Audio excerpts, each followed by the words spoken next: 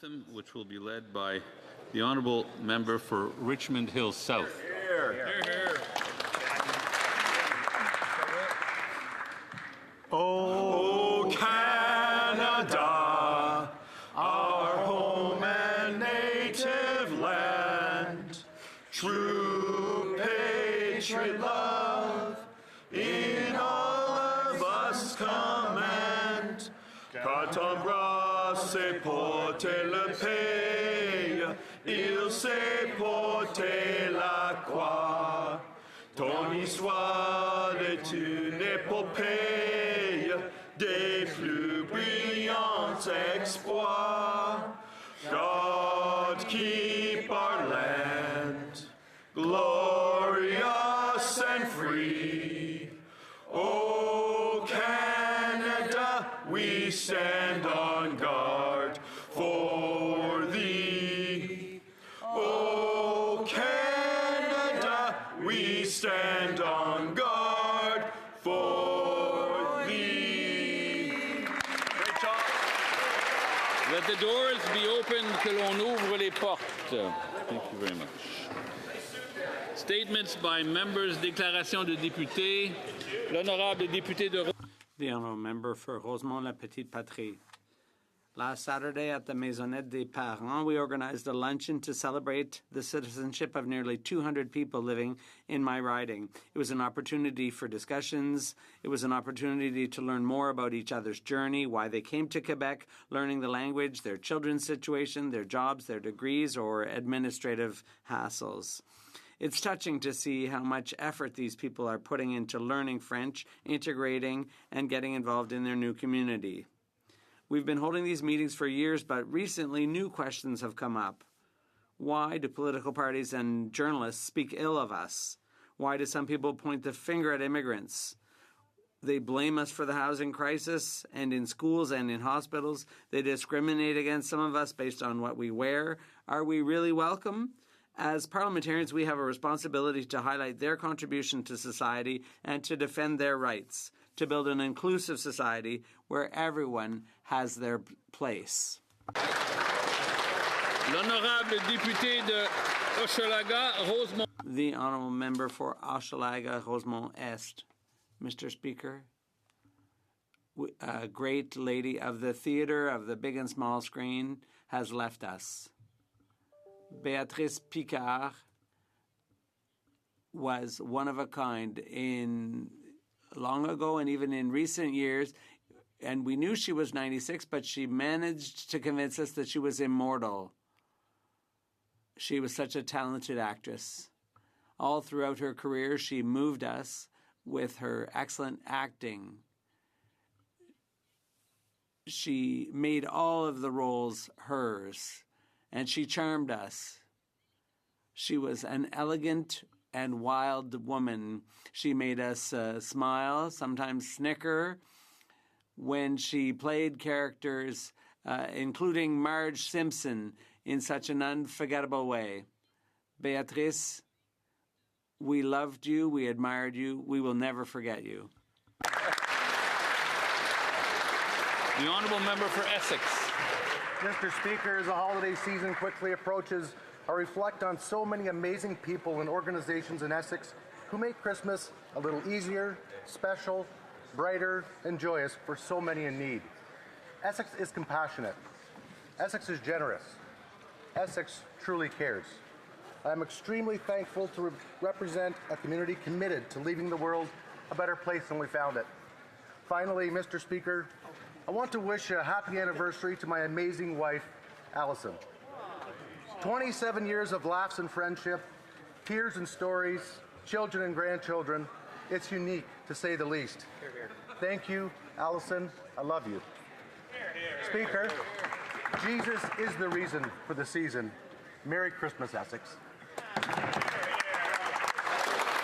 The Honourable Member for Spadina Harbourfront.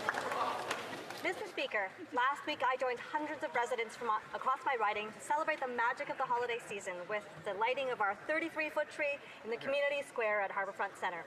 Harbourfront Centre and the public spaces around it are vital gathering places. They bring people together and create a sense of belonging in vertical neighbourhoods like mine. Even in a fast-paced city, these traditions remind us that community is still at the heart of who we are in Spadina Harbourfront. The holiday season offers a moment to pause, reflect, and recognize the diversity and resilience of our communities, especially after a year marked by global economic shocks and challenges felt by many. As we look to the new year, let us carry forward a spirit of hope, generosity, and determination. From my family to yours, I wish all Canadians peace, joy, and good health this holiday season. Happy holidays. Thank you. The honourable member for Vaughan Woodbridge. Week after week, parents in Vaughan Woodbridge tell me they fear their children will never be able to afford a home.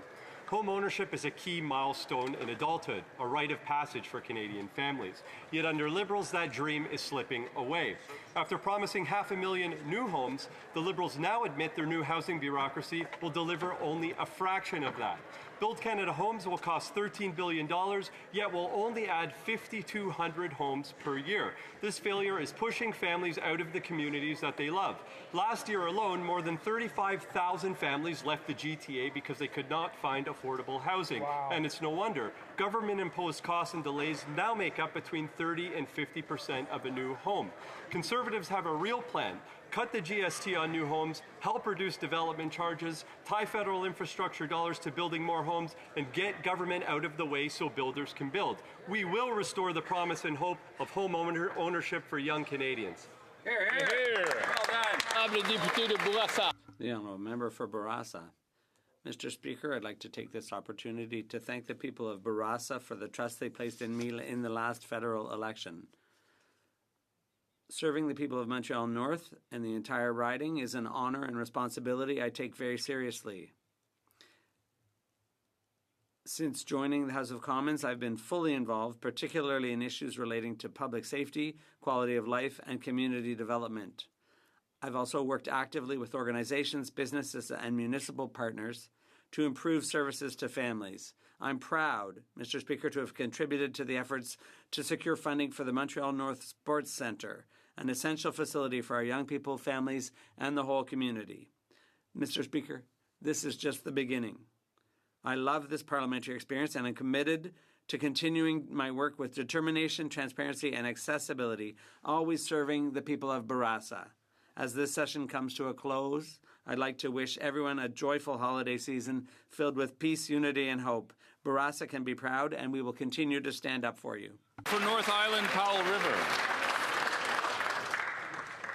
What constitutes a free society? What are the identifying characteristics that separate nations whose peoples live in freedom from those whose subjects live under tyranny and fear? I can think of no guiding principle more fundamental to this question than the existence or lack thereof of free speech and free expression. The legal ability to express oneself without fear of government coercion, oppression, or use of force, which is why I am so concerned by this Liberal government's Bill C-9, a bill that opens the floodgates and abandons the guardrails on prosecuting and criminalizing speech in Canada, including the reading of sacred and ancient religious texts like the Bible, Torah, and Quran.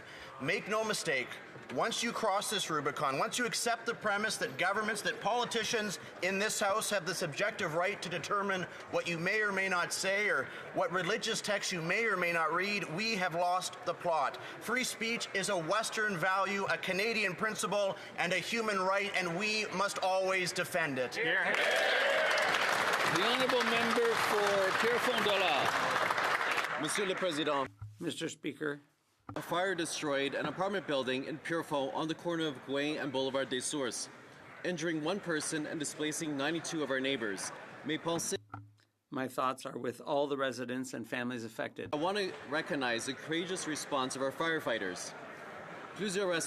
Several local restaurants offered free meals to affected families. The team and I have been collecting a food and clothing drive with local groups.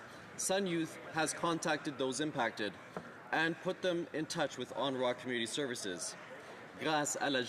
Thanks to the generosity of constituents, donations have already started to pour in. At this point, more than 50 large bags of essential goods have been collected. A big thanks to everyone who stepped up and donated. It's beautiful how our community has come together in this moment of crisis. Merci, Monsieur le Président. Thank you, Mr. Speaker. The honourable member for Chilliwack Hope. For 40 years, the Chilliwack Alano Club has provided a safe, clean, and sober place to meet 7 days a week for those in recovery from addiction. This consistent availability ensures help and support is always accessible for vulnerable people in need. It's become a vital resource for groups like Alcoholics Anonymous, Narcotics Anonymous, and Al-Anon. The Chilliwack Alano Club is more than just a building. It's a place for community and fellowship where members and visitors can enjoy a reduced price breakfast or lunch. Friends and families can gather for coffee or to play board games. Christmas parties, holiday dinners, and weddings are held here too, all in an environment free from drugs and alcohol. Alano is a hub dedicated to healing and recovery, recognizing the importance of social activities for those on their journey to live a clean and sober lifestyle. On behalf of all of those who have been helped by the Chilliwack Alano Club, thank you for the difference you are making in people's lives. Congratulations on your 40 years of serving our community.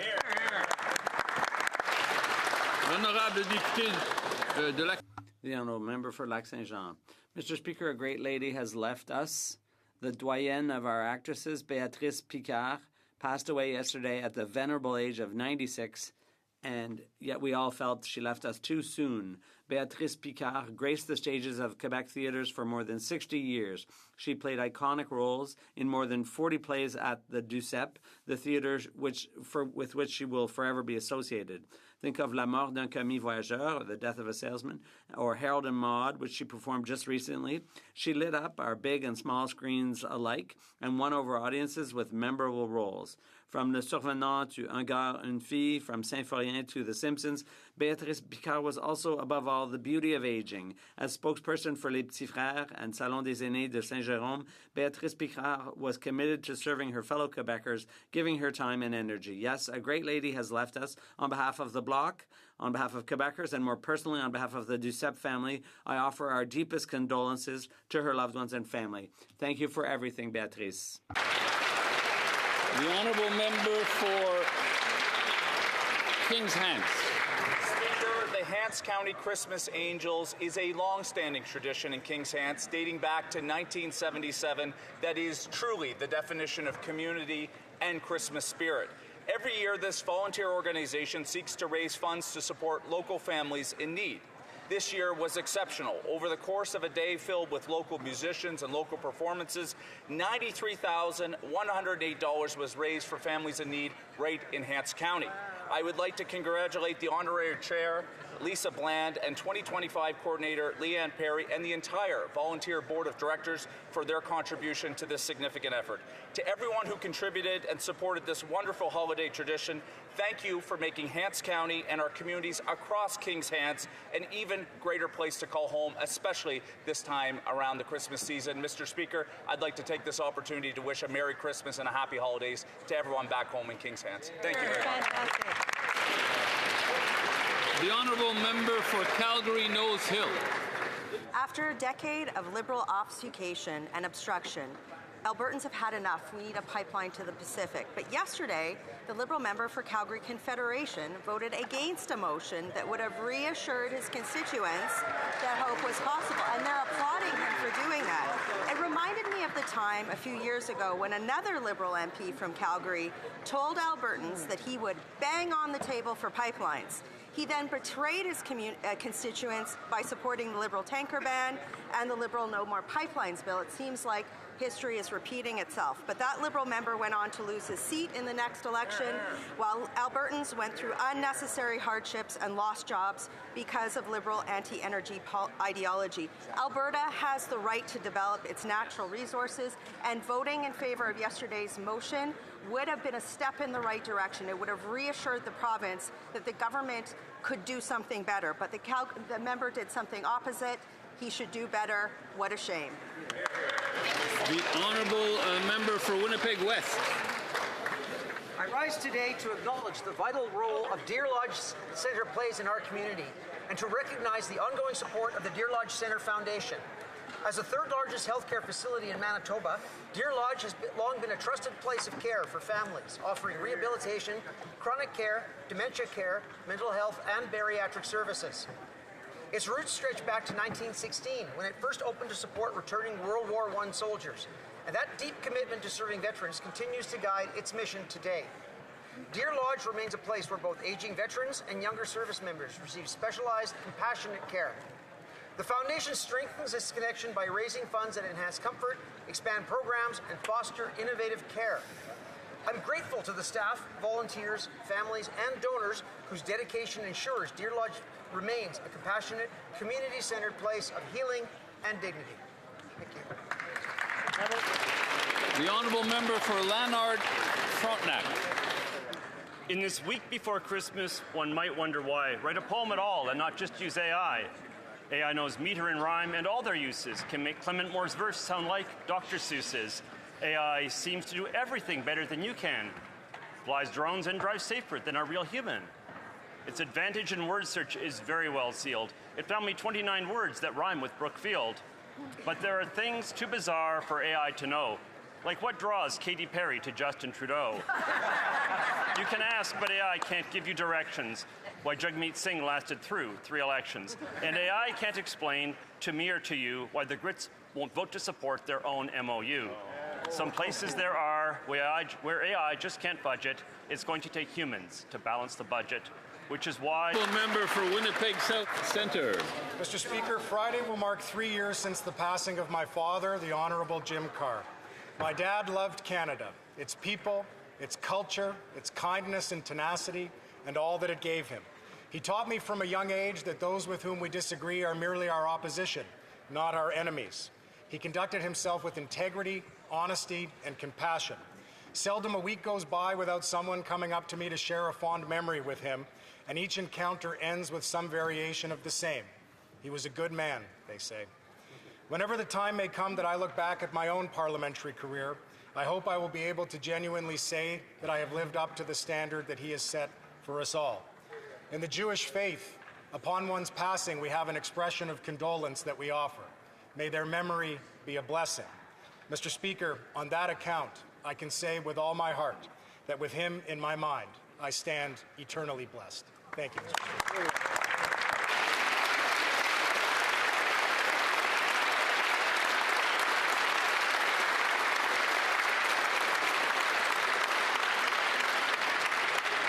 The honourable member for Battle River Crowfoot, the honourable leader of the opposition. On what should have been the proudest moment of her life, Maria Corina Machado was not even there.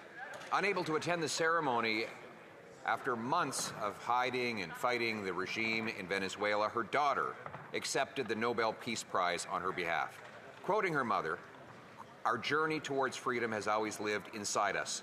We are returning to ourselves. We are returning home." For years, Venezuela's Iron Lady has boldly opposed the socialist Maduro dictatorship and the economic collapse it has engendered and inflicted on the once proud and free nation. At great personal cost for herself, Machado has inspired millions, both in her country and around the world. The Nobel Prize awarded to her for tireless work promoting democratic rights for the Venezuelan people is therefore a victory not only for herself, but for all of those who've suffered under decades of socialism. May we all be inspired by her courage and determination to stand up for freedom over socialism and for the people all around the world. Thank you.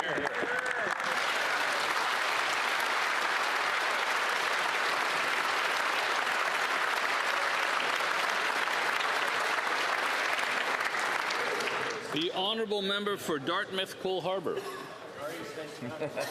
'Twas 2 weeks before Christmas. I still can't hold back the smile. Even we didn't believe that we'd be back on this side of the aisle. Canada needed someone smart, a proven young steed. That rude old guy who blew a 22-point lead. The Conservatives were lost with the carbon tax dead, while visions of Trudeau on a yacht danced in their leader's head. The Bloc dreamed of king-making, of holding great sway. But His Majesty's loyal opposition? Oh mon Dieu, not even for a day. The NDP, well, they were reduced to 7. My gosh, even Nova Scotia now has 11. Now, for a new government, we sure have a lot of gray hairs. But we won 4 in a row, so who cares? A trade war with friends, what's ahead is a fight. Christmas came early, Canadians chose right. There'll be no Christmas election Of that, I'm now certain, thanks to two Conservatives hiding behind that curtain.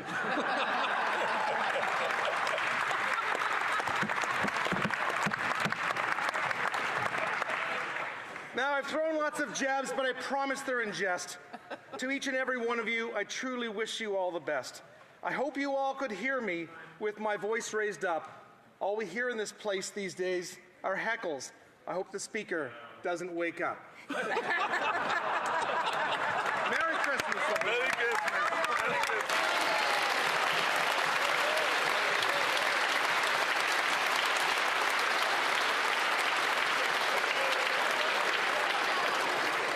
Oral questions, questions orales.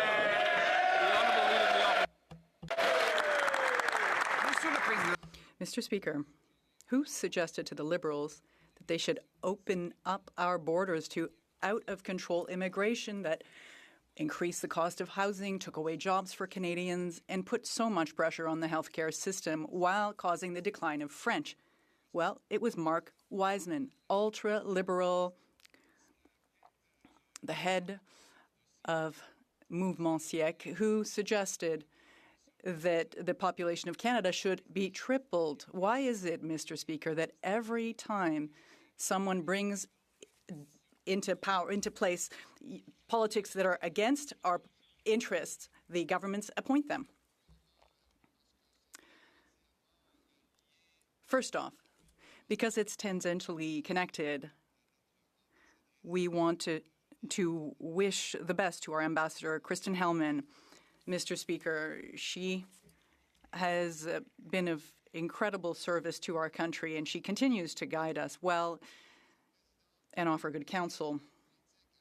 Mr. Speaker, the Leader of the Opposition is mentioning a policy that has never been and will never be the government's policy. The Leader of the Opposition.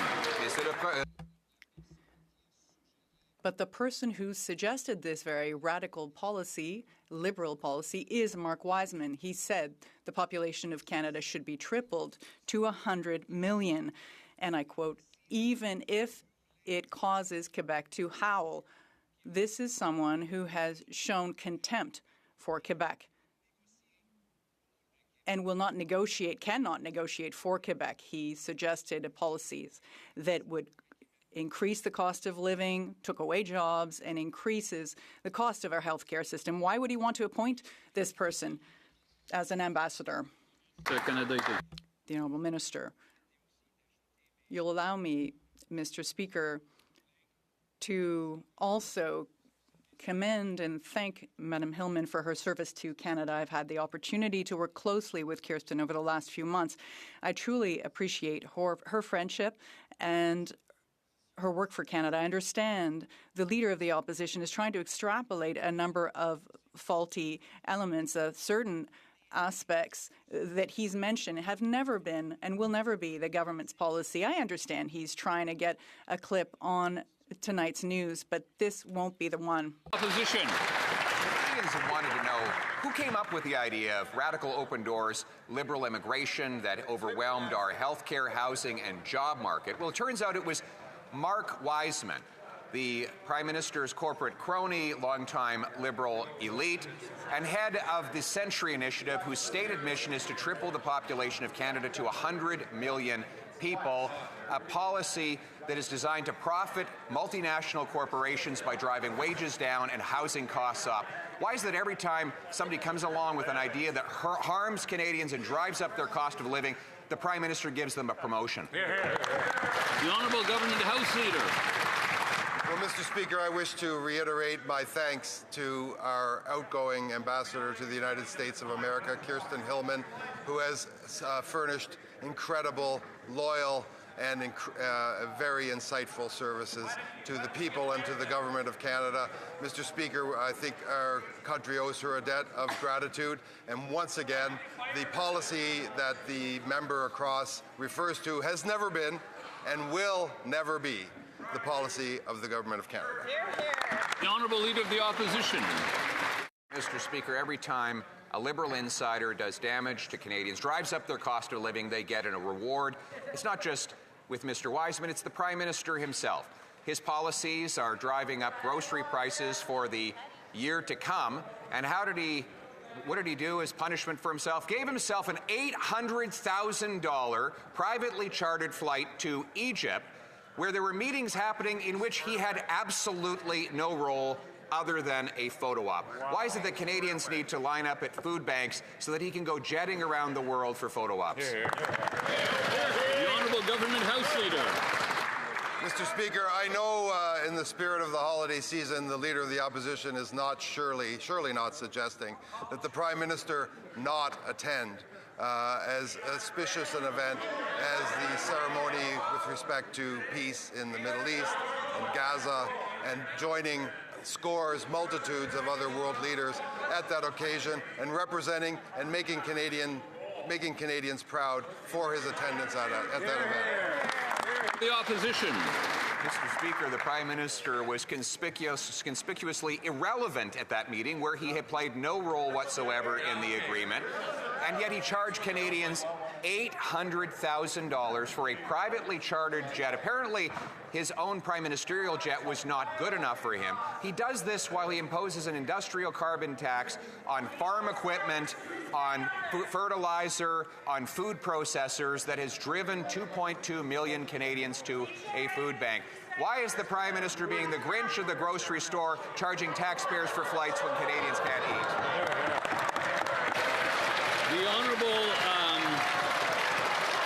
The Honourable Minister of Foreign Affairs. Mr. Speaker, the Prime Minister's work on the world. I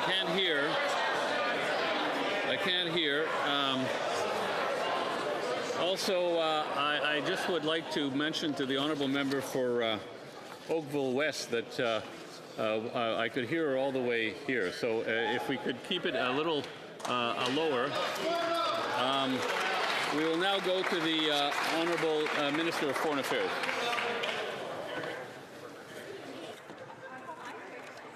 Mr. Speaker, the Prime Minister's work on the world stage with his counterparts to bring an end to the conflict in the Middle East is extremely important. He is continuing to be engaged on the peace plan in the Middle East. The plan, in fact, reflects Canada's long-standing positions that Hamas should have no role in the governance of Palestine, and the ceasefire provides an opportunity for the Prime Minister and other world leaders to continue to work on humanitarian aid for the benefit of all. The Honourable Leader of the Opposition. Mr. Speaker, the Prime Minister's refusal, even though he's in Ottawa, to answer my questions directly is not keeping with the Christmas spirit. And he's going to. This is at a time when he's driven up the cost of living so much that 2.2 million Canadians are lined up at food banks, that food prices are going to drive an extra $1,000 onto the grocery bills of Canadians next year, after he imposed higher taxes on farm equipment, fertilizer, food packaging, and more. Will the Prime Minister, instead of being the Grinch of the grocery store, reverse these taxes so that Canadians can have an affordable, delicious Christmas? The Honourable Minister of Jobs and Families. Mr. Speaker, while the member opposite talks about imaginary taxes, Canadians know exactly what's going on, and it's related to climate change, Mr. Speaker. Our thoughts are with the cattle farmers in the western provinces this year, Mr. Speaker, who have faced unimaginable loss of crop and loss of cattle as a result of drought, Mr. Speaker. That's driving up the price of beef, something that we can't actually control right now. But you know what we can, Mr. Speaker? We can make sure that Canadians have extra money in their pocket. That's what Canadians are counting on, that will be for them in these tough times. The Honourable Member for Saint-Jean. Mr. Speaker, the Prime Minister is considering appointing Mark Meisman as Ambassador to Washington. He is a co-founder of the Century Initiative, a policy that aims to increase the population to 100 million people and beyond Quebec's capacity to cope. I quote, 100 million Canadians by 2100 should be the federal government's policy, even if it makes Quebec howl. He used the term howl in English, which literally means the cry of a dog. Does the Prime Minister really think he can represent Quebecers abroad? The Honourable Government House Leader, as it's been said on numerous occasions in this House, Mr. Speaker, that policy that my colleague is referring to was never a Government of Canada policy and never will be. The Honourable Member for Saint-Jean. Well, Mr. Speaker, you know, wise men say that only fools rush in. The Prime Minister already made an appointment last week that turned the entire province of Quebec against him. Let's hope that he won't make the same mistake twice. When Mark Meisman talks about imposing immigration policies on Quebecers, even it makes them howls, he demonstrates not only his contempt for Quebec, but also his contempt for democracy. There are 44 Quebecers among the Liberals. Is there at least one who will stand up and tell his leader to appoint someone else? The Honourable Minister for Government Transformation. Thank you very much, Mr. Speaker. The policy she is referring to for the 6th time in the House today, I want to reiterate, is not a Government of Canada policy, never will be. But if she does want to discuss culture, Mr. Speaker, I'm pleased with our Minister of Culture and our investment, $4.1 billion on culture, official languages. We asked the Bloc Québécois for something for the preparation of our budget. They didn't come up with anything for the cultural sector. Thank you very much. The Honourable Member for Berthier-Masquinongé.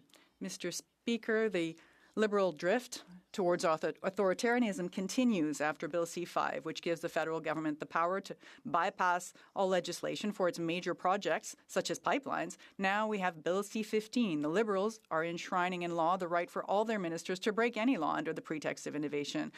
That's not all. Bill S-4, introduced by Liberal senators, also means laws can be circumvented. If the Liberals can decide everything without respecting the law or consulting anyone, can we still call this a democracy?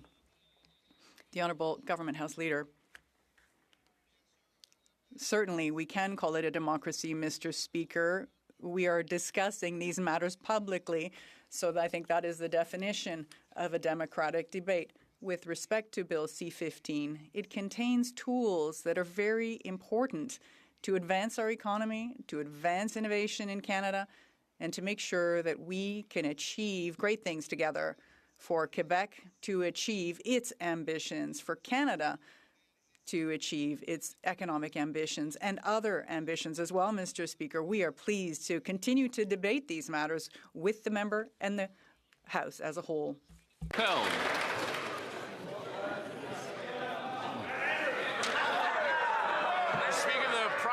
Has a problem.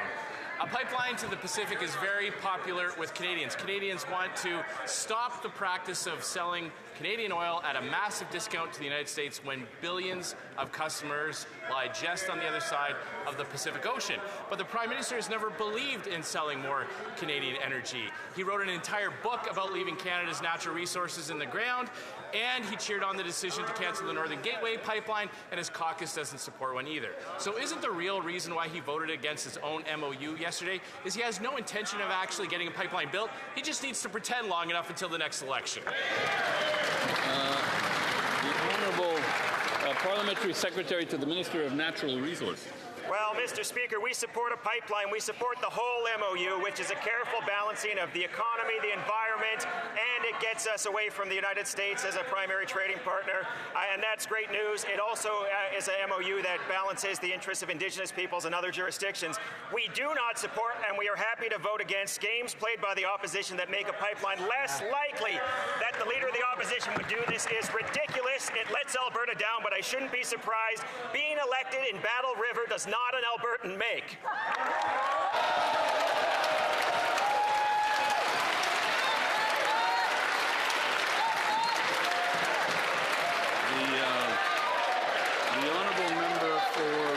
The honourable member for Regina Capel. Voting against the Prime Minister's own MOU does not a pipeline build, Mr. Speaker.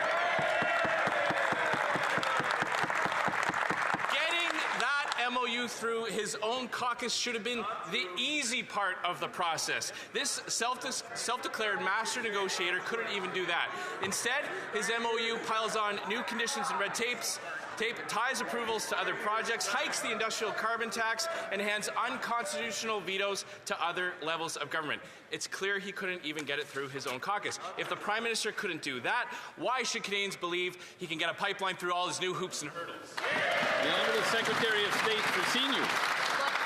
Rachel Notley's new Democrat government, when in partnership with the federal Liberals, we got the first pipeline to Tidewater built in generations. A pipeline that helps pay for schools, hospitals, environmental investments, and supports good union jobs.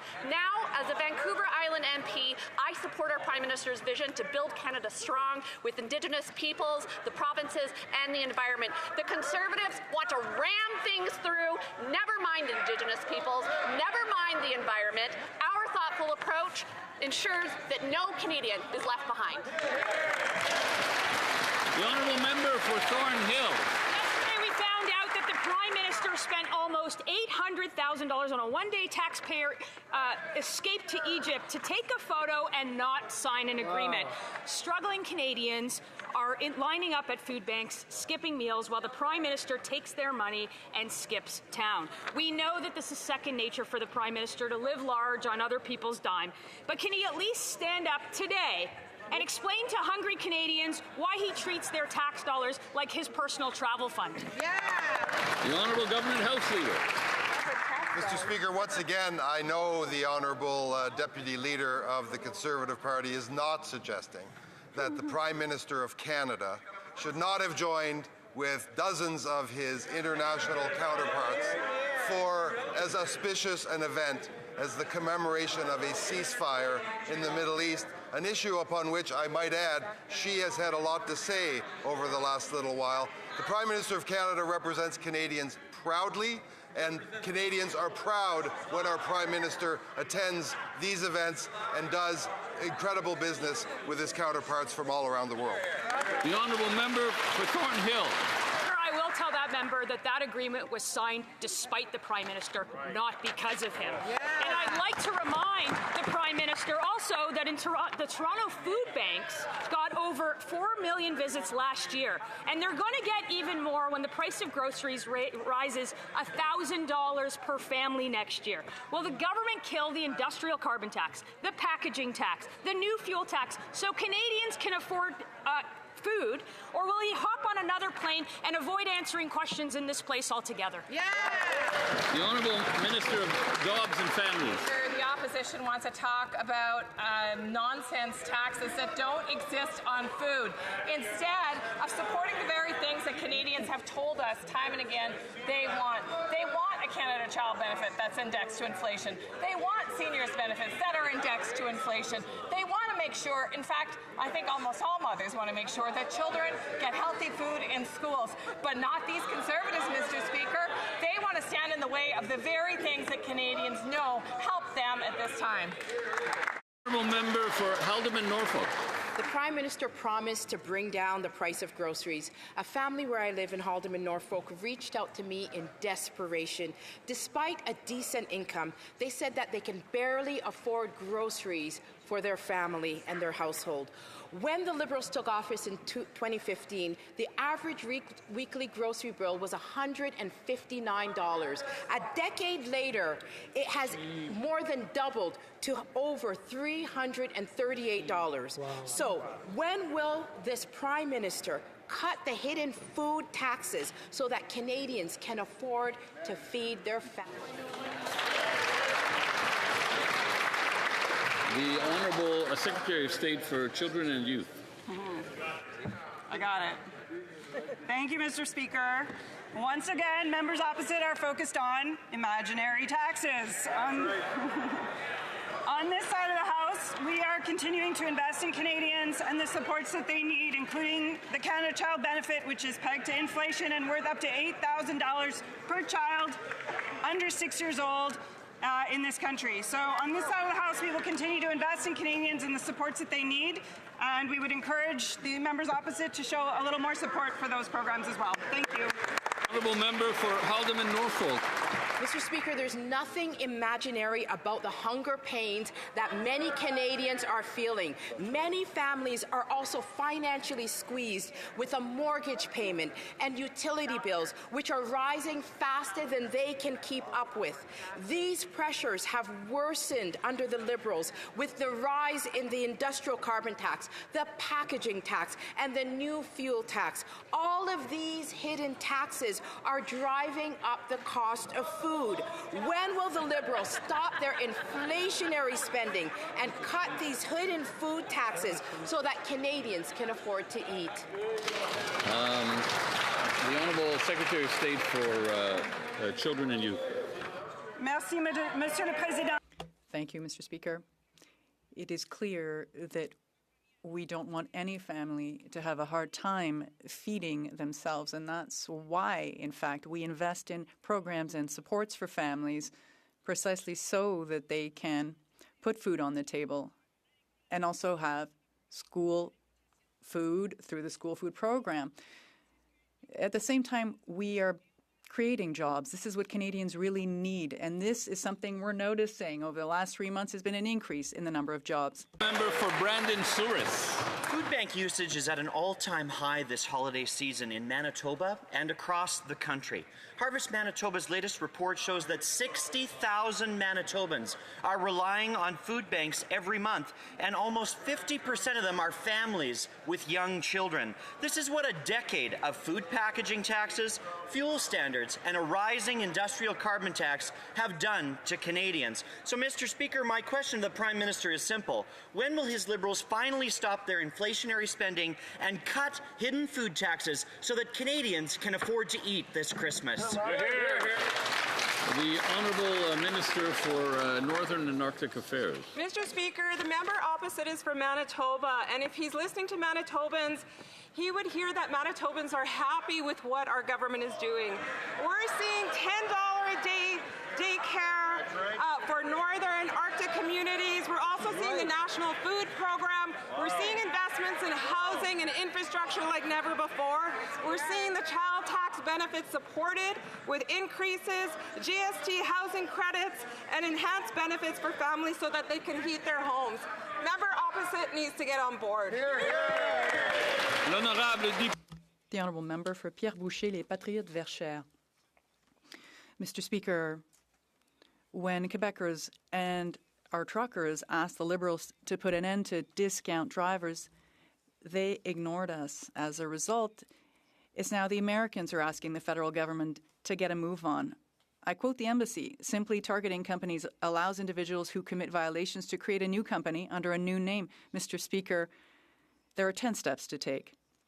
The most obvious is to prevent temporary immigrants from entering the trucking industry. It's a step. That is the minimum. When will the Liberals take action?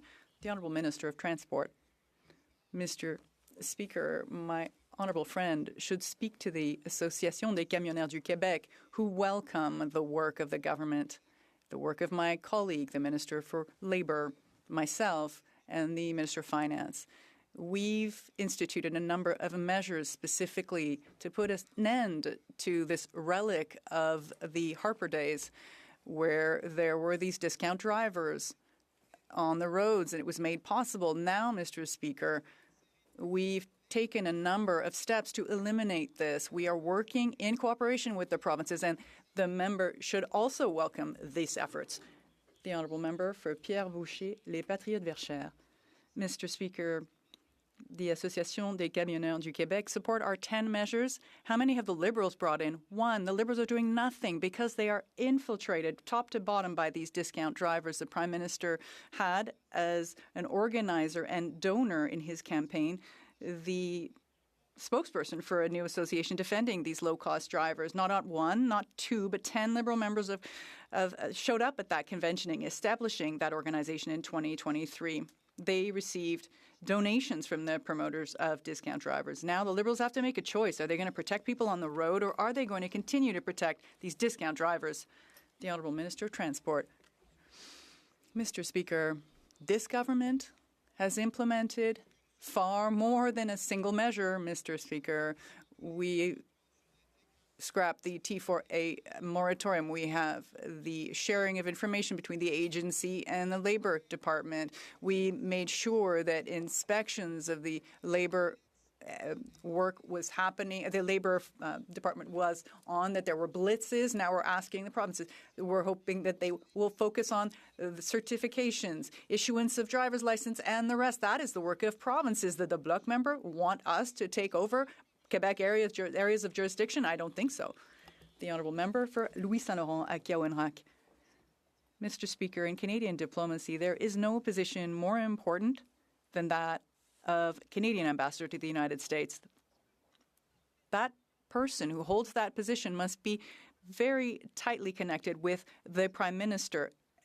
Now we hear Mr. Mike Wiseman might be appointed by the Prime Minister. This individual supports the initiative of the century, namely a population of 100 million by 2100. And he did even worse. He said, even if it makes Quebec howl. Mr. Speaker, why would the government appoint someone who insults Quebecers? The Honourable Minister.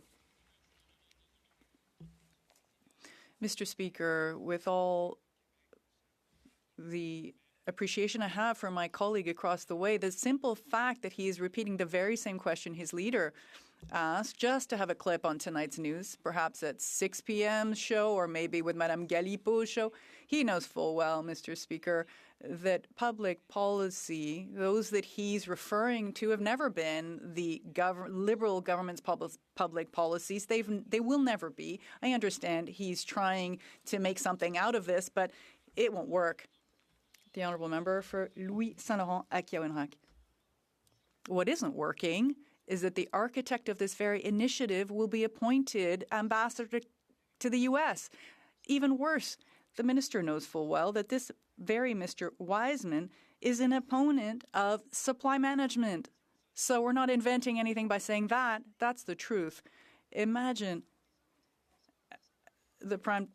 Supply management, like me. Qu'est-ce que le ministre...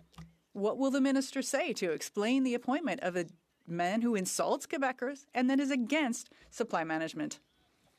The Honourable Minister. Mr. Speaker, once again, our colleague from Quebec is giving me here an opportunity to inform him of the fact that as recently as last night, I was at an activity held by the Chambers of Commerce of Quebec. I had an opportunity myself to speak with the Vice President of the Dairy Producers of Quebec, and of course we discussed supply management. I was able to reassure my friend in Montreal last night that the government will always defend supply management. We will not be negotiating supply management with the Americans. The Prime Minister was quite clear, and I'm pleased to repeat this here in the House again before you. The honourable member for Brantford, Brant South, Six Nations. Last night at the Justice Committee, Conservatives moved to immediately prioritize Bill C-14 and scrap dangerous Liberal bail laws. And what did the Liberals do? Shamefully, they blocked us. Not once, not twice, 3 times. Wow. And now we just learned that they canceled today's 8-hour meeting. What? Instead of stopping criminals, these Liberals are more concerned with prosecuting religious expression. Why don't the Liberals just get out of the way and let Conservatives finally fix the broken bail system? Get out of the way. The Honourable Minister of Justice.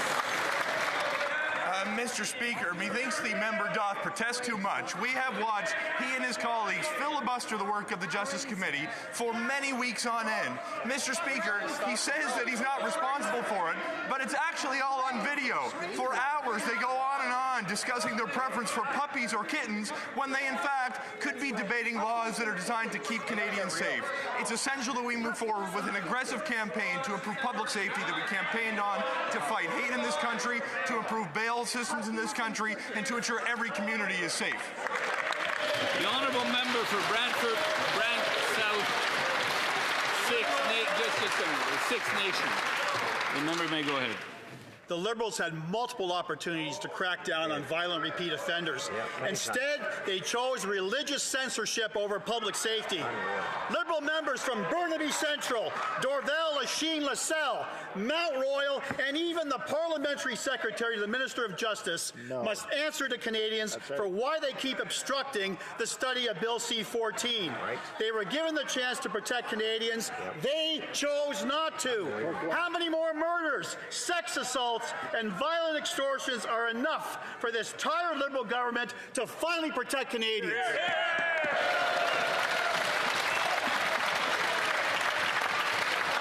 The Honourable Minister of Justice. Mr. Speaker, the speed with which this member will cite these kind of tragic crimes as a political prop is simply beneath this.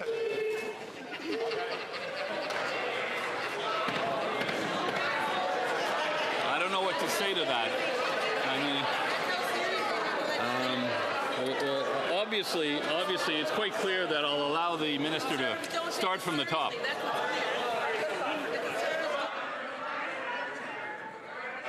Mr. Speaker, the Conservatives are now even finding a way to filibuster question period. In all honesty, Mr. Speaker, the readiness with which the Conservatives come to this conversation where they will cite heinous crimes to make a political point, but then stall the proceedings to actually advance the laws that police chiefs are asking for, that victims are asking for, that law enforcement from their own communities are deliberately asking them to get on with.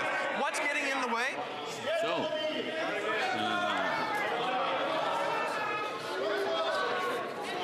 there's a problem when yours truly can't hear because there's too much noise, and then I have to stop it because I need to hear what people are saying. So if the Honourable Minister would like to conclude his comments.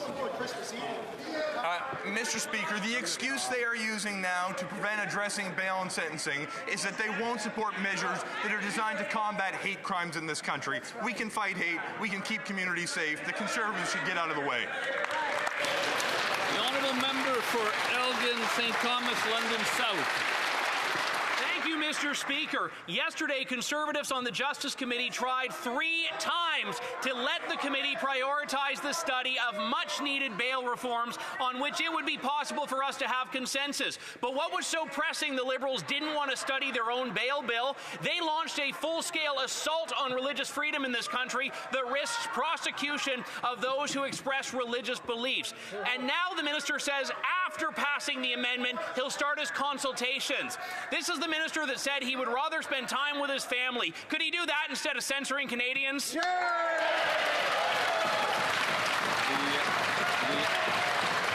Honourable Government House Leader. Well, Mr. Speaker.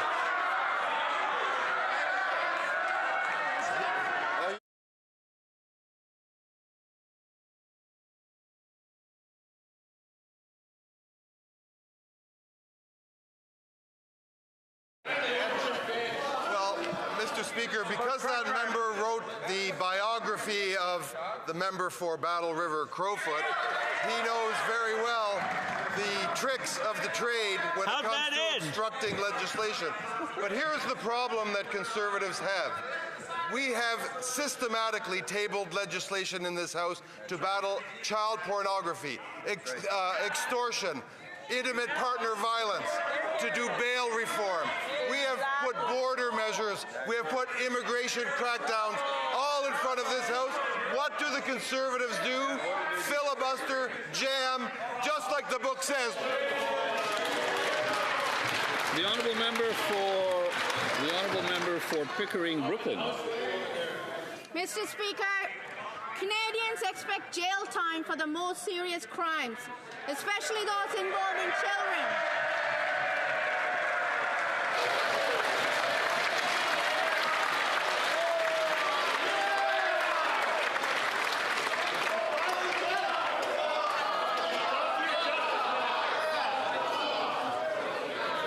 The Honourable Member for Pickering, Brooklyn.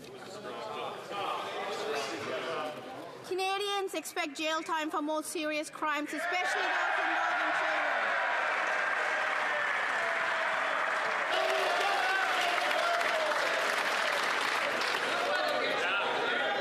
Remember your Nova Scotia thing yesterday? Pretty funny. Yeah, I mean,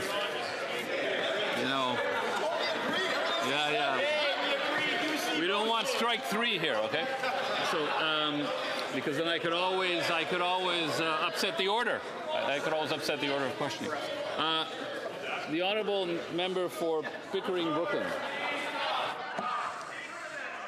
And they also expect laws that will withstand court scrutiny and respect the charter. Can the Minister of Justice inform this House about what the government is doing to preserve strong mandatory minimum penalties for imprisonment while ensuring they remain constitutional and enforceable, please? The Honourable Minister of Justice.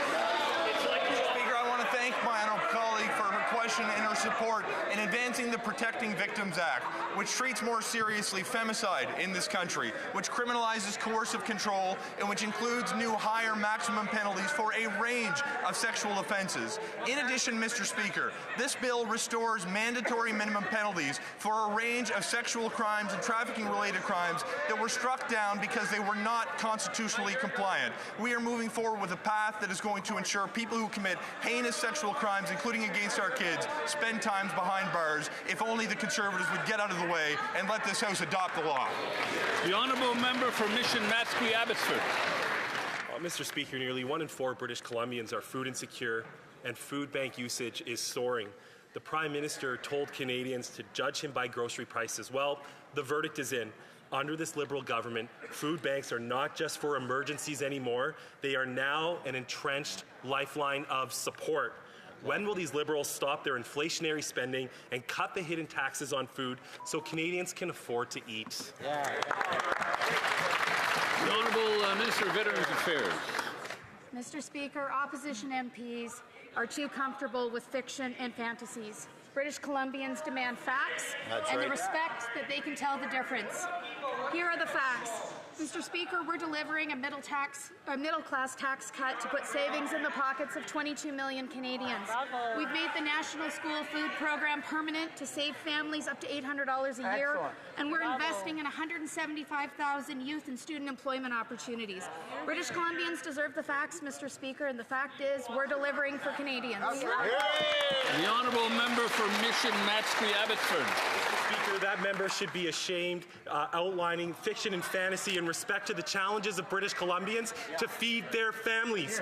The 2026 food price report says grocery prices will keep climbing $1,000 more next year, forcing families to compromise on healthy food and to rely more on food banks. Farmers in my riding, the breadbasket of British Columbia, tell me they're drowning in costs. Fertilizer, fuel, and transportation have all skyrocketed. Nationally, producers are taking on more debt than any time since 1981. Instead of raising taxes to grow, ship, and sell our food, when will this government face reality and lower food prices? The Honourable Secretary of State for Seniors. Mr. Speaker, as Christmas approaches, I'm reminded that there are 143 Conservatives over there who might as well be named Scrooge. British Columbians on my riding of Esquimalt Sandwich Soup know that Scrooge from Battle River Crowfoot doesn't want to feed hungry children in schools. That Scrooge from Thornhill doesn't want money going to seniors through old age security. That Scrooge from Haldimand Norfolk doesn't want parents to get a check for childcare benefits. I sure hope that the Conservatives get a visit from the ghosts of Christmas present, past, and future so that they embrace the Canadian spirit of compassion. Come and show that compassion! The honourable member for Hamilton East, Stony Creek. While Canadians can't afford to put food on the table, this Liberal Prime Minister spent nearly $800,000 taxpayer dollars chartering a flight to Egypt. While he was jet-setting, the reality here at home is that grocery prices have skyrocketed, and the food price report 2020 shows, quote, it's expected to get even worse. The report confirms that in 2026, Canadians will pay an extra $1,000 per year on groceries. When will these Liberals stop their reckless spending so Canadians can afford to feed themselves? The Honourable Secretary of State for Labour. Mr. Speaker, our government is focused on creating opportunities. And let me tell that member, jobs are up in this country, Mr. Speaker. Wages are up. Growth is up, but we're not stopping there, Mr. Speaker. We're creating opportunities for Hamilton. We're building big, Mr. Speaker, with the largest infrastructure investment in Canadian history, which that member voted against. We're going to be building major projects in the national interest, community centres, hospitals, healthcare, Mr. Speaker. When are the Conservatives going to get on board, Mr. Speaker? We're doing the hard work on this side. They aren't. The honourable member for Hamilton East, Stony Creek. Mr. Speaker, I'd like to remind the member from Hamilton over there that instead of chirping us and heckling us, he should go visit a food bank in Hamilton. The Stony Creek Food Bank is serving 60 people per day. That's up 400% in the last 2 years. Last week, youth visits were up double compared to this time last year. It's no wonder food is so expensive. Industrial carbon tax, packaging tax, and the new fuel tax all raise food prices. Again, I will ask, will the Liberals cut their hidden taxes on food so that Canadian The Secretary of State for Labour. Mr. Speaker, record in this House speaks volumes, Mr. Speaker. That party has voted against every affordability measure this side of the House has brought forward. They voted against dental care, which is helping Canadians get to the dentist. Mr. Speaker, the Canada Child Benefit, which gives checks to parents to help their kids with food and clothing. Mr. Speaker, Build Canada Homes, which is going to reduce the price of housing in this country, Mr. Speaker. Automatic tax filing. That party's voted against every measure to help Canadians. They come in here, they say they support affordability, but they don't. Honourable member for Airdrie Cochrane. Mr. Speaker, Heather from Airdrie is a senior who has worked in Canada since she was 13 years old. And she and her husband paid their dues, but now, after a lifetime of contributing, they are, and I quote, next to having to use the food bank just to get by. It's unacceptable that after 10 long years of this Liberal government, seniors who built this country can't even afford groceries. Yep.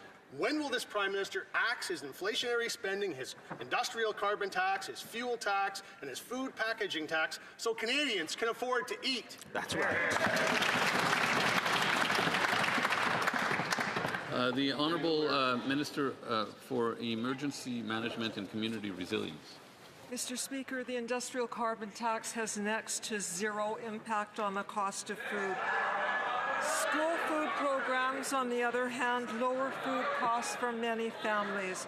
But the Conservatives voted against it, just like they voted against childcare, dental care, and affordable housing.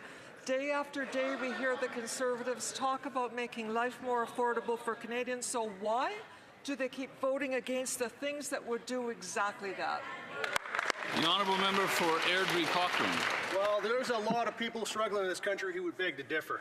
I'll talk to you about Justin, a middle-class dad from Airdrie, who says the cost of living crisis is eroding middle-class stability, with families being squeezed by soaring housing, grocery, utility, and fuel prices. And that's all because the Liberal industrial carbon tax, the fuel tax, the food packaging tax have increased the cost to grow, to ship, and to sell everything that Canadians need. So why won't this Prime Minister finally axe his inflationary spending and end his punishing taxes so that Canadians can afford a decent life once again? The Honourable Parliamentary Secretary to the Minister of Natural Resources. Well, Mr. Speaker, Albertans are steady people, sensible people, and they know imaginary taxes are imaginary. They know there's no packaging tax, and they know that wages are growing in this country, and while there is much, much work to do, we are managing a very difficult storm very well, and we welcome the members opposite to help us with that storm instead of whatever this has been today, because this has been wild. But, Mr. Speaker, there is much work to do in this country, and we want them to help. The Honourable Member for Lévis-Lotbinière. Mr. Speaker, at a time when Canadians are having trouble affording food, this Prime Minister spent $736,000 of taxpayer money to go to Egypt. A trip booked at the last minute, which tripled the price. Mr. Speaker, this Prime Minister's carelessness is done at the taxpayer's expense. At a time when next year Canadians will pay $1,000 more to put food on their plates. Will the Liberals end their inflationary spending and get rid of the hidden taxes on food so that Canadians can finally afford to eat? The Honourable Secretary of State.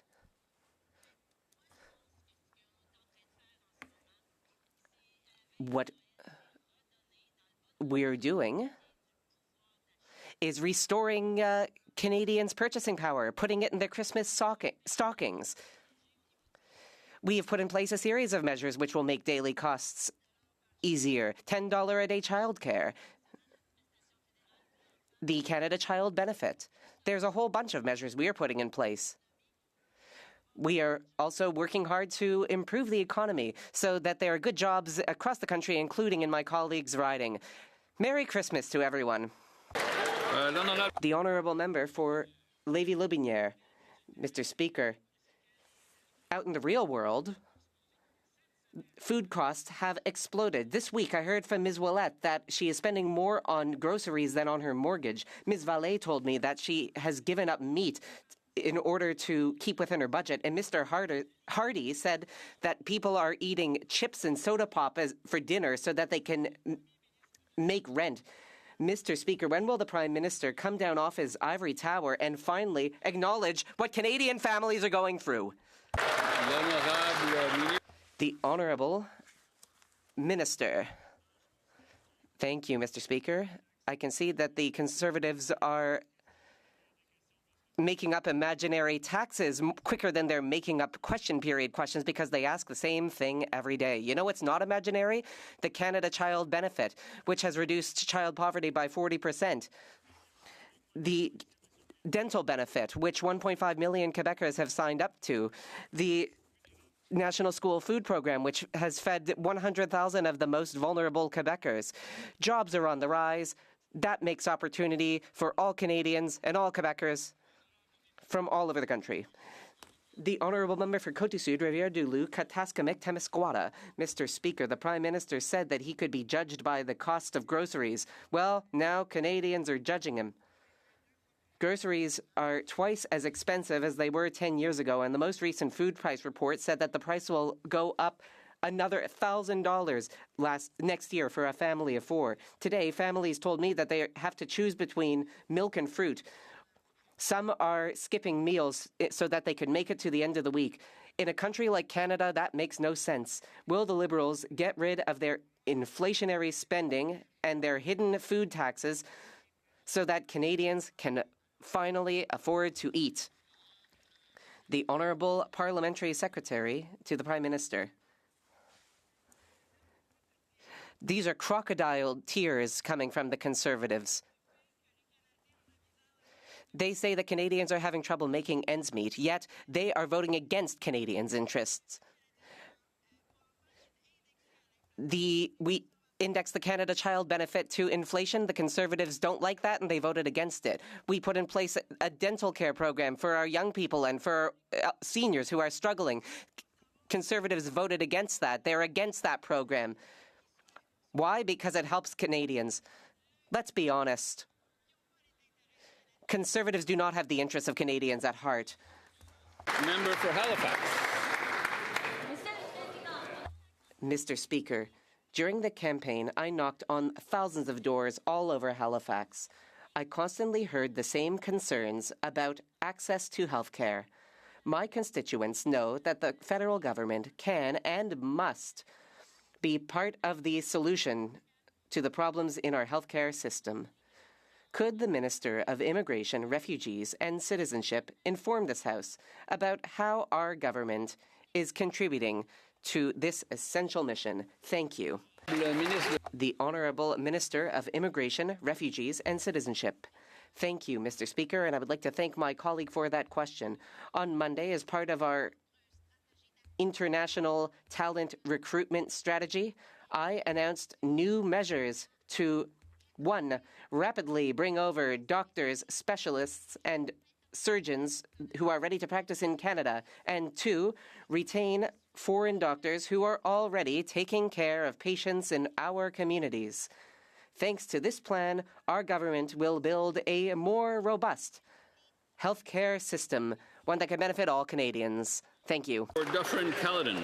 For months, Conservatives fought to get the Stellantis contracts released despite the gag order from the Liberals, and now we know why they wanted to hide it. The so-called jobs guarantee that the minister was bragging about in question period only a few weeks ago was for 4,400 full-time employees at Stellantis. Sounds okay, right?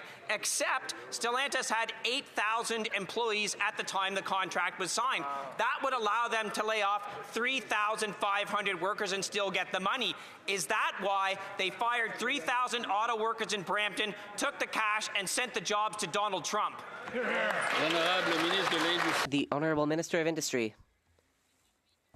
We are with our workers in the auto sector that are victims of the unjustified and unjustifiable American tariffs, and will continue to fight for their jobs. When it comes to Stellantis, we had a deal, they broke it, we'll go after the money.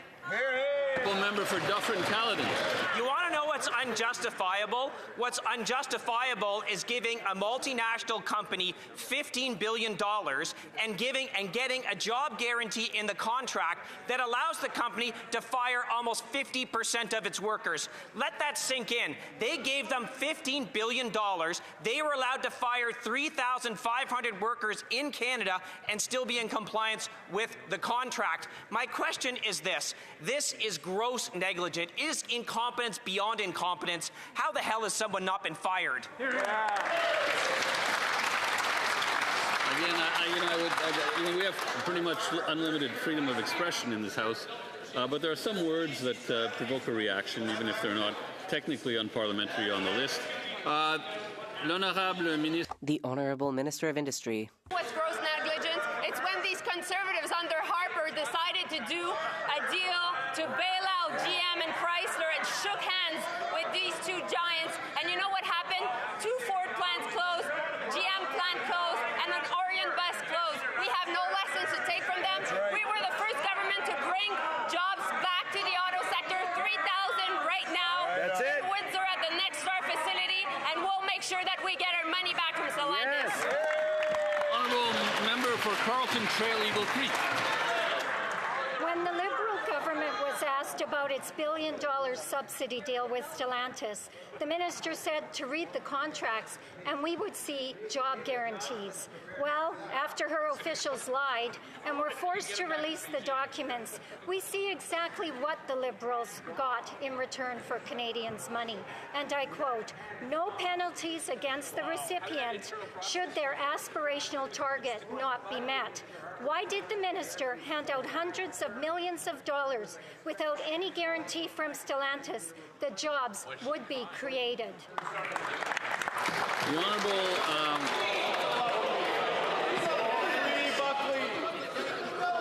The Honourable Secretary of State for Rural Development. Thank you very much, Mr. Speaker. The minister has answered that question twice already, but I'm not a mathematician, nor am I an economist. But when you talk about investment, I calculate that the Saskatchewan Conservative MPs that we have sent there, the 14 Saskatchewan Conservative MPs that we have sent to Ottawa over the last 10 years, cost us $30,800,000, Mr. Speaker. No return on investment. People of Saskatchewan deserve better. But anyway, Merry Christmas and Happy New Year.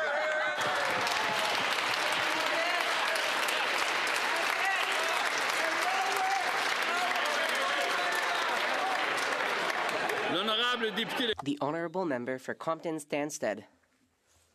Mr. Speaker, earlier this week, the Prime Minister announced that Canada will apply to host the Summit of La Francophonie in 2028. This is excellent news. That is a major event bringing together French-speaking countries from all over the world and which leads to important economic and cultural benefits. I would like could the Minister of Foreign Affairs tell us a little bit more about this application and what we are doing to strengthen our ties with other French-speaking countries? The Honourable Minister of Foreign Affairs. Mr. Speaker, the French language and Francophone culture are extremely important. They are at the heart of our Canadian identity. That is why this week we announced that we will be applying to host the Summit of La Francophonie in 2028 here in the National Capital Region. This will let us forge new economic partnerships for Canadians. Mr. Speaker, this is good news for the economy, for the Francophone world. For Pinoca Didsbury. Speaker, I've just returned from Prince Edward Island, where all 10 Charlottetown City Councillors were present and voted unanimously to reject this Liberal government's gun grab. The 10 city councillors in Charlottetown clearly know better than the 4 Liberal MPs from that island. They know that lawful gun owners are not the problem. They know that their police resources are already stretched thin. They know the real problem is violent crime and with illegal guns from the United States. Charlottetown doesn't want anything to do with this Liberal government's policy. Even the minister himself has admitted it's a failure. When will the Liberals abandon this ineffective, useless $750 million boondoggle? The Honourable Minister of Public Safety. Mr. Speaker, let me be very clear. Mr. Speaker, we will be moving forward with the national program to ensure that those gun owners who are lawful gun owners are able to get compensation for those prohibited weapons. 2,500 weapons we prohibited under the Firearms Act. We will be compensating them, Mr. Speaker. But my question to the opposition is, why do they continuously go against law enforcement? For example, on lawful access, why do they continuously vote against and stall legislation that's going to help the people of Canada, Mr. Speaker? The Honourable Member for Rosemont-La-Petite-Patrie. Soon, families will be getting together for Christmas dinner. And what will be the discussion around the table? Disappointment in this Liberal government. Not only have they done nothing to bring down grocery or housing costs, but everyone knows that they have given up the fight against climate change. To quote the former Environment Minister, it will now be impossible for Canada to meet its climate targets. This government is driving us off a cliff. They have let down future generations. Our young people will inherit an unpredictable climate and a burning planet. Will the Liberals apologize to our children? The Honourable Minister for the Environment and Climate Change, Mr. Speaker, I have said it once, I will say it again. Our government is committed to continue the fight against climate change. What is more, if you look at what we're hearing from the Conservatives, you will understand what it means to have one party in the House that does not understand what it means to fight against climate change. We are doing our jobs. We will continue to put in the work, and I hope that my colleague will support our climate plan. The Honourable Member for Caribou Prince George has a point of order. There have been discussions among the different parties. Mr. Speaker, I believe if you seek it, you will find unanimous consent. Well, there's none. The Honourable Member for St. Thomas, Elgin, London South, is it? Thank you, Mr. Speaker. As members of the House are aware, we open our days with prayer each day, and I'm hoping you can rule on whether members will be protected by parliamentary privilege from prosecution should C9 pass. Hear, hear.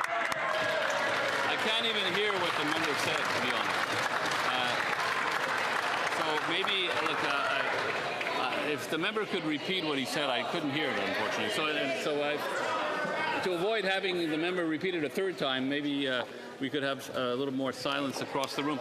The Honourable Member for St. Thomas, Elgin, London South.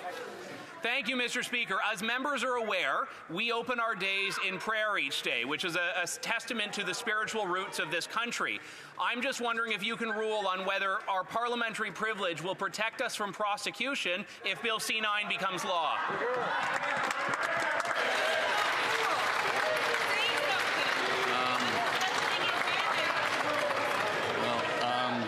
The Honourable Government House Leader. On the same point of order, Mr. Speaker, it is absolutely absurd and outrageous to suggest that this Parliament would act to constrain the rights and the privileges of Canadians to prayer, to choose their faith, and to practice their religion in any way possible, Mr. Speaker.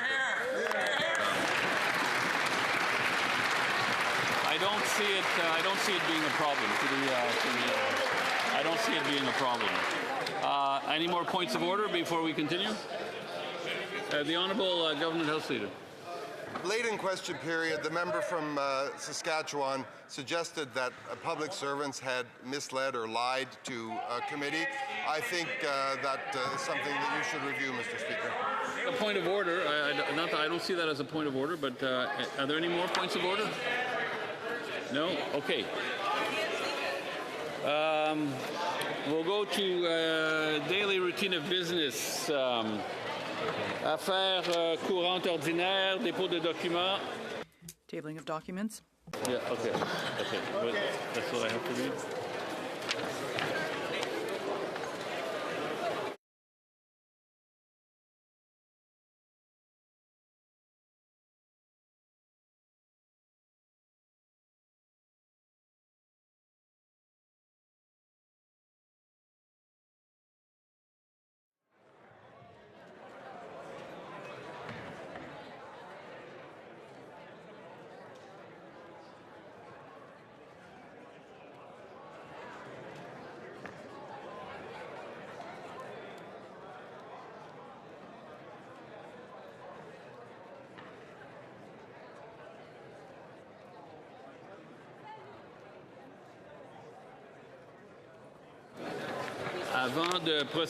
Before we proceed to the daily routine of business, I'd simply like to inform the House that the earpieces will now be reset. Il est de mon devoir de déposer. It is my duty to table pursuant to paragraph 38.e with respect to the investigation and disclosure of wrongdoing, the Office of the Public Sector Integrity Commissioner of Canada, 30.5. Rather, it is now being sent to Government Operations and Estimates. Tabling of documents. The Honourable Minister of Defence, National Defence. To Standing Order 32.2, and consistent with the policy on the tabling of treaties in Parliament, I have the honour to table in both official languages the treaty entitled Agreement between the Government of Canada and the Government of the Republic of the Philippines concerning the status of visiting forces of each state in the territory of the other state, done at Manila on November 2nd, 2025. Thank you, Mr. Speaker. Here. The Honourable Minister of the Environment and Climate Change. To Standing Order 32 Sub 2, I have the honour to table in both official languages the 2024 to 2025 reports by federal authorities with obligations under Section 71 of the Canadian Environmental Assessment Act 2012. The Honourable Parliamentary Secretary to the Government House Leader. Yes, Mr. Speaker. Pursuant to Standing Order 36.8a, I have the honour to table in both official languages the government's responses to 5 petitions, and these petitions will be tabled in electronic format. Introduction of government bills. Déclaration. Statements by ministers. Rapport de délégation. Reports from interparliamentary delegations. Présentation. Presenting reports from committees. L'honorable député. The Honourable Member for St. Catharines. Thank you very much, Mr. Speaker, and I hope you'll allow me a brief bit of latitude to wish my constituents a very happy holidays and a very Merry Christmas in St. Catharines. I have the honour to present in both official languages the 12th report of the Standing Committee on Procedure and Health Affairs, entitled Question of Privilege, related to the member for Wellington, Halton Hills, and other members. Dépôt de projet de loi. Introduction of private members' bills. First reading of Senate public bills. Ms. Gull-Massey, seconded by Mr. Sarai, moves that Bill S2, an act to amend the Indian Act, new registration entitlements, be now read a first time. This motion is deemed adopted. First reading of this bill, première lecture de ce projet de loi. When shall the bill be read a second time? At the next sitting of the House. Motions. Presenting petitions. The honourable member for Waterloo. Mr. Speaker, Carmen Tam, a constituent of the riding of Waterloo, created petition E6695, and today I rise to present it on behalf of 14,921 petitioners. Petitioners need this House and all Canadians to know that in 2025, online video game storefronts like Steam and itch.io removed numerous games from featuring adult sexual content because MasterCard, Visa, and other payment platforms changed their policies to regulate adult entertainment. Petitioners share with this House that this sets an unsettling precedent of financial censorship. Petitioners say, let creators create, let consumers choose. Payment processors should not be cultural gatekeepers. So basically, this petition demands the protection of consumer choice and creative expression against financial censorship. Petitioners agree laws and regulations, all rules, including your standing orders, should be followed, but payment platforms should not determine what a consumer can create or purchase. Thank you, Mr. Speaker. The honourable member for Oxford. No? Is it? Thank you, Mr. Speaker. It's an honour to rise on behalf of petitioners from Oxford County who are calling for the exemption for registered massage therapies from the taxes, removing GST and HST off these services, putting it with a line with physiotherapy and chiropractic care. Massage therapy is prescribed by medical professionals to help with chronic illnesses, occupational injuries, physical injuries, to deal with stress. They're calling for this to happen as soon as possible so we could remove any barriers for those that might need help. It would promote early intervention, reduce long-term care healthcare costs, and will align with federal policy with modern clinical regulatory realities. So we ask this to be petitioned and passed as soon as possible. Thank you, Mr. Speaker. L'honorable député. The honourable member for Portneuf-Jacques-Cartier. Thank you, Mr. Speaker. I'm pleased at the end of this session to table a petition. There are a number of signatories to it, and they are inviting the Minister of Fisheries, Oceans and the Coast Guard to intervene with respect to the species at risk.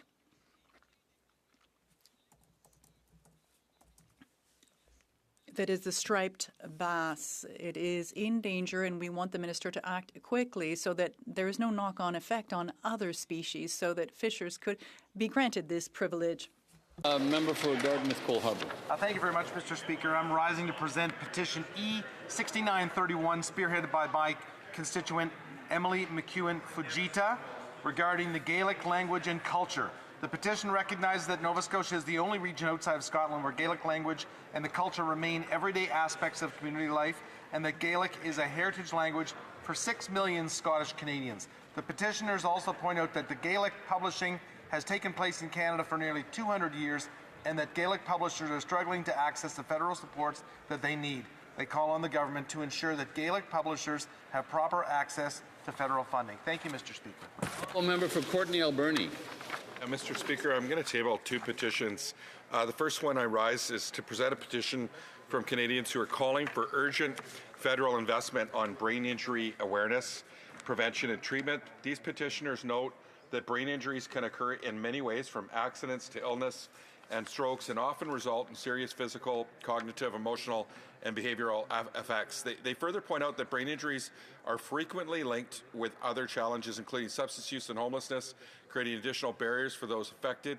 It's estimated that 1.6 million Canadians are living with a brain injury today, yet there is no coordinated national response. The petitioners therefore call upon the Government of Canada to support Bill C-206 in development of a national strategy on brain injuries to improve awareness and prevention, and to ensure better access to treatment, rehabilitation, and recovery supports for Canadians living with the impacts of brain injury. And the second petition, Mr. Speaker, is this petition is from Canadians deeply concerned about the delivery of humanitarian aid in Gaza. They're calling on the Government of Canada to restore aid for UN agencies and NGOs such as UNRWA and the World Food Programme, to permit safe entry for Canadian healthcare and humanitarian workers, and to ensure that all Canadian aid is delivered through internationally recognized, neutral, and independent channels. Thank you. The honourable member for Thornhill. Thank you, Mr. Speaker. I rise on behalf of petitioners who want this place to know that Hindus in Bangladesh have faced escalating violence, including arson, mob attacks, sexual assault, temple demolitions, and forced displacement. There has been over 2,000 incidents in 2024 alone. I want the petitioners to know that their voices are certainly heard here, and that the voices of the oppressed are amplified, and we are going to intervene before it's too late. Honourable member for Chilliwack Hope. Thank you, Mr. Speaker. I'm pleased to stand and present petition E6908, created by a constituent of mine, Aidan Gunter, a local angler.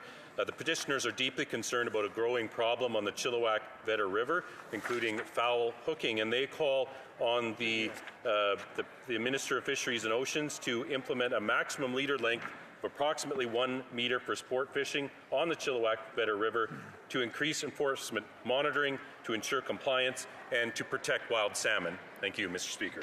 The honourable member for Long Range Mountains. Thank you, Mr. Speaker. I rise today to present a petition on behalf of Canadians with respect to the Liberal bloc amendments to Bill C-9. Mr. Speaker, I was in my riding on the weekend. I was absolutely overwhelmed with the number of constituents that brought this concern forward to me. Hundreds of signatures, Mr. Speaker. In a country that is hungry and hurting, this government has prioritized attacking freedom of religion and freedom of expression over dealing with a broken liberal bail system and Justice Committee. Freedom of expression and freedom of religion are fundamental rights that must be preserved. Mr. Speaker, the petitioners are calling on the government to protect religious freedom and stop the government overreach. Thank you, Mr. Speaker. I don't know if the member was reading verbatim from the petition. Some of it sounded like we were entering debate. The honourable member for Riding Mountain.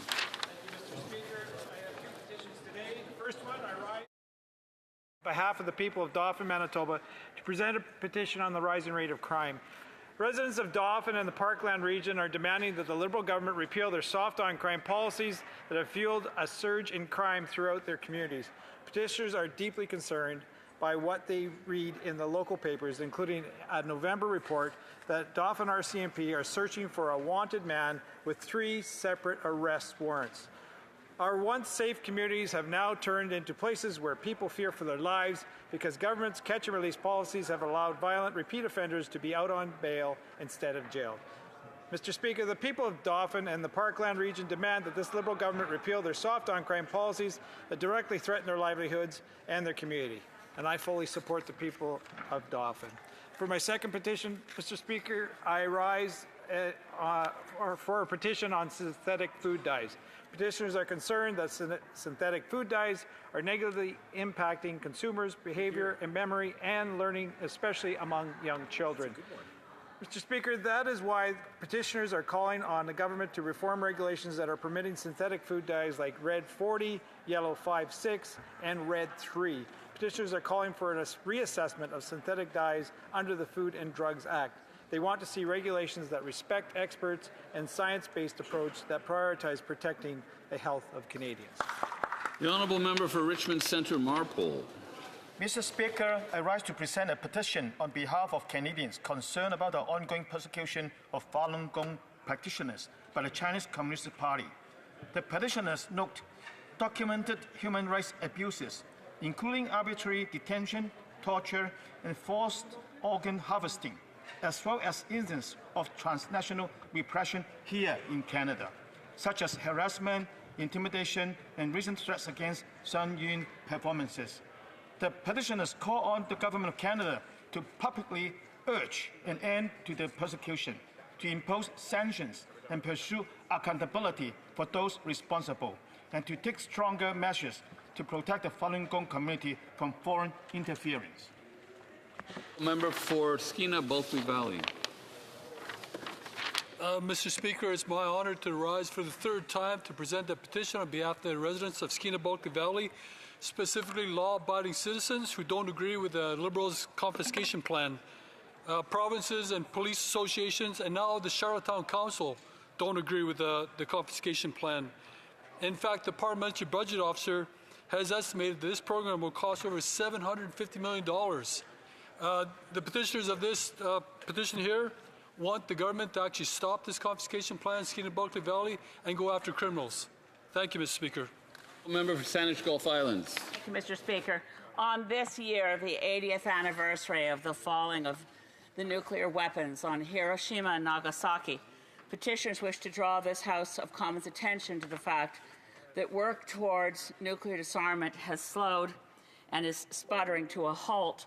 The petitioners note that the arms control architecture has all but disintegrated with the termination of Joint Comprehensive Plan of Action that was in place with Iran, with the Intermediate Range Nuclear Forces Treaty and the Open Skies Treaty between the U.S. and Russia, with grim prospects for the renewal of the New START Treaty in 2026.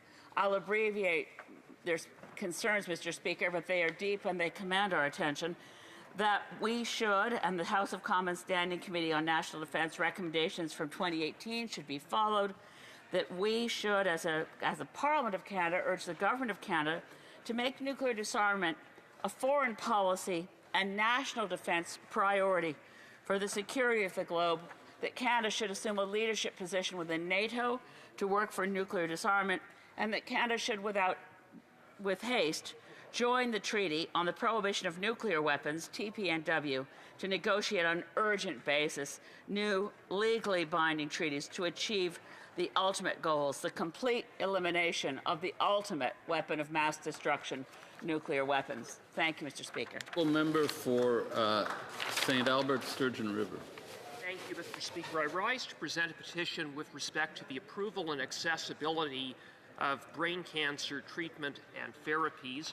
The petitioners observe that an estimated 27 Canadians are diagnosed with a brain tumor each day, that Canada is years behind the United States in approving new drugs and treatments, and even when new brain cancer therapies are approved, they are not always made equally accessible to patients across the country. Accordingly, petitioners call on the Government of Canada to work with the provinces and territories to ensure that drugs, medical devices, and new therapies are accessible to brain cancer patients nationwide, and to remove unnecessary red tape so that brain cancer drugs can be approved more quickly. Member for Mission Matsqui, Abbotsford. Thank you, Mr. Speaker. I rise today to table a petition on behalf of residents of Mission Matsqui, Abbotsford, who are frightened by the ever-increasing levels of organized violence, extortion, shootings, and intimidation across the Lower Mainland. Daylight shootings, murders, and violence underscore a broader public safety crisis. These residents call upon the Government of Canada to reinforce the process of public reporting so Canadians can clearly see how federal, provincial, and local governments are working together to prevent further increases in violent and organized crime. Petitioners note that this is in honor of Darshan Sassi, who was tragically murdered outside of his home in my riding. The second petition I present today is on behalf of angered parents who are concerned about the actions of BC Housing and their attempt to install a safe consumption site or drug den across the street from the school track at Abbotsford Traditional School. Angered parents are calling upon the Government of Canada to cease all federal funding to BC Housing until they come to their senses and find a more suitable location to provide such services, and to protect the innocence of children first and foremost as a key policy priority. Thank you, Mr. Speaker. The Honourable Member for Vancouver East. Thank you very much, Mr. Speaker. I rise to table e-petition 6581 with 7,531 signatures. Wow. The petitioners noted that the Israeli government's blockade of food and medicines to Gaza has continued for more than 90 days since its commencement on March 2nd, 2025, and according to the food security analysis released on May 12, 2025 by the Integrated Food Security Phase Classification Partnership, 3/4 of Gaza's population are currently at, quote, emergency or catastrophic food deprivation. Canada has ratified the 4 Geneva Conventions of 1949, giving these the force of law through the Geneva Conventions Act of 1964, which prohibits the use of starvation of civilians as a method of warfare. The starvation of civilians and other forms of collective punishment are also criminalized by the Rome Statute of the International Criminal Court, which Canada ratified on July 7, 2000. and the Government of Canada is the custodian of Canada's reputation as a country which upholds international human rights laws and has a duty towards Canadians to ensure this reputation is not diminished by Canada's inaction in the face of grave breaches of the Geneva Convention and the Rome Statute by other states. The petitioners therefore call on the government to, one, suspend the Canada-Israel Free Trade Agreement until the Government of Canada has certitude that the Israeli government is no longer acting in violation of international laws with its deliberate blockade, and two, impose sanctions on all members of the present Israeli government who have publicly expressed their support for the continued blockade. The questions on the order paper. Yes, thank you, Mr. Speaker. The government's responses to questions number 523 to 535 could be made for orders of return. These returns would be tabled in electronic format immediately. The aforementioned questions be made orders for return and that they be tabled immediately. Agreed? Agreed. And so ordered. Mr. Speaker, I would then ask that all remaining questions be allowed to stand. Agreed? Agreed. Notice of motions for the production of papers. Again, Mr. Speaker, I would ask that all notices of motions for the production of papers also be allowed to stand at this time, please. Agreed? Agreed. Orders of the day. Government orders, government bills, comments, resuming consideration at second reading of Bill C-15, Budget 2025 Implementation Act Number 1. Resuming debate.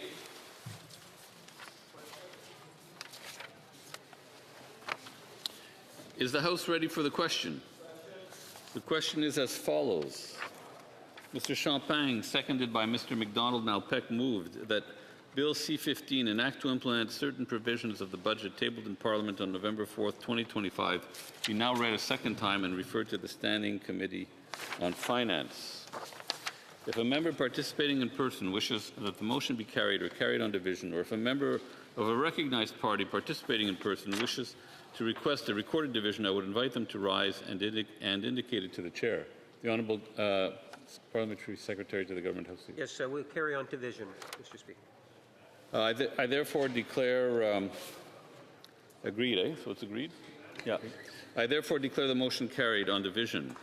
Second reading of the bill, deuxième lecture de ce projet de loi. Accordingly, the bill stands referred to the Standing Committee on Finance. Okay. Orders of the day. Government orders, government bills, comments, consideration at report stage of Bill C-12, Strengthening Canada's Immigration System and Borders Act. There are 51 motions and amendments standing on the notice paper for the report stage of Bill C-12. Motions numbered 1 to 51 will be grouped for debate and voted upon according to the voting pattern available at the table. I will now submit motions 1 to 51 to the House. Okay, I just read these. Okay. This too. Mr. Caputo, seconded by Mr. Arnolds, moves that Bill C-12 be amended by deleting the short title. Ms. May, did I say number 2? Yes. Motion number 2, Ms. May, seconded by Ms. Kwan. Ms. Kwan moves that Bill C-12 be amended by deleting clause 28. Motion number 3, Ms. May, seconded by Ms. Kwan, moves that Bill C-12 be amended by deleting clause 29. Motion numéro 4, Madame. Motion 4, Ms. May, seconded by Ms. Kwan, moves that Bill C-12 be amended by deleting Article 30. Motion 5, Ms. May, seconded by Ms. Kwan, moves that Bill C-12 be amended by deleting Clause 31. Motion 6, Ms. May, seconded by Ms. Kwan, moves that Bill C-12 be amended by deleting Section 32. Motion 7, Ms. May, seconded by Ms. Kwan, moves that Bill C-12 be amended by deleting Section 33. Motion 8, Ms. May, seconded by Ms. Kwan, moves that Bill C-12 be amended by deleting Section 34. Motion 9, Ms. May, seconded by Ms.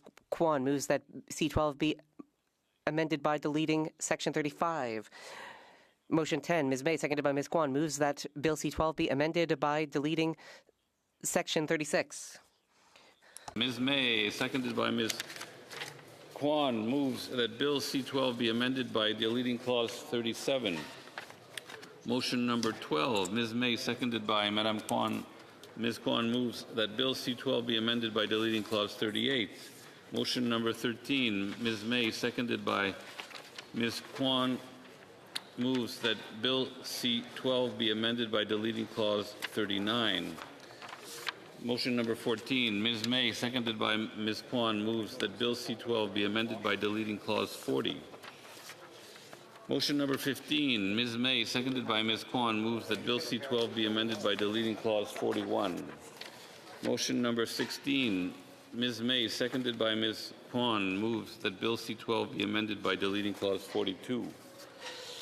Motion numéro 17, Madame. Motion number 17, Ms. May, seconded by Ms. Kwan, moves that Bill C12 be amended by deleting Clause 43.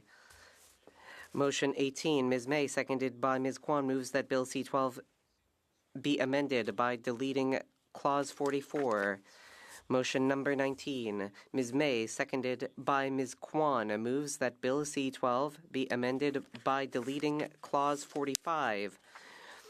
Motion 20, Ms. May, seconded by Ms. Kwan, moves that Bill C12 be amended by deleting Clause 46. Motion 1.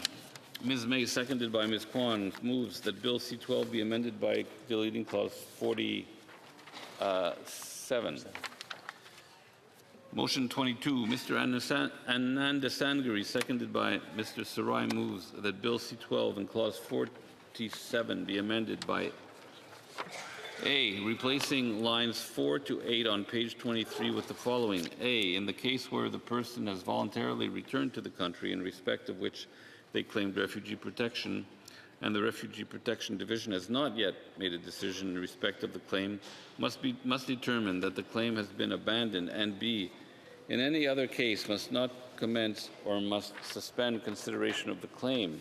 B, replacing lines 12 to 17 on page 23 with the following. A, in the case where the person has made the appeal and has voluntarily returned to the country in respect of which they claimed refugee protection, and the Refugee Appeal Division has not yet made a decision in respect of the appeal, must determine that the appeal has been abandoned, and B, in any other case must not commence or must suspend the consideration of the appeal other than an appeal by the minister.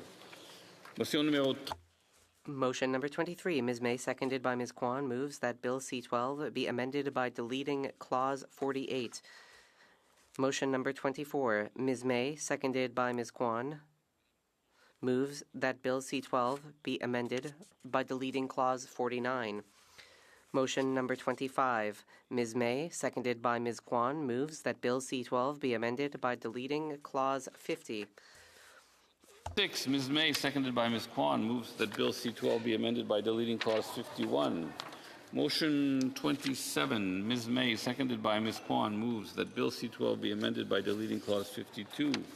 Motion numéro 28. Motion number 28, Ms. May, seconded by Ms. Kwan, moves that Bill C12 be amended by deleting Clause 53.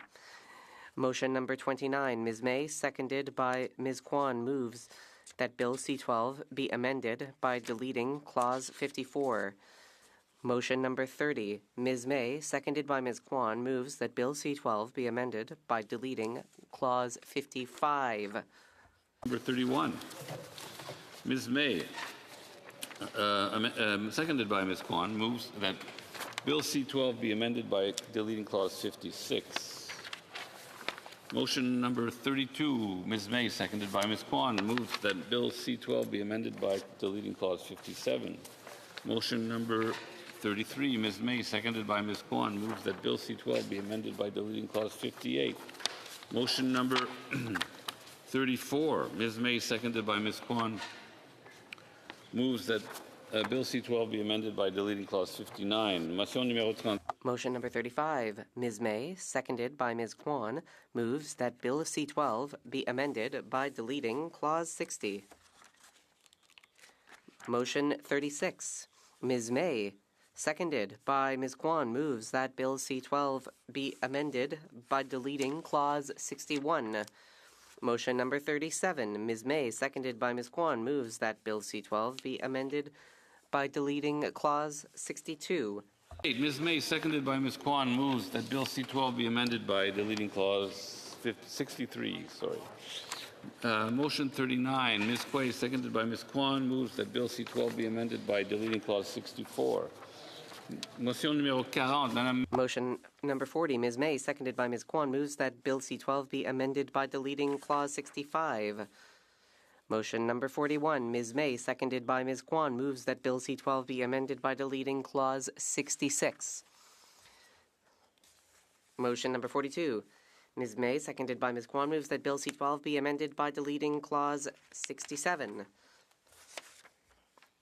Motion number 43. Ms. May, seconded by Ms. Kwan, moves that Bill C-12 be amended by deleting Clause 68. 44. Ms. May, seconded by Ms. Kwan, moves that Bill C-12 be amended by deleting Clause 69. Motion number 45. Ms. May, seconded by Ms. Kwan, moves that Bill C-12 be amended by deleting Clause 70. Motion numéro 46. Motion number 46. Ms. May, seconded by Ms. Kwan, moves that Bill C-12 be amended by deleting Clause 71. Motion number 47. Ms. May, seconded by Ms. Kwan, moves that Bill C-12 be amended by deleting Clause 72. Number 48. Ms. Rempel-Gardner, seconded by Mr. Arnold, moves that Bill C-12 in Clause 72 be amended by replacing line 3 on page 32 with the following: permanent resident status, or to grant or extend study permits or work permits.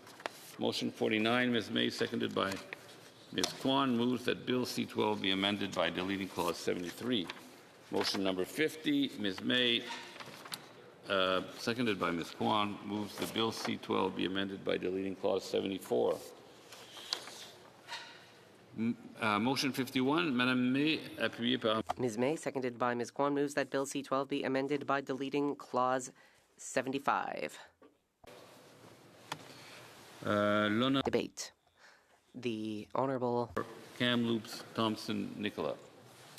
Thank you, Mr. Speaker. It's always a pleasure to rise on behalf of the people from Kamloops Thompson Nicola, and this is certainly no exception.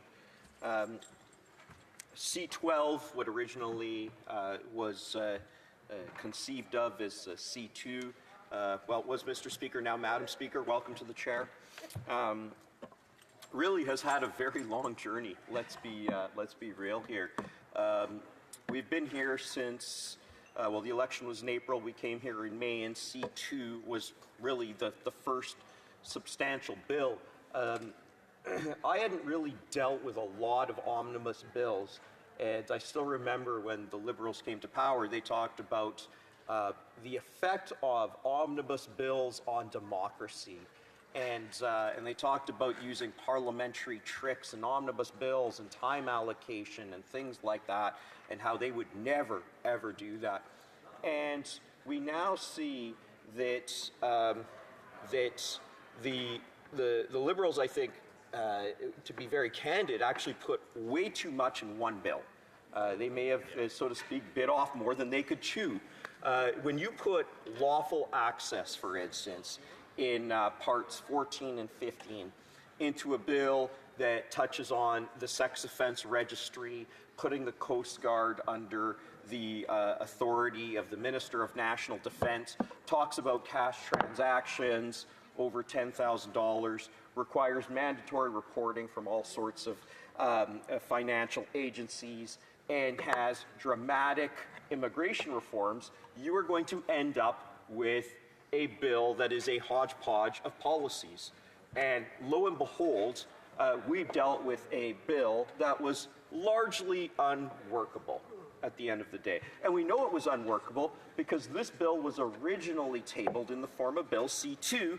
Now it's C-12. Now, the Liberals can claim that this was a good thing, but the reality is that they had to, word for word, take various parts, Madam Speaker, of Bill C-2 and hive them off into another bill. In fact, I was at the Public Safety Committee not long ago, and we had a legal expert, somebody that was an expert in, I believe it was constitutional law, and she was asked about lawful access.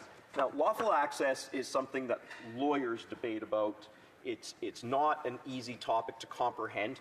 I wouldn't disregard anybody if they said, in this House, if they said, look, I'm having trouble wrapping my head around lawful access. And what she said, Madam Speaker, is lawful access requires its own bill. And yet, we had a bill that that essentially was forced on us. The Liberals to this day are attempting to shame us into passing a bill on lawful access that throws everything and the kitchen sink into a bill and expects us to produce a shining, gleaming bill when I believe it was the Privacy Commissioner, Madam Speaker, wasn't even asked for input. Now, for those at home who are watching, they don't know, lawful access talks about what the government can do without a warrant. Sounds good, right? In my prior career, warrants or judicial authorizations, they can come in many forms. A warrant is one of them. When a person has an expectation of privacy and a search isn't prescribed by law, as in there's no law saying you may search this, then you need a warrant. Search warrants are the most common ones, but other authorizations might include a production order, things like that. The Liberals, who roundly mocked the Harper government when the Harper government introduced lawful access. You are going far too far, they said, Madam Speaker, to the Harper government. And yet, what do? They bury lawful access, a critical legal element in this bill, Bill C-2, and then expect that everybody will turn a blind eye to what at least maybe, but are potentially likely breaches of Section 8 of the Charter, which says Canadians have a right to be free from unreasonable search and seizure. So the Liberals love to wield the Charter, Madam Speaker, when it suits their purposes. However, when it doesn't suit their purposes, they say, oh, well, that's okay, because this is Charter compliant, as though we're supposed to take their word for it. We've seen where it goes when we're supposed to take the Liberals' word for it. In fact, we just had the Justice Minister table Bill C-16 yesterday. And I can tell you, Madam Speaker, I cannot say how many times in committee I brought up the issue of mandatory minimum jail sentences and was laughed at, was mocked by people like Minister Labetti, Minister Varani. Minister Varani and I had a good relationship, but he would literally defend the lack of mandatory minimums. No, we don't want to tie the hands of judges, they would say. In fact, Madam Speaker, just the other day, my colleague from Lethbridge was giving an impassioned speech, and I could not believe what I heard for the Parliamentary Secretary to Justice. This was about making sex offense sentencing consecutive. I mean, who is against that, right? Apparently the Liberals are against that. She talked about the unconstitutionality. You can't make this up, Madam Speaker. That wouldn't be constitutional, she said. What? Even though there's an analogous provision for sex offenses against kids, but we don't want to talk about that. See, this is the cherry picking of the Charter that we often see, Madam Speaker. We don't want to do that. And you know what the cherry on top was, Madam Speaker? We don't want to tie the hands of judges. Well, we do that all the time, Madam Speaker.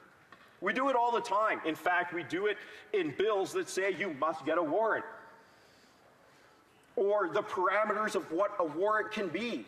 In one case, we were tying the hands of peace officers. In the other case, we're telling judges what they can and cannot do. A murder conviction, for instance, has a mandatory life sentence. Oh, we're okay with tying judges' hands there. What about house arrest? What about house arrest for sex offenses? For years, they told us that was not the case, that was okay. I brought this up to many ministers at committee, and we were told, no, we will not tie the hands of judges. And yet, just yesterday, C-16 comes out, and look, the Liberals say we should be giving them high fives. We should be patting them on the backs because they finally listened to the Conservatives. So on one hand, yeah, we don't want to tie the hands of judges. On the other hand, they're expecting people to praise them for doing that very thing. This is just unbelievable, Madam Speaker. You have a colossal failure that was Bill C2. It has gone so far in the form of C12. And I'll be candid with you, when C12 came to the SECU, to the Public Safety, colloquially the Public Safety Committee, there weren't a lot of amendments because the controversial stuff, the stuff like Canada Post being able to open your mail, which I'll note the member for Winnipeg North still can't wrap his head around even though it's plain as day, and his own official said, yes, you can open mail without a warrant. I guess the fact that Justice officials said you can open mail without a warrant according to C2 wasn't good enough for the member for Winnipeg North. He just wanted to repeatedly say, Frank, you need a warrant, even though you don't. Not that I'm counting or anything, Madam Speaker. Be that as it may, Madam Speaker, there are a lot of amendments, and there's been a lot of hard work that's gone into this. I recognize the member from Calgary Nose Hill on her exceptional work when it comes to immigration. I believe that I was at the table when I believe something like 48 amendments were moved, a number along those lines. And I was actually quite surprised because in some cases, the Bloc voted with the Conservatives on these things. Like common sense, you know, when you lie about your application, when you commit fraud to get into Canada, you should not then be able to resile from that fraud and still expect the same treatment as somebody who did not commit fraud. And I'm saying this as a child of immigrants. I owe everything in my life to immigration.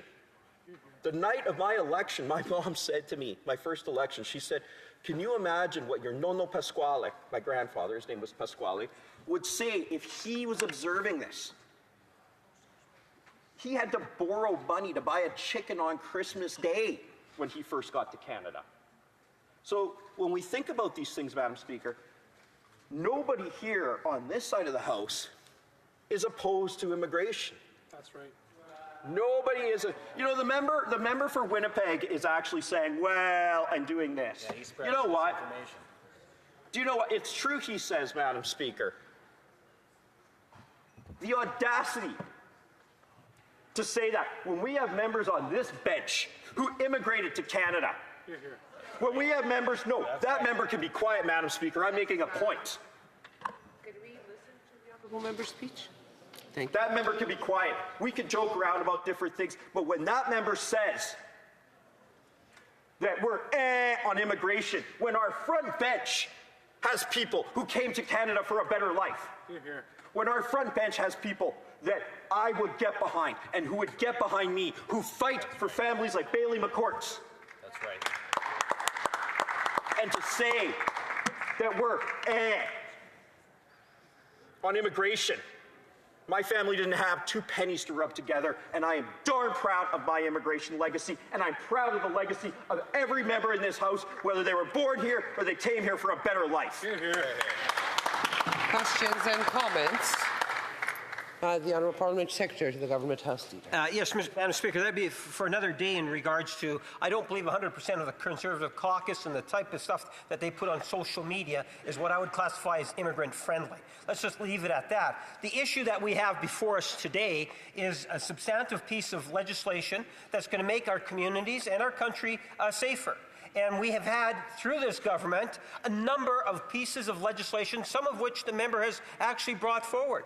And part of the frustration that the government has experienced is the way in which the Conservative Party, as an opposition party, is preventing, in many ways filibustering, legislation to ultimately pass so that we can provide things such as bail reform legislation. And the question I would ask the member is, would he feel any sorts of obligation to actually see some of the legislation pass that likely won't because of filibustering? The Honourable Member for Kamloops Thompson Nicola. Can someone tell me, Madam Speaker, is the filibuster that the Liberals were doing at Transport Committee, is that still going on? Oh, wait a minute. So when the Liberals filibuster, A-OK, Madam Speaker. But when the Liberals can't get their house in order, when they can't figure out how to pass their own legislation, they sat on bail legislation for 10 years. They told us there was no problem. And then they have the audacity, after mocking our party on immigration, to waltz in here and say, you won't pass bail legislation after they told us for 10 years there was no problem. And now they're saying turn on a dime and do it when they can't figure it out for themselves. That is their fault, their problem. They sat on their hands. Now they have to navigate it through. Madam Speaker, I really wish we could have heard from the member for Vancouver, but hopefully we'll have more time for that, Madam Speaker, because I don't think he would be mocking us on our immigration policies. L'honorable député de Jonquière. The honourable member for Jonquière. Thank you, Madam Speaker. As my colleague said, there was some great cooperative work on committee on C12 on some of the amendments. And the government decided not to take us up on those, which is unfortunate. But one good thing about the bill is that the government recognizes explicitly now that there was a problem with asylum seekers. For a long time, all Quebecers were blamed for not being very welcoming of these huge numbers of asylum seekers. And the government has now recognized, in a way, the Liberal government has recognized that they neglected the problem that Quebec was grappling with asylum seekers. So I'd like to hear from my colleague on that.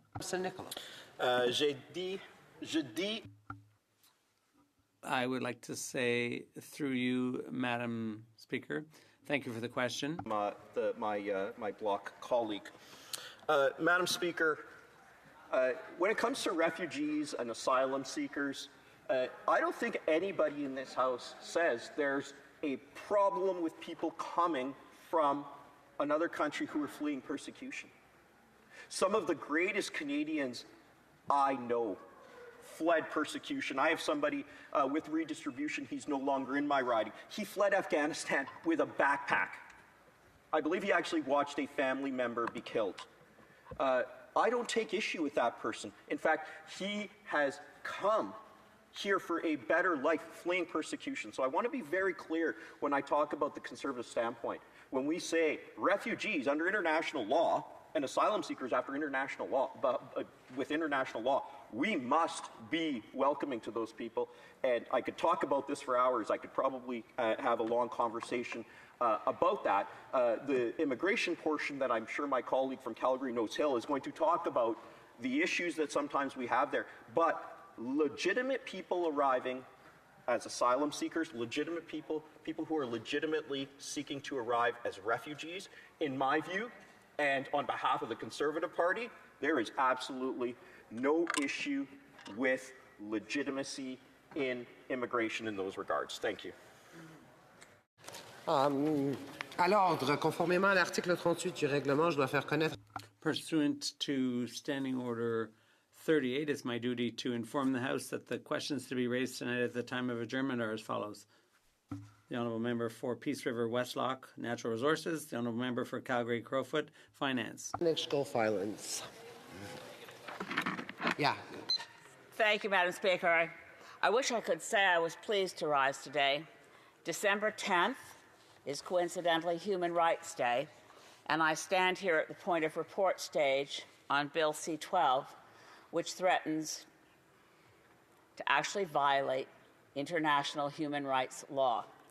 I'll go why I believe that to be the case and why I'm offering amendments at this late stage. I want to extend my deep appreciation to the Honourable Member for Vancouver East for seconding my amendments. She, too, worked hard to get amendments forward at committee, at clause by clause, the National Security Committee, where we met, and a number of other members of this place continued to try to make amendments, some of which I agreed with, others of which I didn't, until midnight when we were cut off from trying to make amendments, but we tried. I want to give people watching these speeches right now some more context, I do want to thank my honourable colleague for Kamloops, Thompson, Nicola. We may disagree on some of the points, particularly around refugee protections, but I do agree and want to associate myself with his very elegant preamble on what's wrong with omnibus bills and how many things are stuffed in to the bill we have before us and whether it's appropriate to do that. I agree with him, it's not. And it is true. The Liberals used to say these horrible conservative omnibus budget bills. We have an omnibus budget bill before us today that passed on division, which, by the way, coincidentally, means that members of Parliament weren't able to register personal votes. I wasn't able to vote against it as I would have wished to have done, but it was, by the recognized parties, agreed to pass on division, which means that the Greens and the NDP MPs in this place couldn't register opposition to Bill C-15, the mother of all budgetary omnibus bills at over 600 pages long. Never mind, right now we're talking to my amendments and those of others to Bill C-12. Let me start briefly by sharing the path this bill took, as the honourable member for Kamloops, Thompson, Nicola has done in brief. Back in June of 2025, as the numbers indicate, Bill C-2 was one of the very first bills put forward by the new administration under the Liberal Party in a minority parliament. It didn't take long for Bill C-2 to attract attention. I've never seen such quick work by as broad a range of civil society organizations, and I've seen lots of opposition. C'est une coalition énorme. It's an enormous coalition.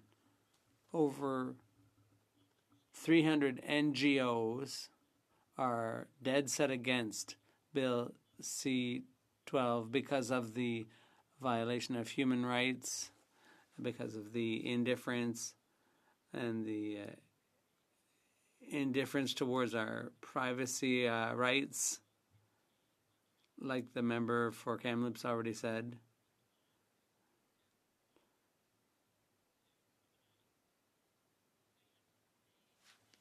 Privé. The right to open private letters by Canada Post, and new rights to open private letters. Elements of Bill C-2 led to, and I'll just briefly read some of the organizations to give a sense of the breadth and depth of concern: Open Media, Canadian Civil Liberties Association, the United Church of Canada, the Muslim Legal Rights Association, the Women's Shelters of Canada, the British Columbia Civil Liberties Association, Amnesty International, a broad range of organizations that said Bill C-2 should not pass, that it was appalling. Now, I'll quote the executive director of Open Media, Matt Hatfield, who happens to be one of my constituents, who said, C-2 is all about one thing: pleasing Donald Trump. And C-2 was a target. We had, I know many of us as MPs received so many letters from constituents saying, you've got to stop Bill C-2.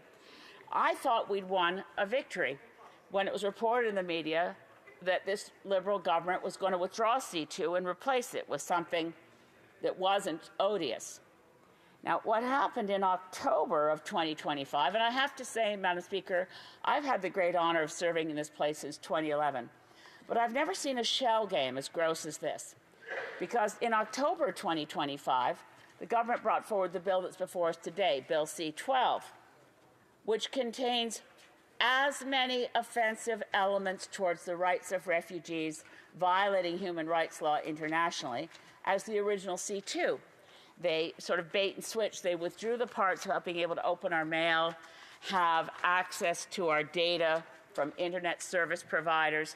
Those aren't in C-12, but here's a surprise, they remain in C-2, and C-2 remains on the order paper, and we've been informed more recently that once C-12 has gone by, the government will bring back C-2, having removed those sections that they expect us to pass quickly, and it probably will pass quickly because that's how things go around here, that C-12 will go through. Then we'll get C-2 back but without the sections we've passed in C12. I hope if you're following me in this attempt to explain what the government's doing. C2 attracted widespread public opposition, so bait and switch. Say we're replacing C2. We have C12. C12's provisions remain offensive to those same groups who say that nothing has changed since the original C2. This process is still about pleasing Donald Trump. C2 had a catchy title, the Strong Borders Act. C12 has a less catchy title, the Security of Canada's Borders and Integrity of Canada's Immigration System. But they're pretty much the same animal.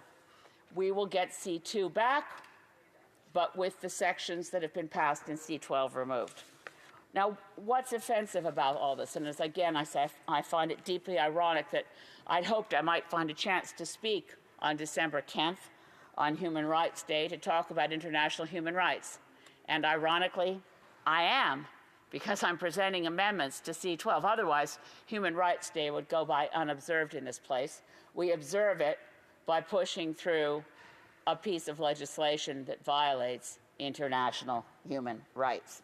Well, what about this makes it offensive? As I mentioned before, the so-called lawful access pieces going into Canadians' mail and internet service provider information is yet to come forward in a stripped-down version of what was put forward in June, be it Bill C2. We'll get that back again. Meanwhile, Bill C12 takes away the rights of people who would ordinarily have had the rights of refugees to come to Canada and say, I need to claim refugee protection. Here's the catch. What C2 and now C12 does is say if you've been in Canada for a year, you no longer have the right to ask for refugee protection. You no longer have the right to ask for a hearing, for a fair assessment of your case. So just to explain why it would be that someone had been in Canada a year and hadn't yet asked for refugee status, if you come to Canada and you were on a valid work permit, if you came to Canada on a valid student visa, and you had no reason to imagine that you weren't going to be able to continue your studies, continue your work, or the situation in your home country changed, the government shifted, and you suddenly knew that if you returned, you would be jailed, that your previous activities and your exercise of free speech would put you in jeopardy. This doesn't automatically give anybody a claim to stay in Canada, to be able to avail themselves of the rights that Canada signed onto on international treaties to protect refugee rights. It just says you're allowed to ask for protection and the system will decide if you're a valid refugee or not. Those opportunities have been ended. The rules changed for people already in Canada if they'd been here a year and had no reason to think they needed to ask for refugee protection. I've put forward numerous amendments here today, as you heard the Speaker read out, and I'm again grateful to the Honourable Member for Vancouver East for seconding them. But these amendments, even if carried, couldn't remedy what's wrong with this bill. The appropriate thing to do would be to withdraw it completely, to not try to interfere with human rights in the guise of making Donald Trump happy. We don't have ICE in Canada raiding institutions and schools and workplaces to grab people and say, you're shipped out of the country before you can get due process. That's not us. That's not Canada.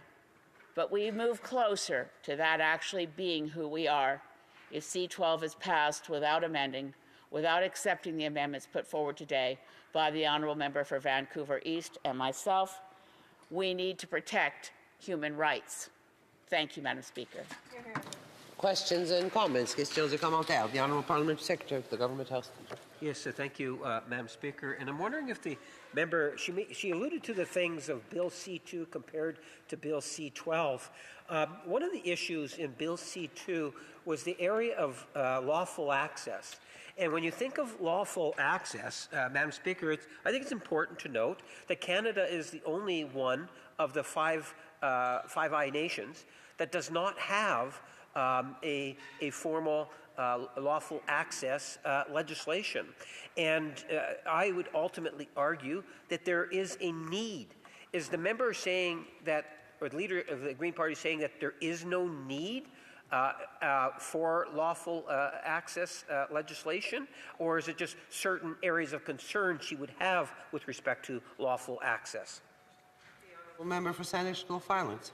My answer to the honourable member's question would have been different a month ago, for instance, before the United States under President Trump adopted a new national security strategy, which makes me wonder if it's safe for Canada to remain in the Five Eyes.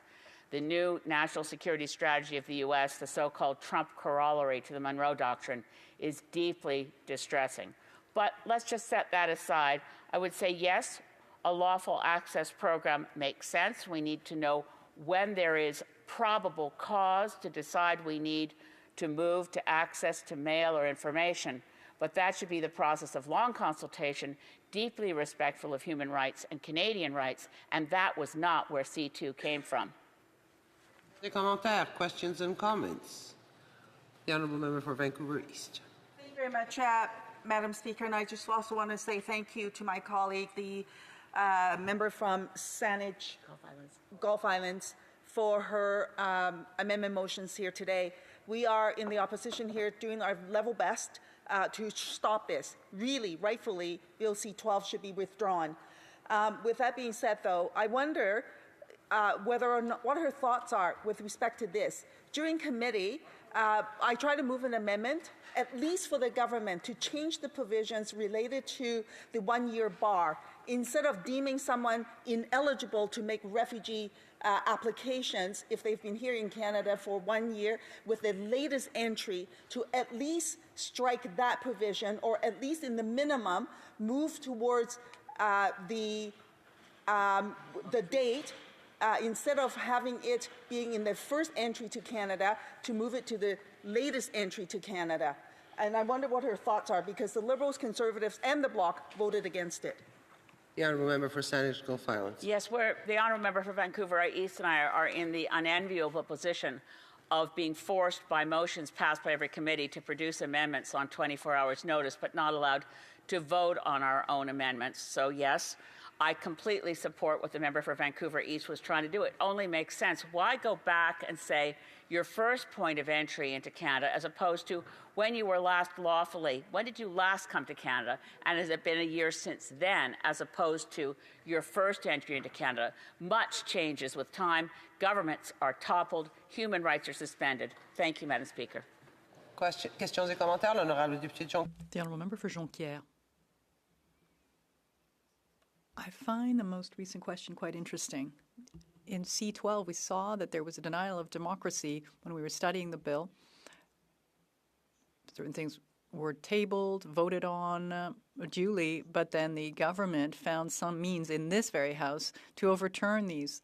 Do you think that it is, does the member believe that this is a democratic way to act? Sometimes we're unhappy with the way things go, and sometimes there are motions that we align with better, our political interests at least, but the institution needs to respect the work of committees. I think that's a bare minimum. I'd like to hear my colleague on this, the Honourable Member for Saanich Gulf Islands. Thank you, Madam Speaker, and thank you to my colleague from the Bloc Québécois. Unfortunately, we have a problem with the system today in a minority parliament because the rights of members are not equal. We are in a party, and at the Bloc Québécois, we don't have 12 members. The Bloc Québécois remembers this from 2011, that is, because at the time, I myself and the 4 members from the Bloc used to do good work together, but now we're missing the voices of other parties at the national level here in Canada. I respect the work of the committee, but I think there are important amendments that were not accessible for us to vote on. I mean, we couldn't vote on our own amendments. Et nous avons l'honorable. The honourable member for Beauharnois, Salaberry, Soulanges. Is it a point of order? Yes, a point of order, Madam Speaker. You'll note that there is unanimous consent for the following motion if you ask that the member for Beauharnois, Salaberry, Soulanges, Huntington be allowed to use a speaking slot allocated to the member for Calgary, Nose Hill, not be deemed to have spoken, that she retain her right to speak, and that this right be used in the first of the slots allocated to the Bloc Québécois. For all those against the motion, please say nay. Very well. The House has heard this motion. All those opposed say nay. It is passed. The Honourable Member for Beauharnois, Salaberry, Soulanges, Huntington. Thank you, Madam Speaker. It's always a pleasure to rise in the House to speak, specifically under your speakership. You and I founded the Maritime Transpartisan Caucus. It's evidence of the fact that we can work together even though we may have different political allegiances. The Bloc Québécois is known for working as a team, and C-12 was a major bill. It was huge in size. It was an omnibus bill. It wasn't easy to work through because it really did amend a number of laws. There was an agreement between the Liberals and the Conservatives to reduce testimony, at least the time for some witnesses to appear. So we split up the work with the Immigration Committee and the Public Safety Committee to address Bill C-12, and that was significant work. I'd sincerely like to thank the member for Winnipeg North, as well as the member for Nose Hill, who've been very generous with me so that I could now take the floor. Going through this clause-by-clause consideration of such a huge bill is significant work. I'd like to thank my colleague for the Lac-Saint-Jean region who looked into changes to the Immigration and Refugee Act. It's a major work for him. It was a significant work for the Leader's Office, the Whip's Office, our researchers, Maxime and Michael, my parliamentary assistant, Racim, and the witnesses, so many witnesses who appeared before the Public Safety Committee and the Immigration Committee. Also, let's not forget our legislative advisors, our analysts at SECU, Sabrina and Alexandra, as well as the interpretation, and our clerk, our committee clerk, Andrew. At the Bloc Québécois, we tabled amendments that were passed, in fact. Because we have a constructive, rigorous way of working, when we address a bill, we look at it through a lens, which is if it's good for Quebec, then we will provide our support. We worked together well. We supported amendments from the Conservative Party. We passed amendments or articles or clauses that were the government's recommendation. There was also an amendment from the member for Vancouver East, and that's really the beauty of working together on a major bill like this in clause-by-clause consideration. We passed an amendment that I'm quite proud of. Following testimony from the Privacy Commissioner, Philippe Dufresne, I want to thank him, actually. I want to highlight his work that is rigorous. He's so vigilant. He goes through all of these bills and he takes a close look to see if there's a way to improve any bills. So at the Bloc Québécois, we amended Clause 4. We wanted to have clear markers to ensure that whenever there is any kind of search warrant for a house, that there not be any lack of clarity. We wanted to make sure to preserve privacy rights. Often people make a distinction and oppose security and privacy, but we believe it's doable to strike a balance actually between guaranteeing safety and the protection of privacy. These two things are not incompatible to us. So, Madam Speaker, we supported amendments that called on the government to be more transparent and accountable. We supported amendments that clarified the exceptional power that would be conferred on the minister to cancel, amend, or suspend various documents that are immigration related. And we opposed amendments that were too harsh or violated the fundamental rights of asylum seekers, that went against the spirit of the Convention on the Rights of Refugees.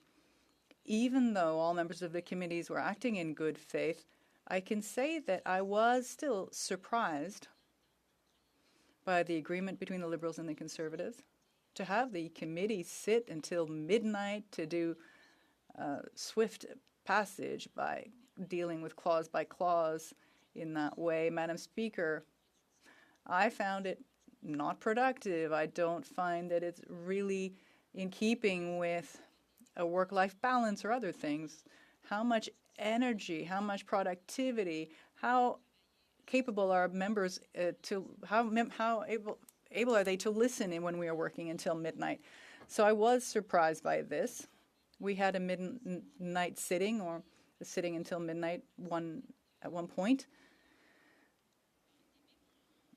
And there were some briefs that we weren't able to read, actually, because we received them after clause by clause consideration. There were actually 8 briefs that were not even translated in time by the Translation Bureau because the work that the committee was doing was so significant that the Translation Bureau couldn't keep up. So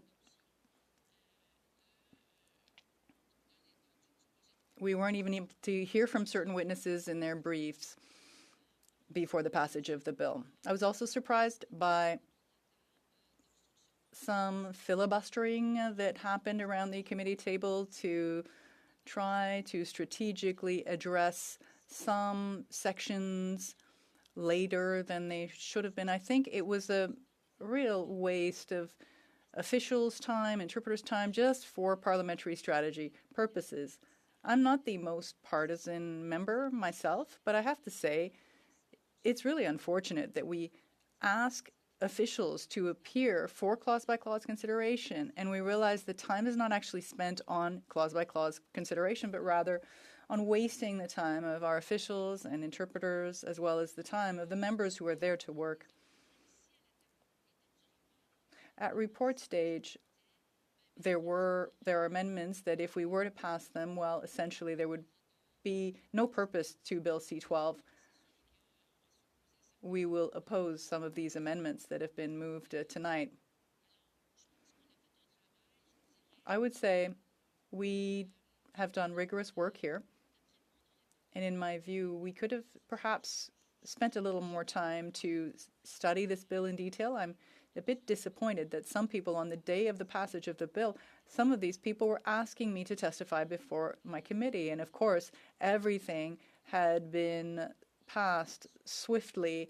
And so, as people say, it is a bit ridiculous, but an hour before clause-by-clause consideration, we heard from one witness who testified and made recommendations on C-12. Well, clearly this is not something we could take into consideration because the amendments had been tabled several days ahead of his appearance, so everything had been settled by then.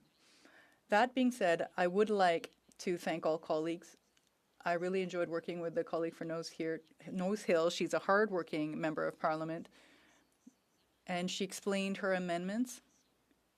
She was passionate about them. She was quite firm in her stance. She explained, and we could visibly see how much knowledge she's accumulated over the years on the issue of immigration.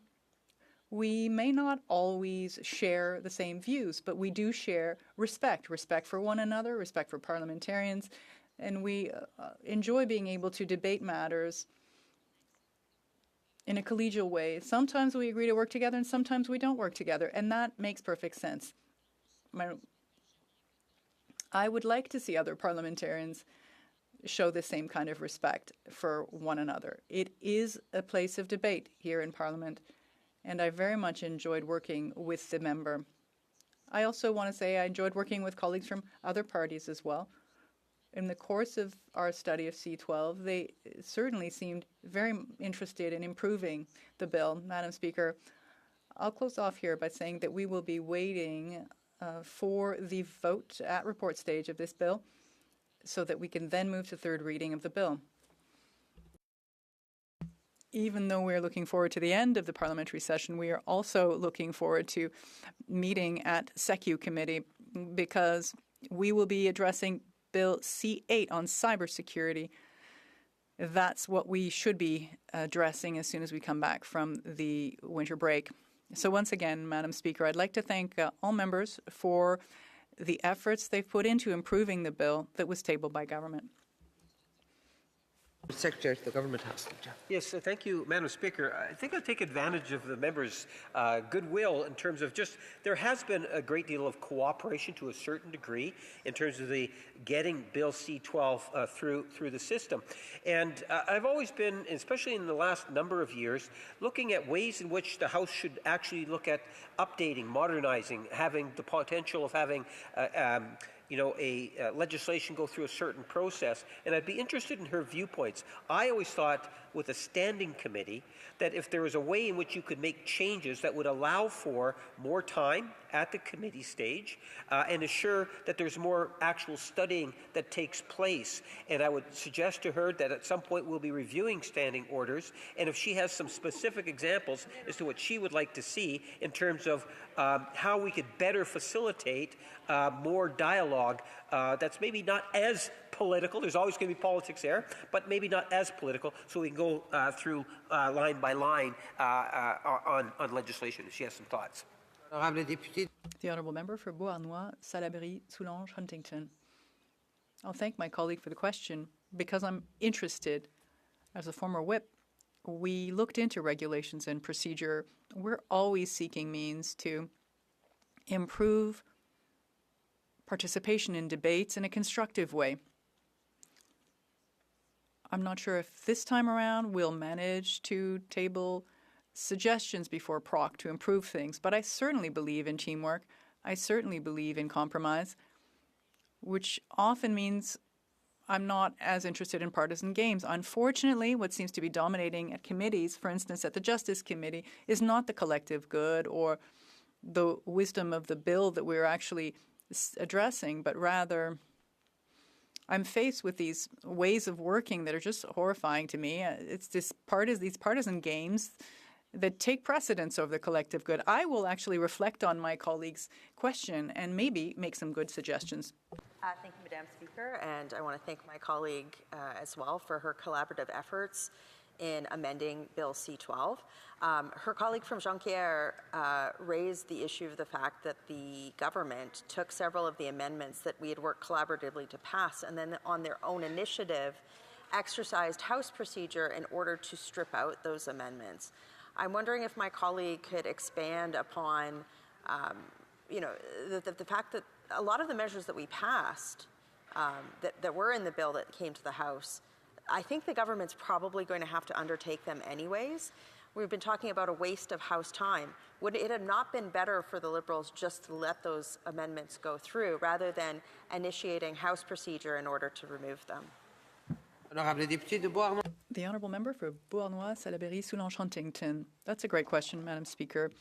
The idea is that committees are masters of their own work, and if we are in committee and we agree on amendments, even if the government doesn't agree, well, I have to say, when I look at what happened, I was surprised that the Speaker declared those very amendments that were debated and voted on, that the Speaker found them to be out of order. I find that odd.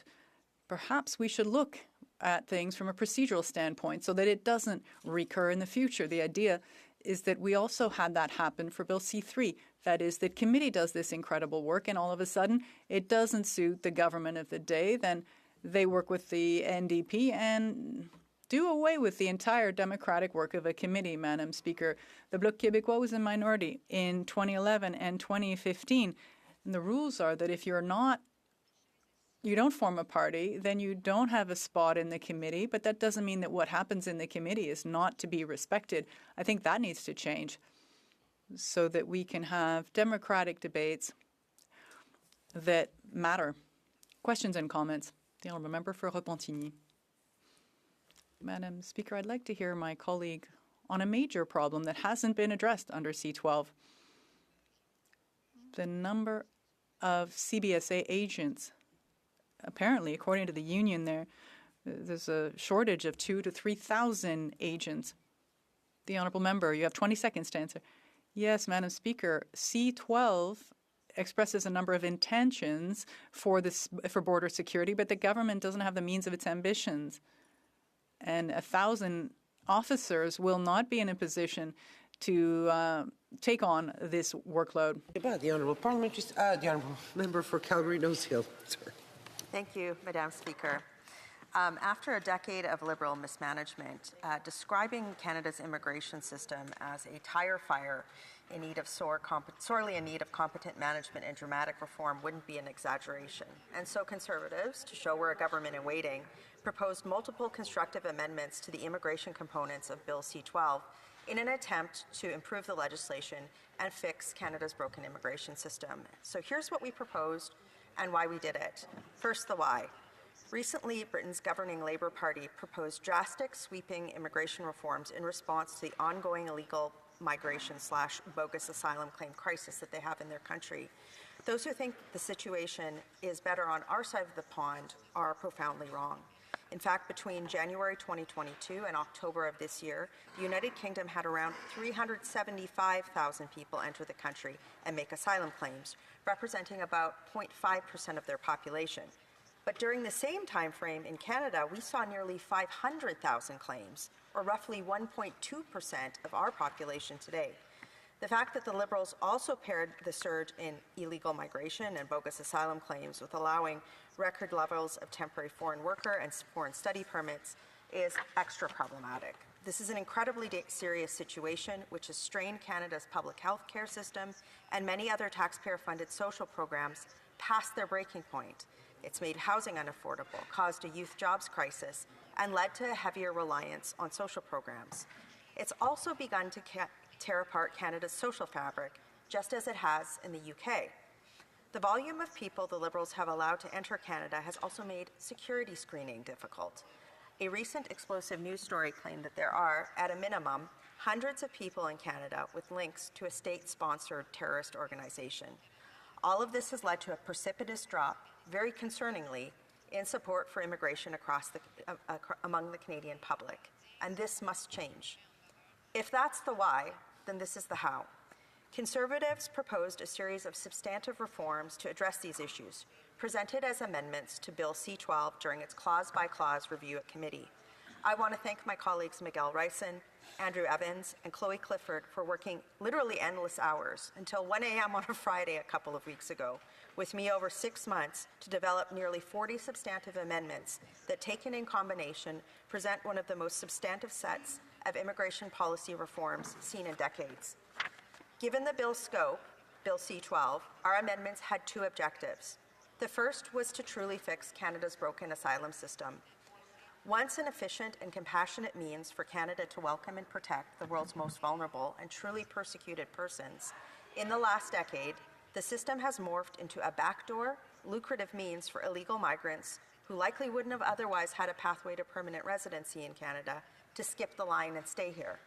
The evidence of this is overwhelming. Canada's asylum backlog has exploded from fewer than 10,000 claims in 2015 to nearly 300,000 today under the Liberals due to their foolish #WelcomeToCanada and open border policies. So we all remember the #WelcomeToCanada tweet in 2017. We all remember the Roxham Road border crossing. We all remember the government lifting the visa requirement on Mexico with no plan to stop illegal border or bogus asylum claims. And here we are today with a broken asylum system and a loss of faith in Canada's immigration system. Unfortunately, the immigration measures in Liberal Bill C-12 failed to substantively address these problems. Committee witnesses testified that the system changes Bill C-12 proposed are half measures, certain to face immediate court challenges that will further clog an already overburdened justice system instead of curbing their abuse. In effect, the Liberals are offloading their illegal migration mess onto strained courts and past the next election cycle. Committee testimony exposed further flaws untouched by Bill C-12. It failed to disincentivize people from coming to Canada to make bogus claims. For example, rejected asylum claimants have the right to appeal to a judge. While those cases work their way slowly through our clogged courts, they continue to receive full health care, housing, and social benefits.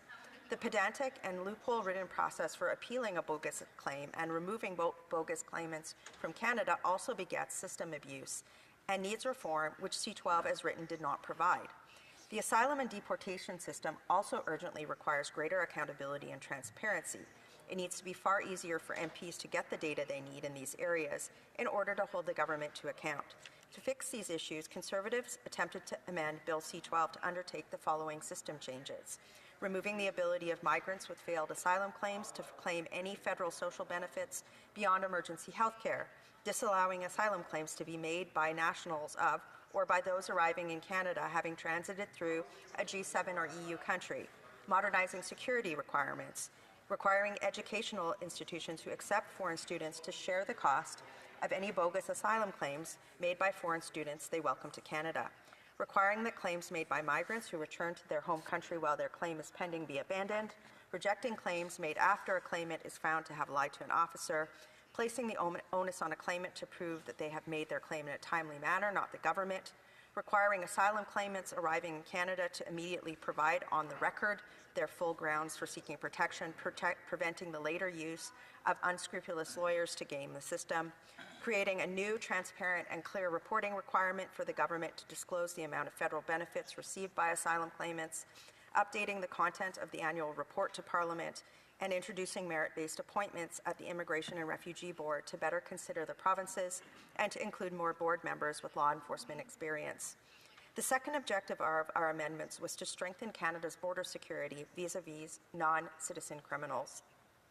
Bill C-12 purports to strengthen Canada's border security, but it leaves gaping holes for non-citizens convicted of an indictable offence in Canada, such as sexual assault, to avoid deportation penalties. For a non-citizen, our laws and practices state that staying in Canada is a privilege, not a right. Non-citizens who are convicted of an indictable offence like sexual assault in Canada should face deportation, and to be effective, those deportations should be carried out in an expeditious manner, which currently they are not. Recent reports show that the Liberals have lost track of nearly 600 non-citizen convicted criminals scheduled for deportations, and that there are thousands and thousands, tens of thousands of deportations that should have been carried out long ago, but haven't been. To fix these issues, Conservatives attempted to constructively amend C-12 and make the following changes to strengthen our borders. Clarify the definition of serious criminality under the Immigration and Refugee Protection Act to be conviction by an indictable offence or a hybrid offence where the Crown proceeded with an indictable charge. Preventing non-citizens ordered removed from blocking deportation by barring repeat pre-removal risk assessments unless substantive new evidence of changed circumstances was presented. Modernizing the time period and processes related to the enforcement of removal orders. It's deeply disappointing that the Liberals opposed most of our amendments, which I suspect they will have to work into legislation in the near future anyways. They missed an opportunity to immediately fix the system. That said, I want to thank colleagues in the Bloc Québécois, particularly the members from Lac-Saint-Jean and Beauharnois, Salaberry, Solange, Huntington, for working in good faith with us to pass close to half of our amendments. Then, however, when the bill was reported back to the House, the Liberals initiated procedures to try to gut many of the proposals that passed. However, in spite of their best efforts, I'm pleased to report that several still remain in the bill. And it is my understanding that after negotiations, the government intends to support these amendments that remain in the bill today in order to receive our collective support for the bill. This is possible because Bill C-12 included some supportable, but in need of amendment, components of Bill C-2 that exclude the non-supportable parts. These Conservative amendments included one which would see a pending asylum claim deemed abandoned if a claimant returned to the country they were fleeing from. This is a no-brainer. I would just like to say that Conservatives will support the clarifying amendment from the government on this matter. Other Conservative amendments that remain in the bill, including new substantive or quarterly reporting requirements and new processes for terminating bogus asylum claims. Finally, Conservatives also successfully amended Bill C-12 to better constrict and make transparent the extraordinary powers in Part 7 that would allow officials to mass change, extend, or cancel immigration documents. This amendment should give recourse to committee witnesses who raised concerns about the lack of clarity on how these powers should be used and how the government should be held to account after. Additionally, thanks to a Conservative amendment, use of these powers now require a substantive reporting requirement to Parliament each time the powers are used. Conservatives also amended the bill to prevent the Liberals from using powers to turn temporary residents into permanent residents en masse. We wouldn't want that to happen. It's my understanding that the amendment I am presenting today and speaking to now to ensure Part 7 powers cannot be used to mass extend temporary work visas or foreign student permits will also be supported by the government. Colleagues, in a minority parliament means the government has to work with the opposition to develop legislation. I'm proud to say that we forced them to do something that resembled work. Thank you. Merry Christmas. Questions and comments. The Honourable Member for Windsor West and Castro-Dundas. Thank you, Madam Speaker. Following the member's speech, I'm trying to understand what it is that the Conservative Party actually stands for. In her speech, she starts with anti-immigration conspiracy theories, which undoubtedly will be used to grift and fundraise. Then she blames immigrants for destroying Canada's social fabric, which frankly is straight up racist. Then she goes into some MAGA theory talking points about immigrants and migrants. And this rhetoric is damaging. It's damaging to our democracy. It's damaging to Canadians. Just last month, we had anti-immigration rallies in Hamilton, which were roundly denounced by Hamilton leaders, as they should be. So my question is, the member from Oklahoma representing Canadians or just the MAGA White House? The Honourable Member for Calgary-Nose Hill. I am pleased to report to my colleague that he will be voting in favour of many of our amendments. I'm sure he'll enjoy that, and I'll enjoy watching him while he does it. Thank you. Questions and comments. The Honourable Member for Jonquière. Thank you. Thank you, Madam Speaker. These changes represent what we often see here in this House. People are far too sensitive when it comes to immigration, as we saw in the recent discussion. The Bloc Québécois has brought up Roxham Road and asylum seekers at many points. We know these asylum seekers have created enormous pressure on Quebec, and the federal government has refused to pay its fair share. Now, under C-12, we see that the federal government has finally accepted our arguments, at least in part, but the damage has been done. There are people out there who think that any criticism of immigration is racism. Could my colleague speak to this sensitiveness? My colleague is exactly right. What we've seen from the Liberals over the last 10 years, including that incomprehensible tirade from a backbench Liberal member who I just dunked on, is that the Liberals have lost the fact that just by calling things racist and not addressing real problems that Canadians have, that whole process is what has undermined Canadian pluralism. One of the things that I am very excited about in Canada is that rather than in the UK, where we see people starting to blame immigrants for the problems that previous governments and the current government there had in terms of bringing too many people into too fast, Canadians are saying, no. That's not where the finger should be pointed. It should be pointed at the Liberal government. So I've been pleased to see Canadians reject the vitriol that we just heard from a backbencher who I think will remain a backbencher for some time, and actually work. I would encourage, I'm sure that, while I have the opportunity, Madam Speaker, I would encourage my colleague in good faith across the way, do something that resembles work here. We just worked together with the government, with the Bloc Québécois, and we amended a bill to make it better. That is how you earn respect in this place, and you earn the respect of your constituents. It's not by doing stuff like that in the House. So I want to thank my colleague from the Bloc Québécois, from Jonquière, for raising that really relevant question. I think that's where the debate on immigration in Canada is going to go. I would also encourage the government to undertake some substantive reform and to perhaps limit some of the disappointing rhetoric that we saw from their members tonight. Thank you. Questions and comments. The Honourable Member for Saanich Gulf Islands. Thank you, Madam Speaker. I do understand, and I was watching in committee, that there was collaboration between the Bloc and the Conservative Party, but I'm not unhappy that those amendments have been removed. I agree that process should be more open, there should be a conversation, but I was deeply unhappy with the member for Calgary-Nose Hill's amendments to restrict access to medical care for people who are in this country, not under deportation orders, awaiting their fate to be decided, who could then be told that they could only get access to medical care if their life was at risk. As I understand the amendment, as I recall it from close to the midnight hour, I thought that really wasn't my country and how we treat people who are in need of medical assistance. Honourable member for Calgary-Nose Hill. I disagree with the member. Somebody who has made an asylum claim and it's bogus, they should not receive federal benefits. I think it's somebody who doesn't have a right to be in the country shouldn't have better access to care than a Canadian senior who's paid their way here. It's that shift in thinking that needs to happen to restore order and sanity of the fairness. So no, my colleague's wrong. Most Canadians think she's wrong. And we should be undertaking legislation that fixes the system, not perpetuates system abuse. Thank you. Resuming debate, the Honourable Parliamentary Secretary to the Government House Leader. Yes, thank you, Madam Speaker. It's a pleasure to be able to rise and speak to very important legislation. Legislation that I believe that Canadians want and they've been asking for. In fact, before I get underway with the specifics, Madam Speaker, I want to take a holistic approach in terms of what it is that the Prime Minister and every Liberal member of Parliament have been very much proactive on coming out of the last election.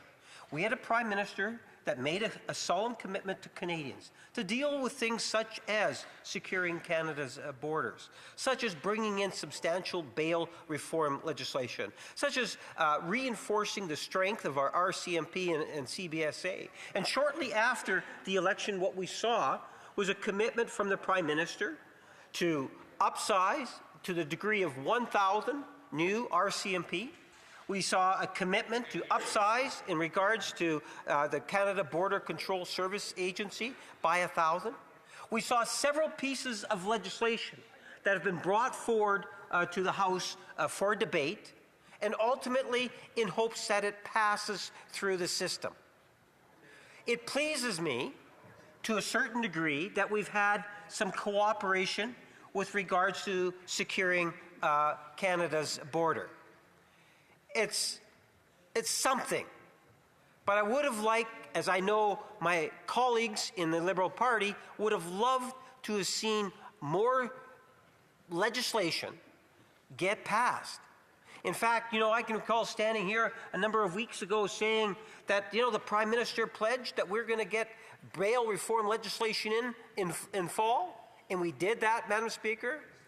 Yet we're not seeing that legislation pass. Yet we saw actions today that try to turn the table as if the government doesn't want to see it passed. Let there be no doubt, Madam Speaker, we have a strong crime safety in our community agenda in trying to be able to make all of our communities safer, whether it's at the borders or whether it's in and around the neighborhoods in which we all live. That is something in which this government has been focused on.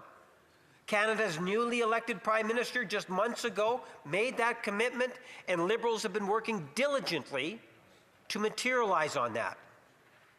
We have substantial pieces of legislation. We can talk about Bill C-2. We could talk in regards to the hate legislation that's before a committee right now. We can talk in regards to the bill that we're debating today, Bill C-12, strengthening Canada's borders. We can talk about the bail reform legislation. That's my personal preference. I would have loved, and where it's never too late not to see that pass, Madam Speaker. We can still do that. It would require unanimous consent at this point, but we can still do it. It's something that I said weeks ago, and I know colleagues in the Liberal caucus would love to have seen that legislation and new bail laws in place before the end of the year, Madam Speaker. That's what I was asking for weeks ago.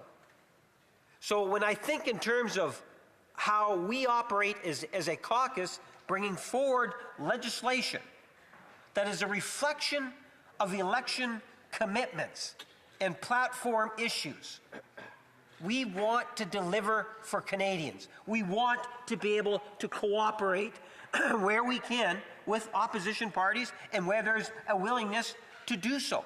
because in a minority situation, we are very much dependent on opposition parties. In fact, C12, the securing borders, is here because of the opposition party's desire to break down Bill C2. They didn't like what was in that particular piece of legislation, giving clear indication that they would get no cooperation in terms of passing that legislation. But if we take stuff out of that legislation and put it in another piece of legislation, that being the Strengthening Canada's Immigration System and Borders Act, that's what C12 is, Madam Speaker, then we would have a chance at passing it. I'm glad we did that, in the sense at least we're getting legislation through, Madam Speaker. So that is a positive. But there is a negative side to it. And I appreciate the cooperation that was put together in order to get this to this point, Madam Speaker. But take a look at what C2 also had to offer. I asked the question about lawful access. Lawful access is something that every other country in the Five Eyes actually has. Lawful access legislation. That's why I had posed the question to the leader of the Green Party. Does she support the principle of lawful access legislation? And if I understood her answer correctly, it was yes, the principles, but she has a great deal of concern.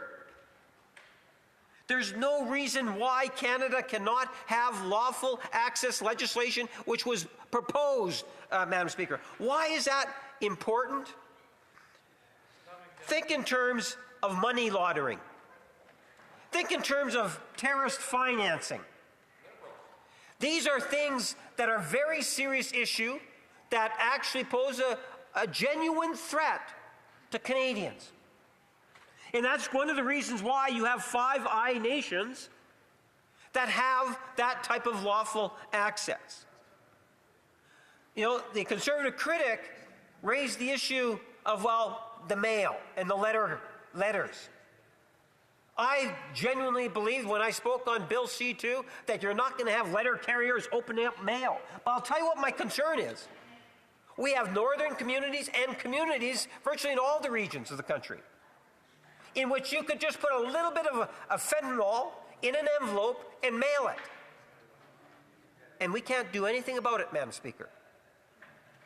So taking Canada Post out and allowing for us to have access, I believe, is a good thing, with checks in balance, Madam Speaker. But we're not doing that either. So whether it's lawful access or dealing with the Canada Post issue, I think that we've lost something in which ultimately Canadians would have benefited by seeing. If you take a look in terms of what is in this particular piece of legislation, we do need to support the Canada Border Control Service Agency. And what we're doing is we're enhancing their opportunity to build up the resources, the space, and the equipment that is necessary by obligating ports of entry and exit. We're also beefing up our coasts, which is a really good thing, Madam Speaker. Because when you think of issues like auto theft, when you think of issues such as drug trafficking or transnational organized crime, these are types of issues in which law enforcement officers have been calling for, and our Prime Minister and government have responded to it. And that's why I say, Madam Speaker, you know, I'm glad that we're able to get something passed through, but I honestly believe that we could have done a lot more. You know, we've got a couple of days or a few days left before the session rises, and I would have welcomed the opportunity to speak on a number of other important pieces of legislation that are there that are dealing with the crime file, Madam Speaker. So I think that we've lost that opportunity. And it's not because the government didn't want to see the legislation We brought it in because we wanted to become law. Well, then why do you rescind it? And then, Madam Speaker, at the end of the day, for a wide variety of reasons, I suspect, and I won't go into that kind of detail right now, but that it's not coming forward. The changes to the immigration and asylum and the way in which you can better manage it and it becomes more efficient, I think is a time that we do need to bring it into place. I understand the concerns that the Democrats and the Green Party have, but I really and truly don't believe that it takes away from the integrity of the system when you say to someone that if you've been here for a year, that there's that need to enable that person still, if you came under a study visa, for example, and you've been here for a year later say, well, I'm going to claim to be asylum. The need for change is there within the system, and as the Prime Minister has indicated, we need to stabilize our immigration system, and we're doing just that. This is one part of it, Madam Speaker, and I look forward to any questions that members might have. Questions and comments? Questions et commentaires? Okay. The Honourable Parliamentary Secretary to the Minister of Defence. Thank you very much, Madam Speaker, and through you, I'd like to thank my colleague for his speech. And he had alluded a little bit about the important work of committees and how when we are able to take an issue that's before a committee and actually work together to better address the issue and come together, this is what's good for Canadians. Can you elaborate a little bit on why it's so important that committees function well? I get we have to play the game sometimes, there's filibusters and so on, but the importance of the work that happens in committees can make a real difference for Canadians. The Honourable Parliamentary Secretary. Yes, let me speak as a parliamentarian first and foremost. And when I was in opposition, at times you'll find, Madam Speaker, in Hansard, I said that time allocation is sometimes a necessary tool in order to get legislation through. I say that only because I genuinely believe that it's time that Canada modernize its rules that would enable the programming of government legislation. And I don't want to put limits in terms of hours or days or how we would do it in the committees and bring it back into third reading. But I do believe that if we ultimately moved in that direction, that we would have a better sense of cooperation, and that comes both ways, from government to opposition to government. And I do believe that there's an opportunity for us to do something on that.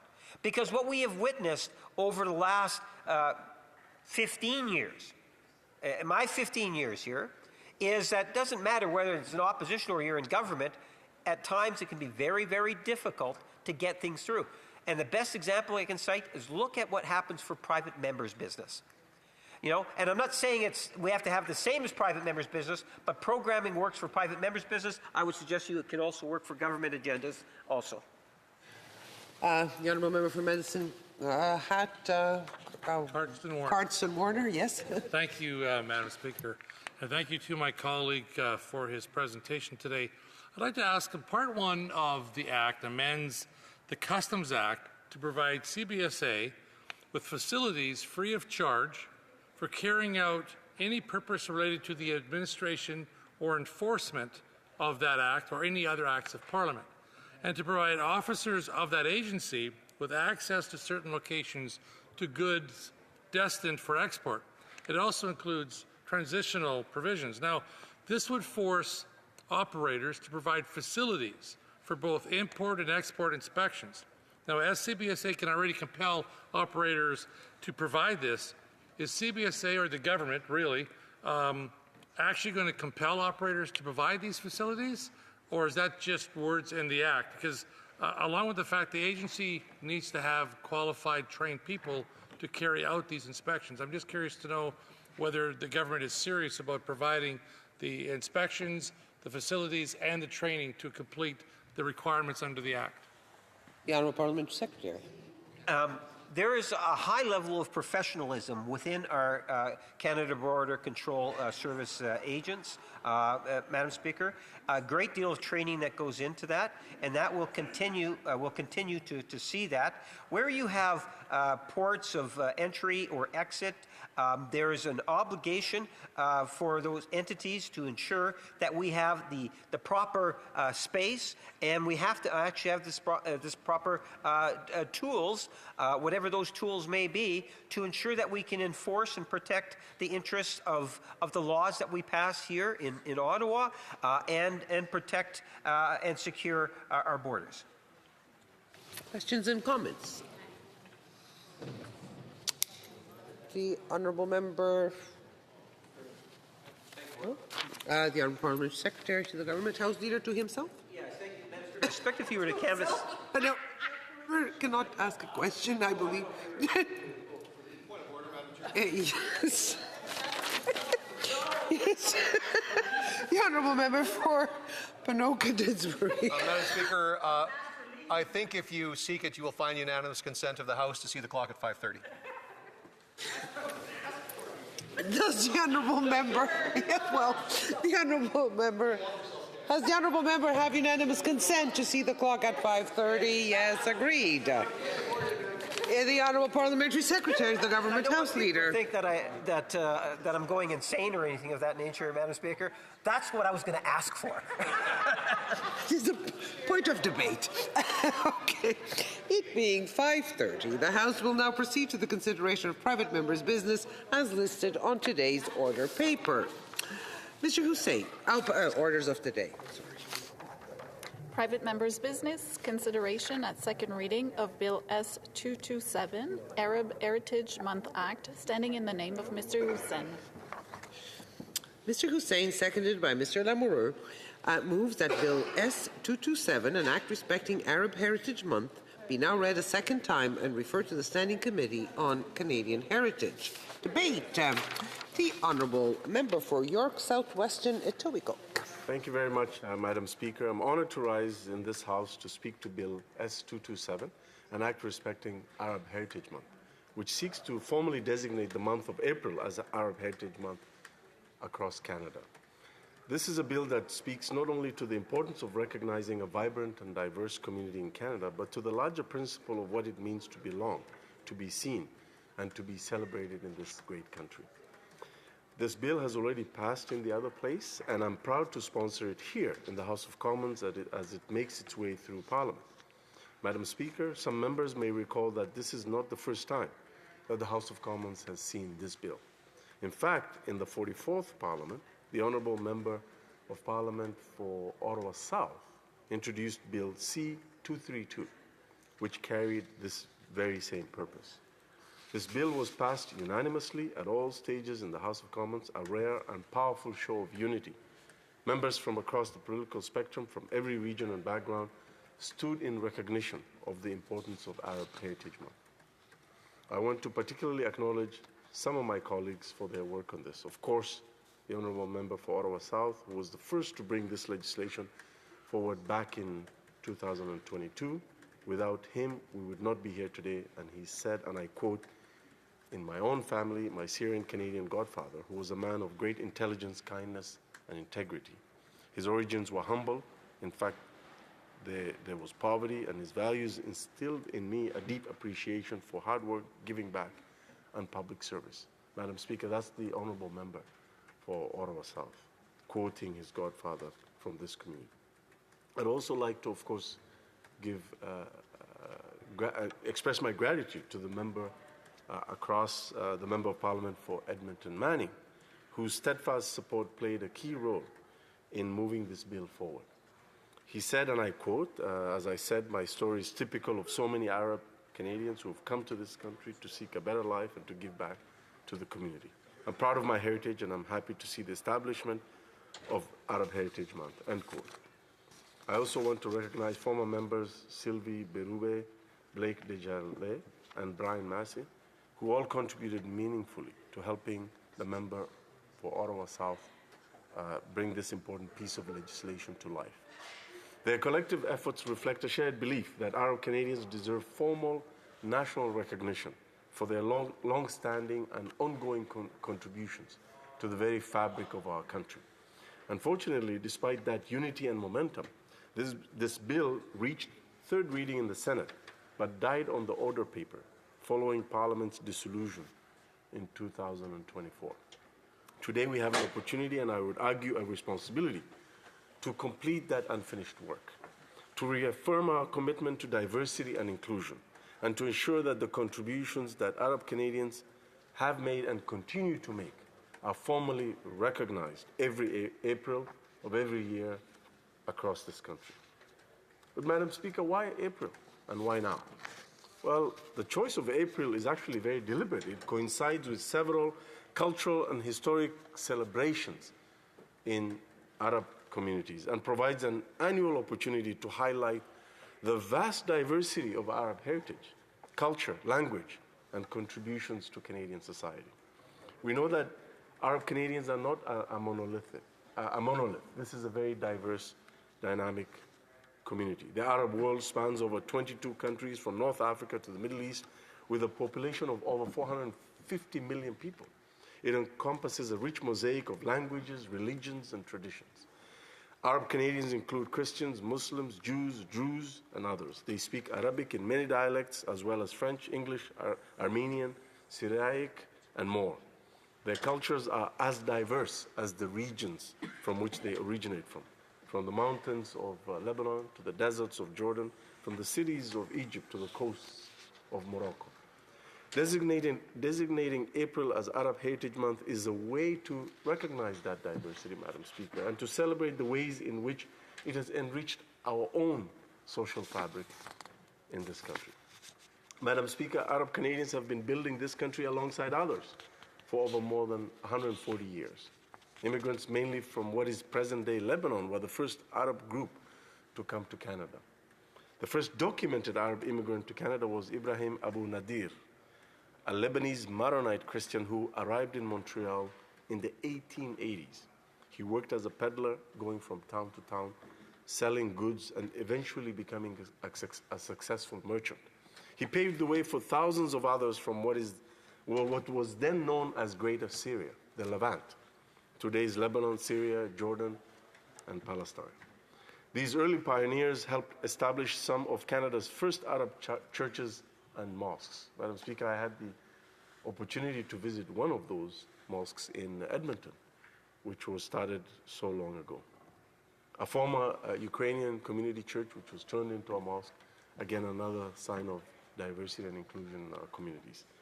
These new immigrants built businesses, raised families, and contributed to the cultural and economic life of their communities, often while facing discrimination, isolation, and economic hardship. April will be a time to recognize and celebrate the contributions of these early immigrants. Fast forward to today, Arab Canadians are represented in every field imaginable in Canadian life.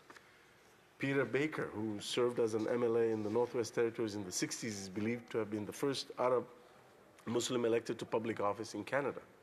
Joe Giz, of Lebanese descent, served as Premier of Prince Edward Island, and he was the first Canadian Premier of non-European ancestry. His leadership, especially during constitutional negotiations, left a lasting mark on Canadian federalism.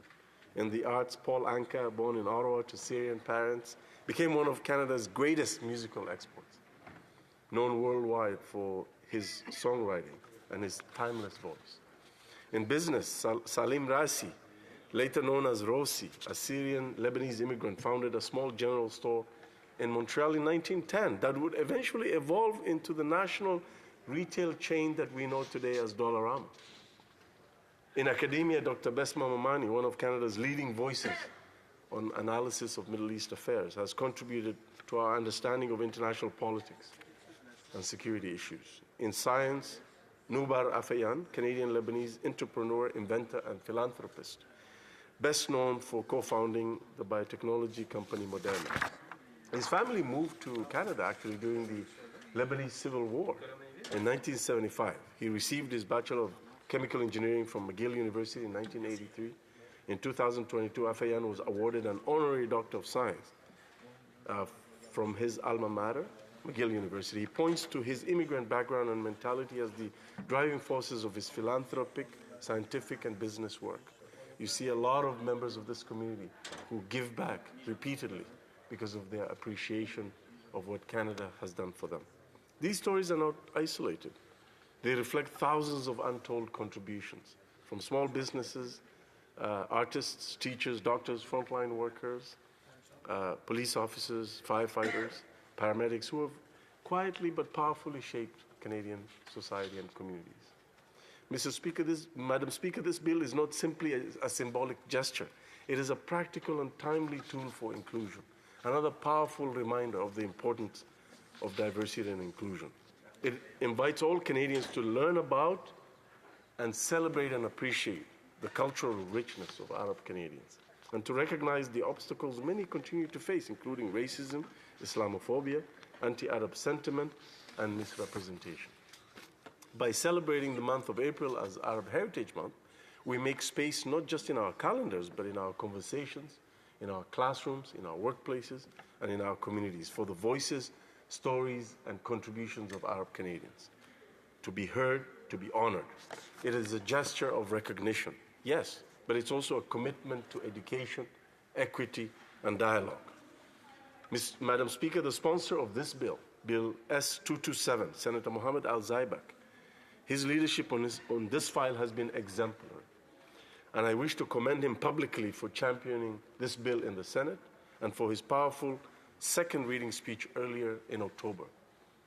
I have known Senator Mohammed Al-Zaibak for many, many years, and I've seen him contribute so much to life, to community life, and good causes throughout the GTA and throughout Canada, in fact. Senator Al-Zaibak has conducted extensive consultations with stakeholders across Canada on this bill. This bill, Madam Speaker, is nonpartisan and has already passed the Senate with broad support. Madam Speaker, to conclude, Canada is at its best when we recognize our diversity not as a challenge, but actually as a strength that allows us to understand others, as a strength that allows us to access other communities, other countries, other regions in the world, other markets, other opportunities. This bill gives us a chance to celebrate what makes us unique while reaffirming what also brings us together: community, faith, freedom, human rights, our commitment to our multicultural heritage, our shared commitment to respect, fairness, and mutual understanding. So let us seize this opportunity to send a clear and united message that Arab Canadians are an integral part of Canada's past, present, and future, that they belong, that their stories matter, that their contributions will never be forgotten. And by celebrating and adopting this bill, we will acknowledge those contributions, but we will also celebrate those contributions. So I urge all members, all colleagues from all parties of this House to support the timely passage of Bill S-227 and join me in ensuring that Arab Heritage Month becomes a permanent part of our national calendar. As I said, it's more than just a placeholder in the calendar. It's about an opportunity to learn about our neighbors and their contributions. Madam Speaker, let us finish what we began last Parliament and take this meaningful step together and pass this bill. Thank you, merci, miigwech, shukran jazeeran.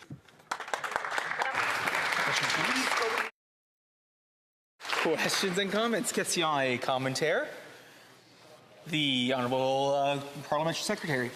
So thank you, Mr. Speaker, and I really do appreciate the members bringing forward this legislation. And I want to put it back into the context of education. Through education, I believe expanding on how the diversity that Canada has to offer is really one of the ways in which we promote things such as multiculturalism, such as anti-racism, and so forth. And having a Heritage Month, celebrating Arab and Canadians in the month of April, and how that could be used as a way to share within classrooms and other places, and the value of that education. The Honourable Member for York South-Weston, Etobicoke. Absolutely, my honourable colleague could not be more right in this instance, because these Heritage Months allow us an opportunity to reflect on and then celebrate those contributions. I can think of Millman Industries in Sudbury, started by a Lebanese-Canadian immigrant who came to Canada with nothing, who now has started 10 successful businesses, employing thousands of people, paying people a starting wage, hourly wage of $41 an hour. I can think of the member's own hometown of Winnipeg, Mr. El Tassi, who's a proud Lebanese Canadian, who has done so much for the community, contributing to poverty reduction measures, creating jobs and establishing philanthropic drives every single year. There isn't a new discovery that I don't make about Mr. El Tassi when it comes to Winnipeg. So yes, this bill is about making sure that we recognize and learn about those contributions and teach it to the next generation. Questions and comments? The Honourable Member for Edmonton Manning. Well, thank you, Mr. Speaker, and congratulations to the Honourable Member from York South Weston for his speech and for sponsoring this bill in the House. I heard his speech, and the question is, what message would like to tell the Canadian society on behalf of the Arab community here after almost 160 or 170 years I've been in this beautiful country? The Honourable Member for York South Weston and Etobicoke. Mr. Speaker, I want to begin by thanking the Honourable Member from Edmonton Manning for really supporting this bill. Without his efforts and support, we wouldn't be here today. And again, it showcases what my Honourable Member from Winnipeg North Centre was talking about earlier, where that we should look for opportunities where we can work across party lines to advance meaningful work in this place, and this bill is an example of that. I think that the Arab-Canadian story has not been told enough. When I look at different Arab communities across the country, I'm amazed at their diversity, at the length of time that they've been in Canada, and the incredible contributions that they have made and continue to make. In some of the smallest towns in southwestern Ontario to the Yukon and everywhere else that I've been, I've seen particularly Lebanese Canadians, but also others from Syria, from Jordan, from Morocco, from Algeria, from the Francophonie world. You see those contributions. So I think this bill and this Heritage Month, if enacted, will help us to educate Canadians about this community that is now integral to our society and all the contributions that they've made and continue to make, Mr. Speaker. Questions and comments? Questions et commentaires. Député. The Honourable Member for Jonquière. Thank you, Mr. Speaker. I commend my colleague for his speech. Clearly, the Bloc Québécois will be supporting this bill. But in reading the document, I was struck by something. It is easy to say that there are several different Arab identities. It's not monolithic. There is some mixing that has happened in a Canadian context that also means that there is a plurality. There are various Arab communities in Quebec and throughout the country. It would be nice to make some distinctions. I'd like to hear what my colleagues has to say about that. Southwestern Etobicoke, about 35 seconds. I'm very in agreement with my colleague. He's right. The diversity is incredible within the Arab Canadian community, and I want to pay particular attention to the fact that even in Toronto, you find Francophone Arab communities who originate from Morocco and other French-speaking countries. And so the diversity isn't just limited to the geography, it's also the language and the different customs and celebrations. Resuming debate, reprise du débat, the Honourable Member for Edmonton Manning. Thank you, Mr. Speaker. It gives me a great pleasure to offer my support to Bill S277, the Arab Heritage Month Act.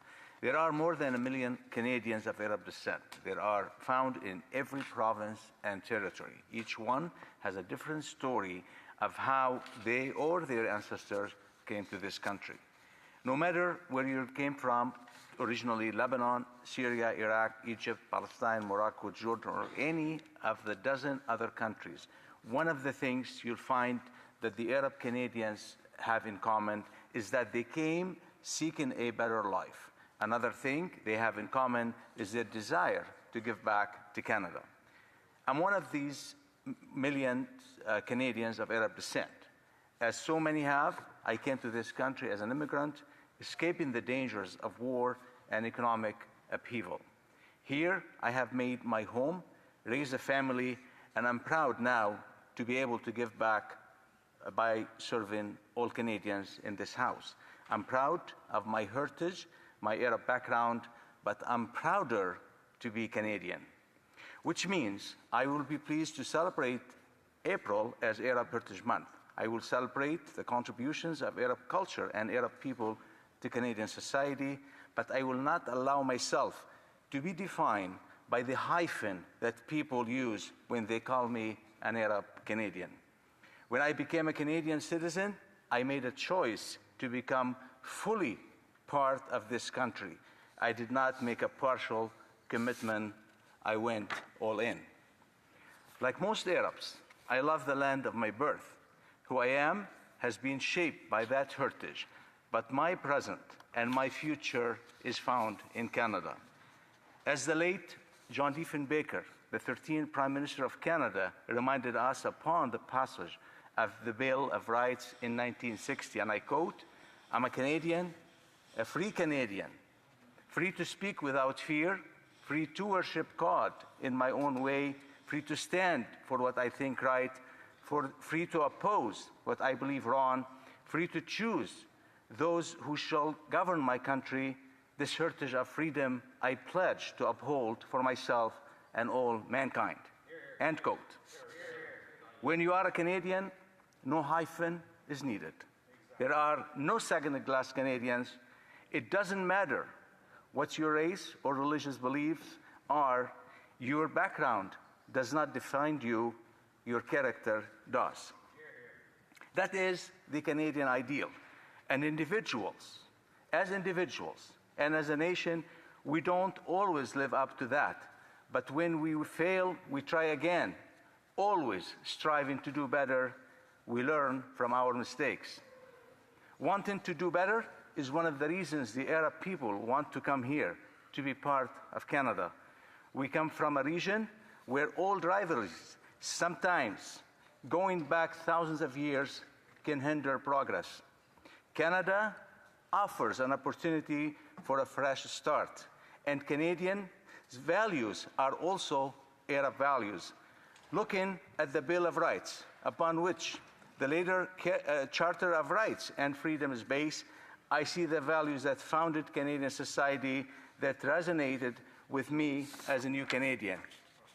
We read that the Parliament of Canada believes that the Canadian nation to be founded upon principles that acknowledge the supremacy of God, the dignity and worth of the human person, and the position of the family in a society of free people and free institutions, and also that humans and institutions remain free only when freedom is founded upon respect for moral and spiritual values and for the rule of law. As the Bill of Rights recognizes, in Canada there have existed and shall continue to exist without discrimination by reason of race, national origin, color, religion, or sex, the following human rights and fundamental following freedoms, namely, A, the right of the individual to life, liberty, security of the person and enjoyment of property, and the right not to be deprived thereof except by due process of law. B, the right of the individual to equality before the law and the protection of the law. C, freedom of religion. D, freedom of speech. E, freedom of assembly and association. And F, freedom of the press. Sadly, in many places of the world, including some Arab countries, some of those rights are not available to the citizens. There are places where none of them are. No wonder Canada has become the destination of a choice for Arabs seeking a better life. The lack of freedom in parts of the Arab world is perhaps one of the reasons why we need an Arab Heritage Month. Canadians need to be reminded that there is so much more to the history and culture of the Arab people than the negative portrayals found all too often in the news. The current political activities in the region do always reflect the values of the Arab people, just as the actions of the government of Canada do not always reflect the values of Canadians. Arab Heritage Month will be an opportunity for those of us with Arab roots to share the richness of our culture in more deliberate way than in the case now. We can introduce others to the richness of the language, the literature, the cinematography, and the food of the Arab world. We do that already, but this will provide an opportunity to share on a wider scale. So let us, as a House, join together to support this bill. Let us declare Arab Heritage Month and let us celebrate the contributions of Arab Canadians to this great country. In making Canada their home, they have enriched us in too many ways to count. Who are the people that we celebrate with this bill? They are employers and employees, doctors and nurses, athletes, singers, actors, and audiences.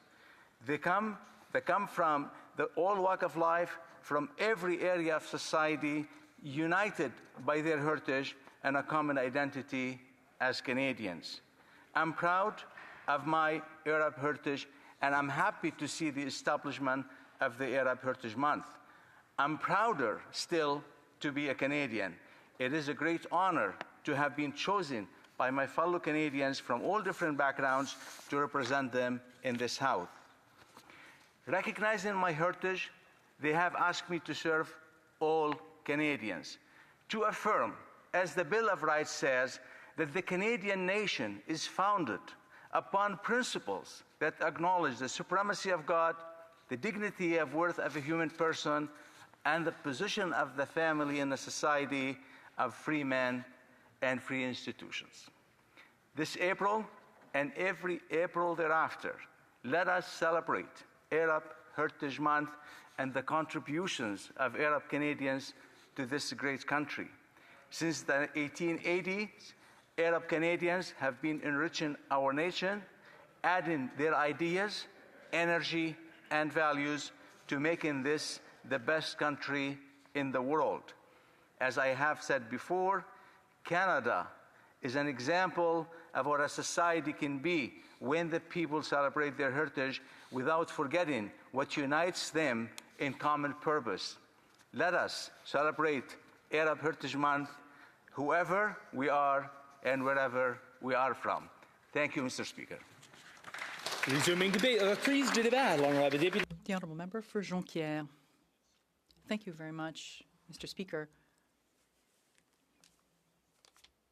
The Bloc Québécois wishes to support the principles of Bill S-227 to establish Arab Heritage Month. Bill C-227 is a new version of Bill C-232 from the 44th Parliament, which the Senate had not quite finished reviewing as studying when Parliament was dissolved in March 2025. So the House has already dealt with the content of the bill at all stages of the legislative process between February 2022 and March 2023. The Bloc Québécois took part in the debate and a committee and review of the bill and voted in favor of its passage. We therefore reiterate our support for the recognition of cultural heritage of Quebecers of Arab origin or language. The Bloc Québécois wishes to highlight the exceptional contribution of Quebecers of Arab origin to Quebec society and culture. There are unique ties also that bind Quebec and the Maghreb countries on the economic, political, and cultural levels, as evidenced by the cooperation agreement in the areas of education and training between the government of Quebec and the government of the Algerian Republic.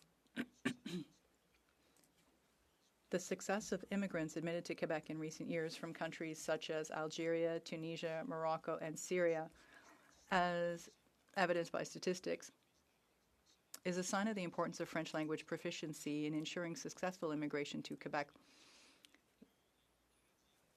The Bloc Québécois remembers that Canadian laws discriminating against Asian peoples enforced from 1910 to 1950 had a negative impact on Arab immigration, with Syrians then being associated with the Asian category.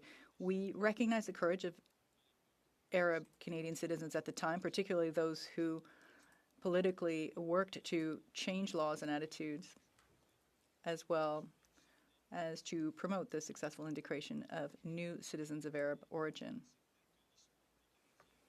In closing its but no guarantee that the history of Arab Canadians and that of Quebecers of Arab origins are the same, particularly since the Quiet Revolution and the passage of the Charter of the French language, precisely because of the special bond that unites Quebecers of all origins and shapes our common history, the sharing of the French language and Quebec culture. Nevertheless, the history of Quebec since 1882, when the first Arab immigrant arrived in Montreal, to the present day is also part of the history of Canada, and Canadians of Arab origin outside Quebec also have their own history. The Bloc Québécois welcomes the House of Commons' recognition of Arab heritage and its cultural contribution to our respective nations, the Canadian nation and the Quebec nation.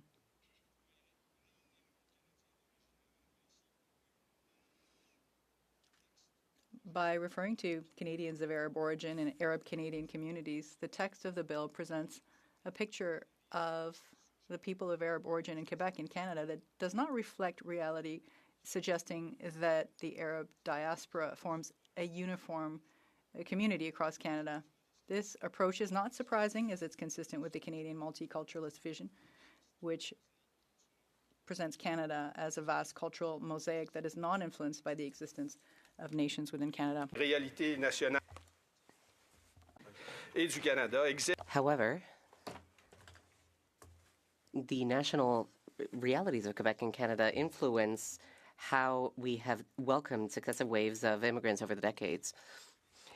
If Canadian immigration laws and policies are applied throughout Canada, and though they have influenced immigration of Arab populations during what could be referred to as the golden age of Arab immigration, Quebec's explicit desire to strengthen our ties with the Maghreb and promote Francophone immigration, a desire expressed since the Quiet Revolution, has had an impact on Arab immigration to Quebec, which followed a different path from Arab immigration to the rest of Canada. Because these two Arab groups are distinct linguistically and culturally, they ought not to be painted with the same brush. These Arab groups were not integrating into the same society. Arabs settling outside Quebec assimilated into English Canadian society. Immigrants to Quebec integrate into Quebec society, which is mainly French-speaking. Given the historic factors that explain that many Arab populations already share our Francophone culture, it makes sense that different Arab groups will follow different paths depending on whether they immigrate to Quebec or English Canada. It makes sense to recognize the heritage of Arab citizens in Quebec and Canada. For this reason, the Bloc plans to support Bill S-227. That said, it is not necessary to paint Quebecers and Canadians with the same brush, nor to paint different Arab groups with the same brush, which we believe this bill does.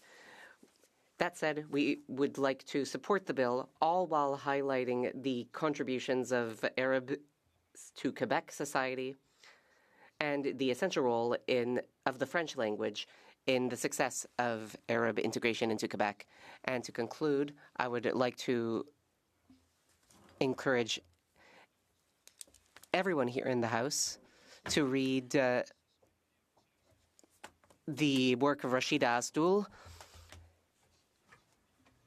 which is an important work about cultural coexistence, demonstrating the richness of both Arab and Quebecois cultural thought. Reprise du débat.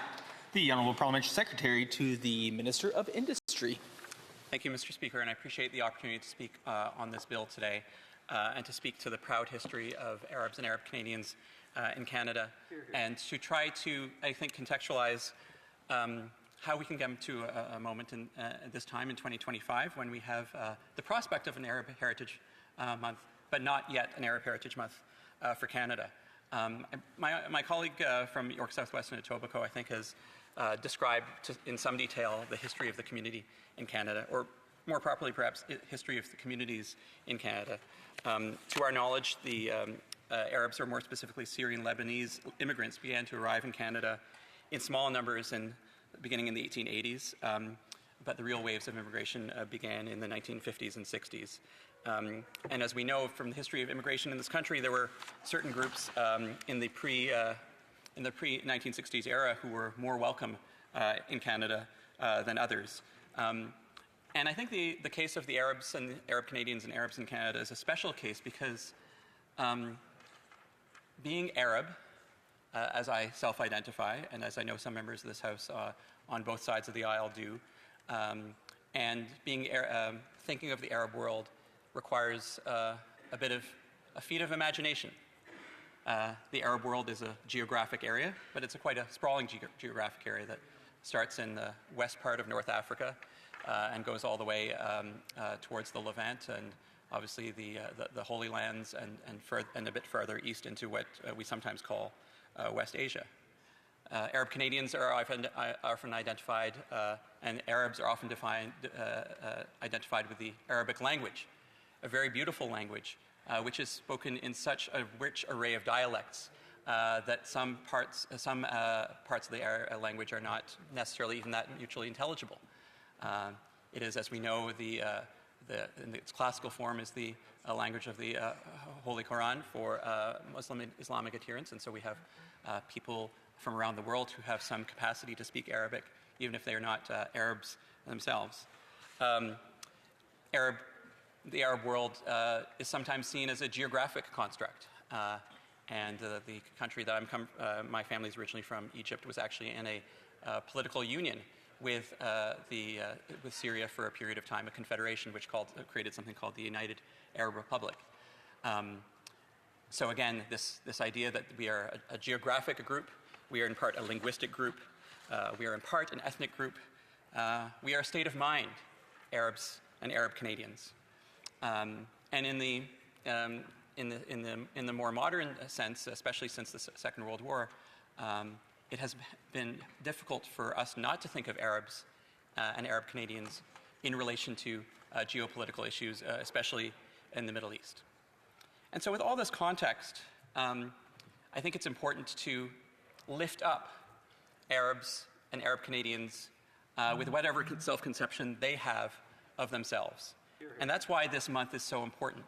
That's why this month is so important, because I think it's important for people who have some background or connection to the Arab world to say, and to have Canadians say back to them, "We see you." I remember growing up in northern New Brunswick in the 1970s and 80s, having this sense that I was maybe a bit different, having some sort of idea that there were other Arabs or Arab Canadians around. And if you were a maritimer in the 70s and in the 80s, you would have had some awareness of Joe Giz, the Premier of Prince Edward Island. Later on, you would have had some connection to the Zed family in St. John. You would have had an awareness that there were, and if you dug a bit deeper, you would learn a bit more of the very fascinating history of Arabs and Arab Canadians, not only in St. John, but in Nova Scotia, in particular in Cape Breton. The very fascinating connections that happened decades past between Arabs, Jews, and Christians in what might be considered unlikely corners of interfaith harmony in places like Sydney, Nova Scotia. But this history wasn't available to those of us who had some sort of connection to an Arab identity. It was even less available to you if you had Arabic language in front of you. Which for many immigrants, as we know, many new immigrant communities, many frontier immigrant groups who come to Canada, they don't have the opportunity to have language instruction available to them. It's often the case, as it was in my family, that Arabic was not something that was going to be passed down from my father to his children. And I want to maybe take a bit of a personal tour through this because as with so many immigrant groups, and there's so many immigrant groups represented here, whether it's more recently or more distantly, our relationship to our identity is complex, and you only learn things in the telling or the retelling of that history. In our family's case, my father, his name was Makram Awisa Hanain El Bardizi. He was born in 1928. His family was from a region known as Upper Egypt, which is the southern part of Egypt, the higher land mass there along the Nile River. And again, just to the complexity about whether Arabs are an ethnic identity, a racial category, a state of mind, a nationality. We believe that his ancestors were some of the more the original peoples who were there in the Nile Delta. And in fact, Egypt in part had an experience of colonization from people from the geographic area known as Arabia. My father was one of 4 children. His father was a civil servant. His mother was a housewife. They practiced a Christian faith. Although Arabs are a majority in the world Muslim, there are, of course, Arab Christians and Jews of Arab background and others. And his family moved to Cairo. And like so many immigrant stories, or so many stories of the progress of economic wealth, so many stories of the progress of societies after the Second World War, they were able to get an education. My father's brothers ended up in pharmacy, and my father as a physician. He went to a country that had a close association with Egypt in that era of the 1950s, Sudan, and served as a family doctor, and the only doctor really in the community in Sudan where he was serving when Egypt and Sudan had a connection. Circumstances around immigration, circumstances around the political situation in Egypt at the time led my father eventually to go to Britain for further education, where he met my mother, and after a series of moves, they ended up in Egypt, where they remained until soon after the Yom Kippur War, or the October War of 1973. And happily, we believe, hopefully for the last time, Egypt and Israel found themselves in armed conflict. And like so many immigrant groups, in his case, and as we know, the Arab diaspora is often a group that is here, like so many other immigrant groups, because of the experience of war or the apprehension of war. That was definitely the case with my family, with my parents, and so my parents and my 2 older brothers left at an early age, and were very fortunate to be able to settle in St. John's, Newfoundland, and eventually in Bathurst, New Brunswick. And the Arab identity is strong. Arab culture is strong, but it needs to be lifted up. It needs to be shown, showcased. We know that there are some historic prejudices, and that popular media can help lift up the prejudices, especially against Arabs and Arab Canadians. And you don't have to be too far away from the present to remember some of the especially damaging cultural portrayals that we saw in Hollywood movies in the 80s and 90s, and especially in the 2000s after the grotesque September 11th attacks, of who an Arab was and wasn't. And when I find another Arab or another Arab Canadian, and they, you have to, it takes a bit of an active interpretation. You have to learn a bit more about the person, and then you eventually land that person is an Arab or Arab Canadian. There's that real finding of commonality. And I know in some communities in Canada that it doesn't take much, because their people are present in large enough numbers, whether it's Lebanese Canadians, Egyptian Canadians, Iraqis, Syrian, other Arab groups who have been able to come together and settle in sufficient numbers. But they too need to be lifted up. They need to be affirmed that their culture, whatever they feel is their culture, is a strong one. It's one that deserves recognition. It's one that says, yes, we see you. We see you as an Arab Canadian. We see the rich history that again goes back to the 19th century. We see the passion with which you bring your culture to life in this country. And that is why I'm here to speak in favor of this legislation. I want to thank my friend from Etobicoke,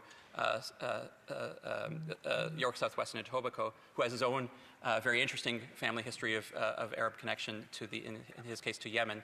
And I really want to thank him and thank all members for speaking on this issue in the House today. Resuming debate, reprise du débat, the honourable member for Windsor West. Thank you, Mr. Speaker. It is always an honour and a profound privilege to rise in this House as the Member of Parliament for Windsor West, a community known for its generosity, its diversity, and its deep sense of belonging. Representing the people of Windsor West is one of the greatest responsibilities of my lifetime, and I carry their stories, their hopes, and their aspirations with me every time I stand here. Today, I am proud to rise in support of the private member's bill S227, sponsored in the other place by Senator Al Zaybak, and here by my colleague from York South Western Etobicoke to designate April as Arab Heritage Month in Canada. I'd also like to thank the member from Edmonton Manning and the Defence Minister who worked on similar legislation in the past. This bill carries deep meaning. It recognizes a community that has shaped Canadian life for more than a century, and it acknowledges contributions that continue to enrich our country every single day. As someone from the Sikh faith whose community also celebrates April as Sikh Heritage Month, I understand the power of recognition. I know what it means for communities to feel they are seen and celebrated. And so I welcome the opportunity to share this month with my friends from the Arab diaspora. In Windsor, the Arab community has a long and storied history. Early Lebanese settlers arrived in late 1800s and began laying the foundations of a community that would grow, thrive, and become an essential pillar of our region. In 1924, over 100 years ago, they built St. Peter's Church on Niagara Street, a place of faith, family, and cultural identity.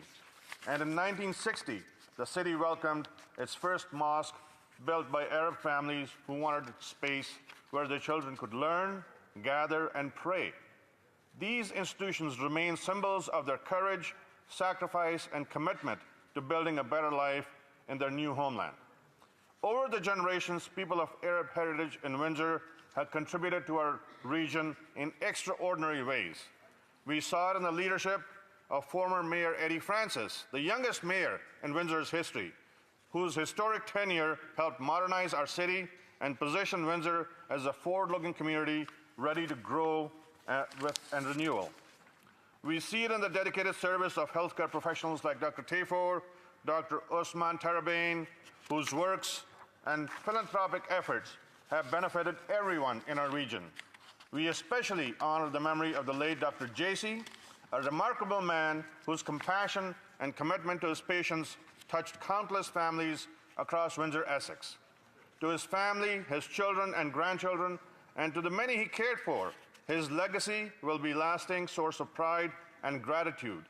And these are only a few names, Mr. Speaker. Canadians of Arab heritage in Windsor include doctors who save lives, entrepreneurs like Tony Sleeman of Vengeance Power, Rabia Kerma of We Care Association of Windsor, and many, many others who create jobs. They're educators who inspire, and philanthropists who give generously without ever seeking recognition.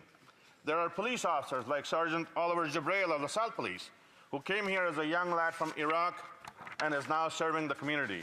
Families who built our neighborhoods, local institutions, and helped raise generations of engaged, compassionate citizens of a united country. Their values, devotion to faith, love of family, generosity, hard work, and service to community are at the very values that have built this country.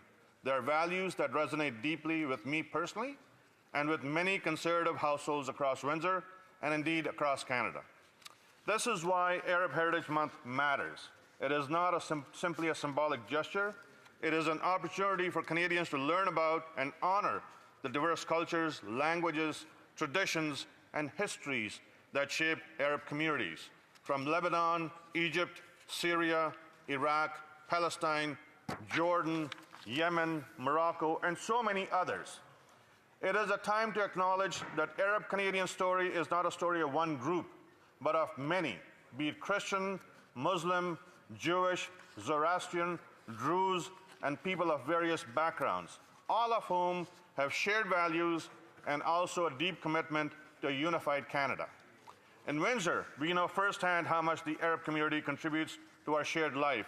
Walk through our neighborhoods, visit our restaurants and shops, speak to our local business owners, or visit our hospitals. You will find this community serving, healing, building, teaching, and leading. Their fingerprints are everywhere in the best possible way. And so, to the Arab community of Windsor, Essex, and across Canada, I want to say thank you. Thank you for your leadership, your generosity, your resilience, and your commitment to building a stronger Canada for all of us. Your story is part of Windsor's story and part of Canada's story. Our country is better because of you. As someone who celebrates April as Sikh Heritage Month, it is truly meaningful to stand here and say that I look forward to celebrating Arab Heritage Month alongside my Canadian friends of Arabic heritage. April can be a month of shared pride where our communities celebrate together, honor each other, and look ahead to a future built on friendship and mutual respect under one Canadian flag. Mr. Speaker, I'm proud to support this bill. Let us make April a time to celebrate the Arab community, a community that has given Canada so much and continues to inspire us every day. Thank you very much. Resuming debate. Please du débat. The Honourable Parliamentary Secretary to the Government House Leader. Yes, thank you, Mr. Speaker. Let me join my colleagues in terms of supporting what I believe is just a wonderful piece of legislation. The member from York South, Western Etobicoke, has done all of us a favour by working with the Senate to be able to present this bill. I think it's really important to recognize when you think of Canada and our people of Arab heritage, you're probably talking somewhere in the neighborhood of just over 1 million people, I believe it is. And there's certain areas of Canada that the community has really grown and developed in a very strong and tangible way. I would say that it's virtually across the nation. But I think of communities like Southern Ontario. I think of Edmonton as a community with a very strong area. I think the province of Ontario and the province of Quebec, both provinces. But Manitoba also has. And that's why I genuinely appreciated my friend and colleague when he made reference to Albert Eltassi. I've gotten to know Albert Eltassi over the years, and he is someone that I always thought would have been a great lieutenant governor for the province of Manitoba, quite frankly, Mr. Speaker. And he's just an outstanding Canadian of Arab heritage. And he was very happy to share that with me and many others. I think of, Canada's so rich in diversity. We really and truly are. When I talk about whether it's the Arab community, or other communities, I talk about how Canada is in a better position than virtually any other country in the world because of our diversity. And when I think in terms of where it is and how we ultimately move forward, I disagree with how the United States handles multiculturalism, if I can put it that way. And I'm so proud of the way in which we deal with it. And that's why when I look at the celebration of a Heritage Month, I see a lot of good in that, Mr. Speaker, because it does provide opportunities. Opportunities for individuals from the Arab community or of Arab heritage that live in Canada and call Canada home today to celebrate a part of their identity and their ancestors and so forth. That's one way of looking at it. But there's also what I would suggest to you, even a bigger way, and that is using Heritage Month as an educational tool, Mr. Speaker. I really believe, back in the late 80s, early 90s, I used to be quite involved in terms of tourism in the province of Manitoba and immigration and so forth. And I saw the value when it comes to combating racism, for example. The real value of education is there. It's tangible. It's real. And when you think of education that takes place in our classrooms, if you think about it, we pass this legislation every April. Every school in the country has an opportunity to recognize Arab Heritage Month and to do something with respect to that, Mr. Speaker. So where there's an interest, where there's someone, whether it's on the parent council, whether it's a teacher, whether it's a child from Lebanon, or his parents born in Lebanon and immigrated to Canada, whether it's recently or someone that's been here for generations. Recognizing how people of Arab background or heritage can share that and help educate through providing a program, a celebration, or whatever it might be in that school environment, I think is good for all of us. you also see events that can be planned in the workforce. There are many workforce, large companies that appreciate the diversity that Canada has to offer. We heard about numerous members, whether it's athletes, our healthcare professionals, entrepreneurs, you name it. Every aspect of our society, you will find prominent Canadians of Arab heritage, Mr. Speaker. Every aspect of our society. And I would suggest to you that at the end of the day, that we all benefit when whether it's in that work environment, whether it's in the community environment, at a community center, or it's in our classrooms, when we can we have the opportunity to enhance knowledge and celebrate our heritage. I see that as a very positive thing. Hear, hear. When you think in terms of Canada, our heritage is evolving every day. And what gives us our strength is when we recognize, whether it's the First Nations, Indigenous people in general, to people from France, England, and all the way through the world, you will see that that is what ultimately, creates and provides us a sense of identity. And that identity is rooted in who we are as a nation and the values that we have. Hear, hear. And when I think of Canadian values, I think of things like human rights.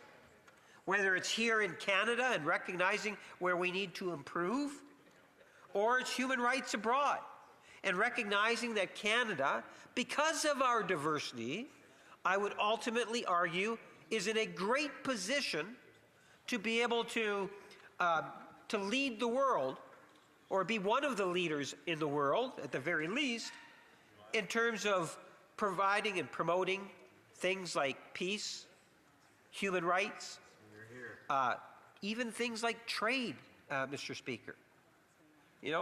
We have the Prime Minister that has traveled to the Middle East, that has said that we want to see more trade. We have a natural asset here in Winnipeg. Whether it's the introducer of the legislation saying that, look, connections that are on the continent of Africa, or it's members that have strong connections in the Middle East, whether it's those business leaders or entrepreneurs that I referenced, Mr. Speaker, using our diversity to enhance, whether it's peace missions, trade missions, goodwill, or just providing a contribution to the bigger picture. In Winnipeg, we're blessed in the sense that we have every summer 2 weeks of Folkorama. And Folkorama is a way in which you can celebrate the world by attending the many different pavilions that are there, Mr. Speaker. So if you wanted to get an appreciation of our diversity, I would suggest that during the summer months, that you might want to consider coming to the city of Winnipeg and really get an exposure of the world and just how diverse and wonderful Canada is. There is a lot of issues, or a number of issues, that we have to overcome as a nation, Mr. Speaker.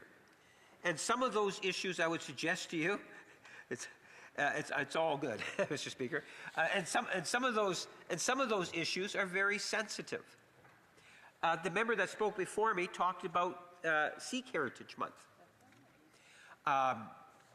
We, as a legislature, have deemed it in Canada's best interest to recognize, whether it's days, weeks, and in this case, months, as a way to be able to celebrate, and I would always add the word educate, Mr. Speaker, as a way to be able to deal with some of those sensitive issues. Because whether we like it or not, there is racism that is out there. There are some aspects that we need to work on in the promotion of tolerance. So whether, I've spoken on the Sikh Heritage, I've spoken on the Philippine Heritage Month. I know that we've had other members bring other communities to talk about the importance of celebration. And for me, I believe in all of those celebrations, in recognizing what people have to offer.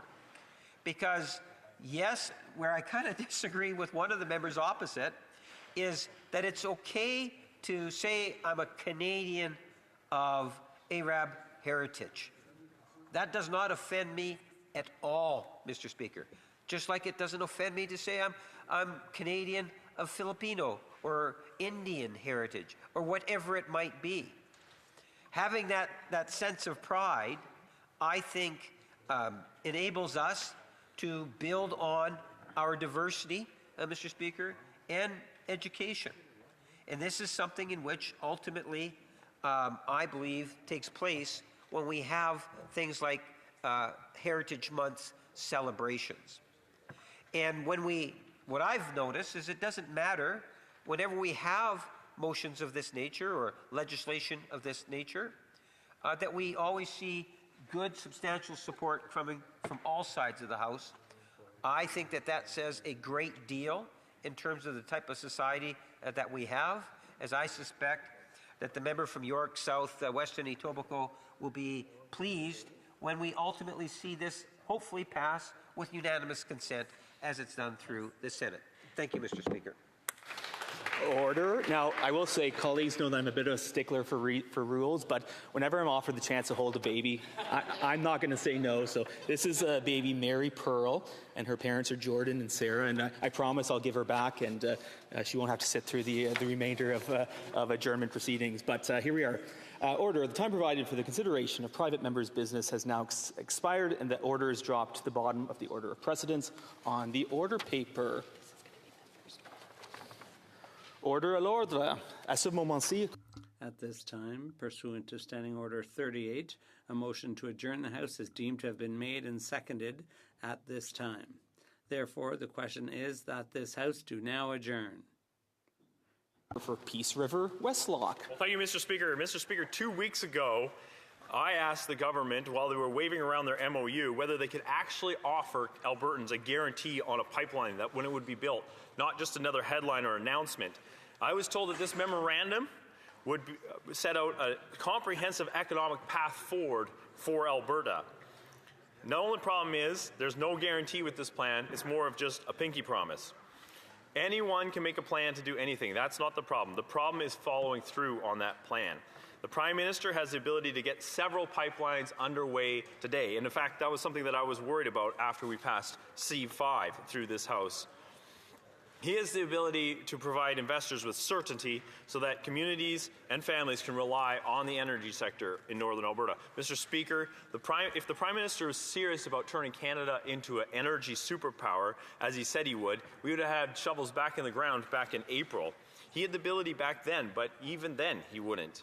Why is that, Mr. Speaker? Because the government's not serious about Canadian oil and gas. Really, the Prime Minister doesn't actually need to do anything. He just needs to repeal C-48, C-69, and Canadians would build Canada. Pipelines would get built here in Canada. These are the No More Pipelines bills. Now, what's interesting, Mr. Speaker, C-48 is a bill that's a shipping ban. It's not a tanker ban, it's a shipping ban. It is illegal to take oil and gas, oil off of the shore of Canada and put it on a boat. That's what's illegal with C-48. It's not at all about tankers traveling through the inside passage or traveling along the Canadian coast on the west coast. It is about preventing Canadian oil and gas from getting on a tanker. That is why we call it a shipping ban. This agreement, Mr. Speaker, we recently had a vote on it, and the Prime Minister can't get his anti-energy, keep it in the ground caucus to agree to getting pipelines built. But Conservatives, we actually want to succeed. We want to get Canadian families and investors the chance to have certainty from our government. So just yesterday we put forward a bill or a motion calling on the government to vote on its plan and this memorandum. We thought that this would be an effective way to make sure that the Prime Minister lives up to his words, and so we used the text right out of this comprehensive plan and included amendments proposed by the government itself. And if the government was serious about energy and pipelines, or at least their own promises, you would think, Mr. Speaker, you would think that they would have no problem voting for their own words right here in this place. But that's not what happened, Mr. Speaker. Nope. Even members from Alberta that sit in the Liberal caucus were not able to vote for this. Why, Mr. Speaker? I don't know. But the Prime Minister couldn't convince his entire caucus and wouldn't even let members from Alberta vote for a pipeline right here in Canada. So when the government votes against its own energy agreement, it sends a clear message to Canadians. Canadian energy jobs are secondary to partisan considerations, and the Prime Minister can't have it both ways, Mr. Speaker. He cannot claim to support Alberta's economy and energy workers and at the same time block the infrastructure needed to make our economy thrive. The honourable members from Calgary Confederation and Edmonton Centre will certainly have to explain to their constituents why they voted against Albertan jobs, the Alberta economy, the Alberta growth, the Alberta investment, and why they voted against Albertans. Mr. Speaker, the point of this is certainty. Why? Because when pipelines are delayed or uncertain, investment goes elsewhere. We've seen this over and over again with the Carmen Creek project, which was cancelled in northern Alberta. Weeks later, the same company, Shell, announced a project in Kazakhstan. We have seen this time and time again. We've seen where the Northern Gateway pipeline was canceled, and they went out and built a pipeline in the United States. Mr. Speaker, why does this government continually vote against Alberta? The Honourable Parliamentary Secretary, the Minister of Energy and Natural Resources. Thank you, Mr. Speaker, and I thank the Honourable Member for his question. Canada's in a trade war, one we did not ask for, but one which we must win. In a moment like this, we need to be united and focus on building our country up. We should not be playing partisan conservative games. Canadians expect more from this House, and we're delivering for Canadians. That is why the federal government and Premier Smith sign and support the full Memorandum of Understanding. The Conservative motion yesterday cherry-picked parts of the MOU, ignore crucial parts of the agreement in an attempt to score cheap political points. That's right. I encourage the Conservative member to read the entire MOU. The Conservative excluded from their motion that Alberta signed up to increase its industrial carbon price from a current effective price of around $25 to a minimum of $130. A report from Clean Prosperity says this measure could unlock over $90 billion of investment in clean energy and clean technology. The Conservative also excluded the Pathways project from their motion, a crucial carbon capture and storage project representing over, what? $16 billion of investment in Alberta's clean technology sector, which is expected to create over, what?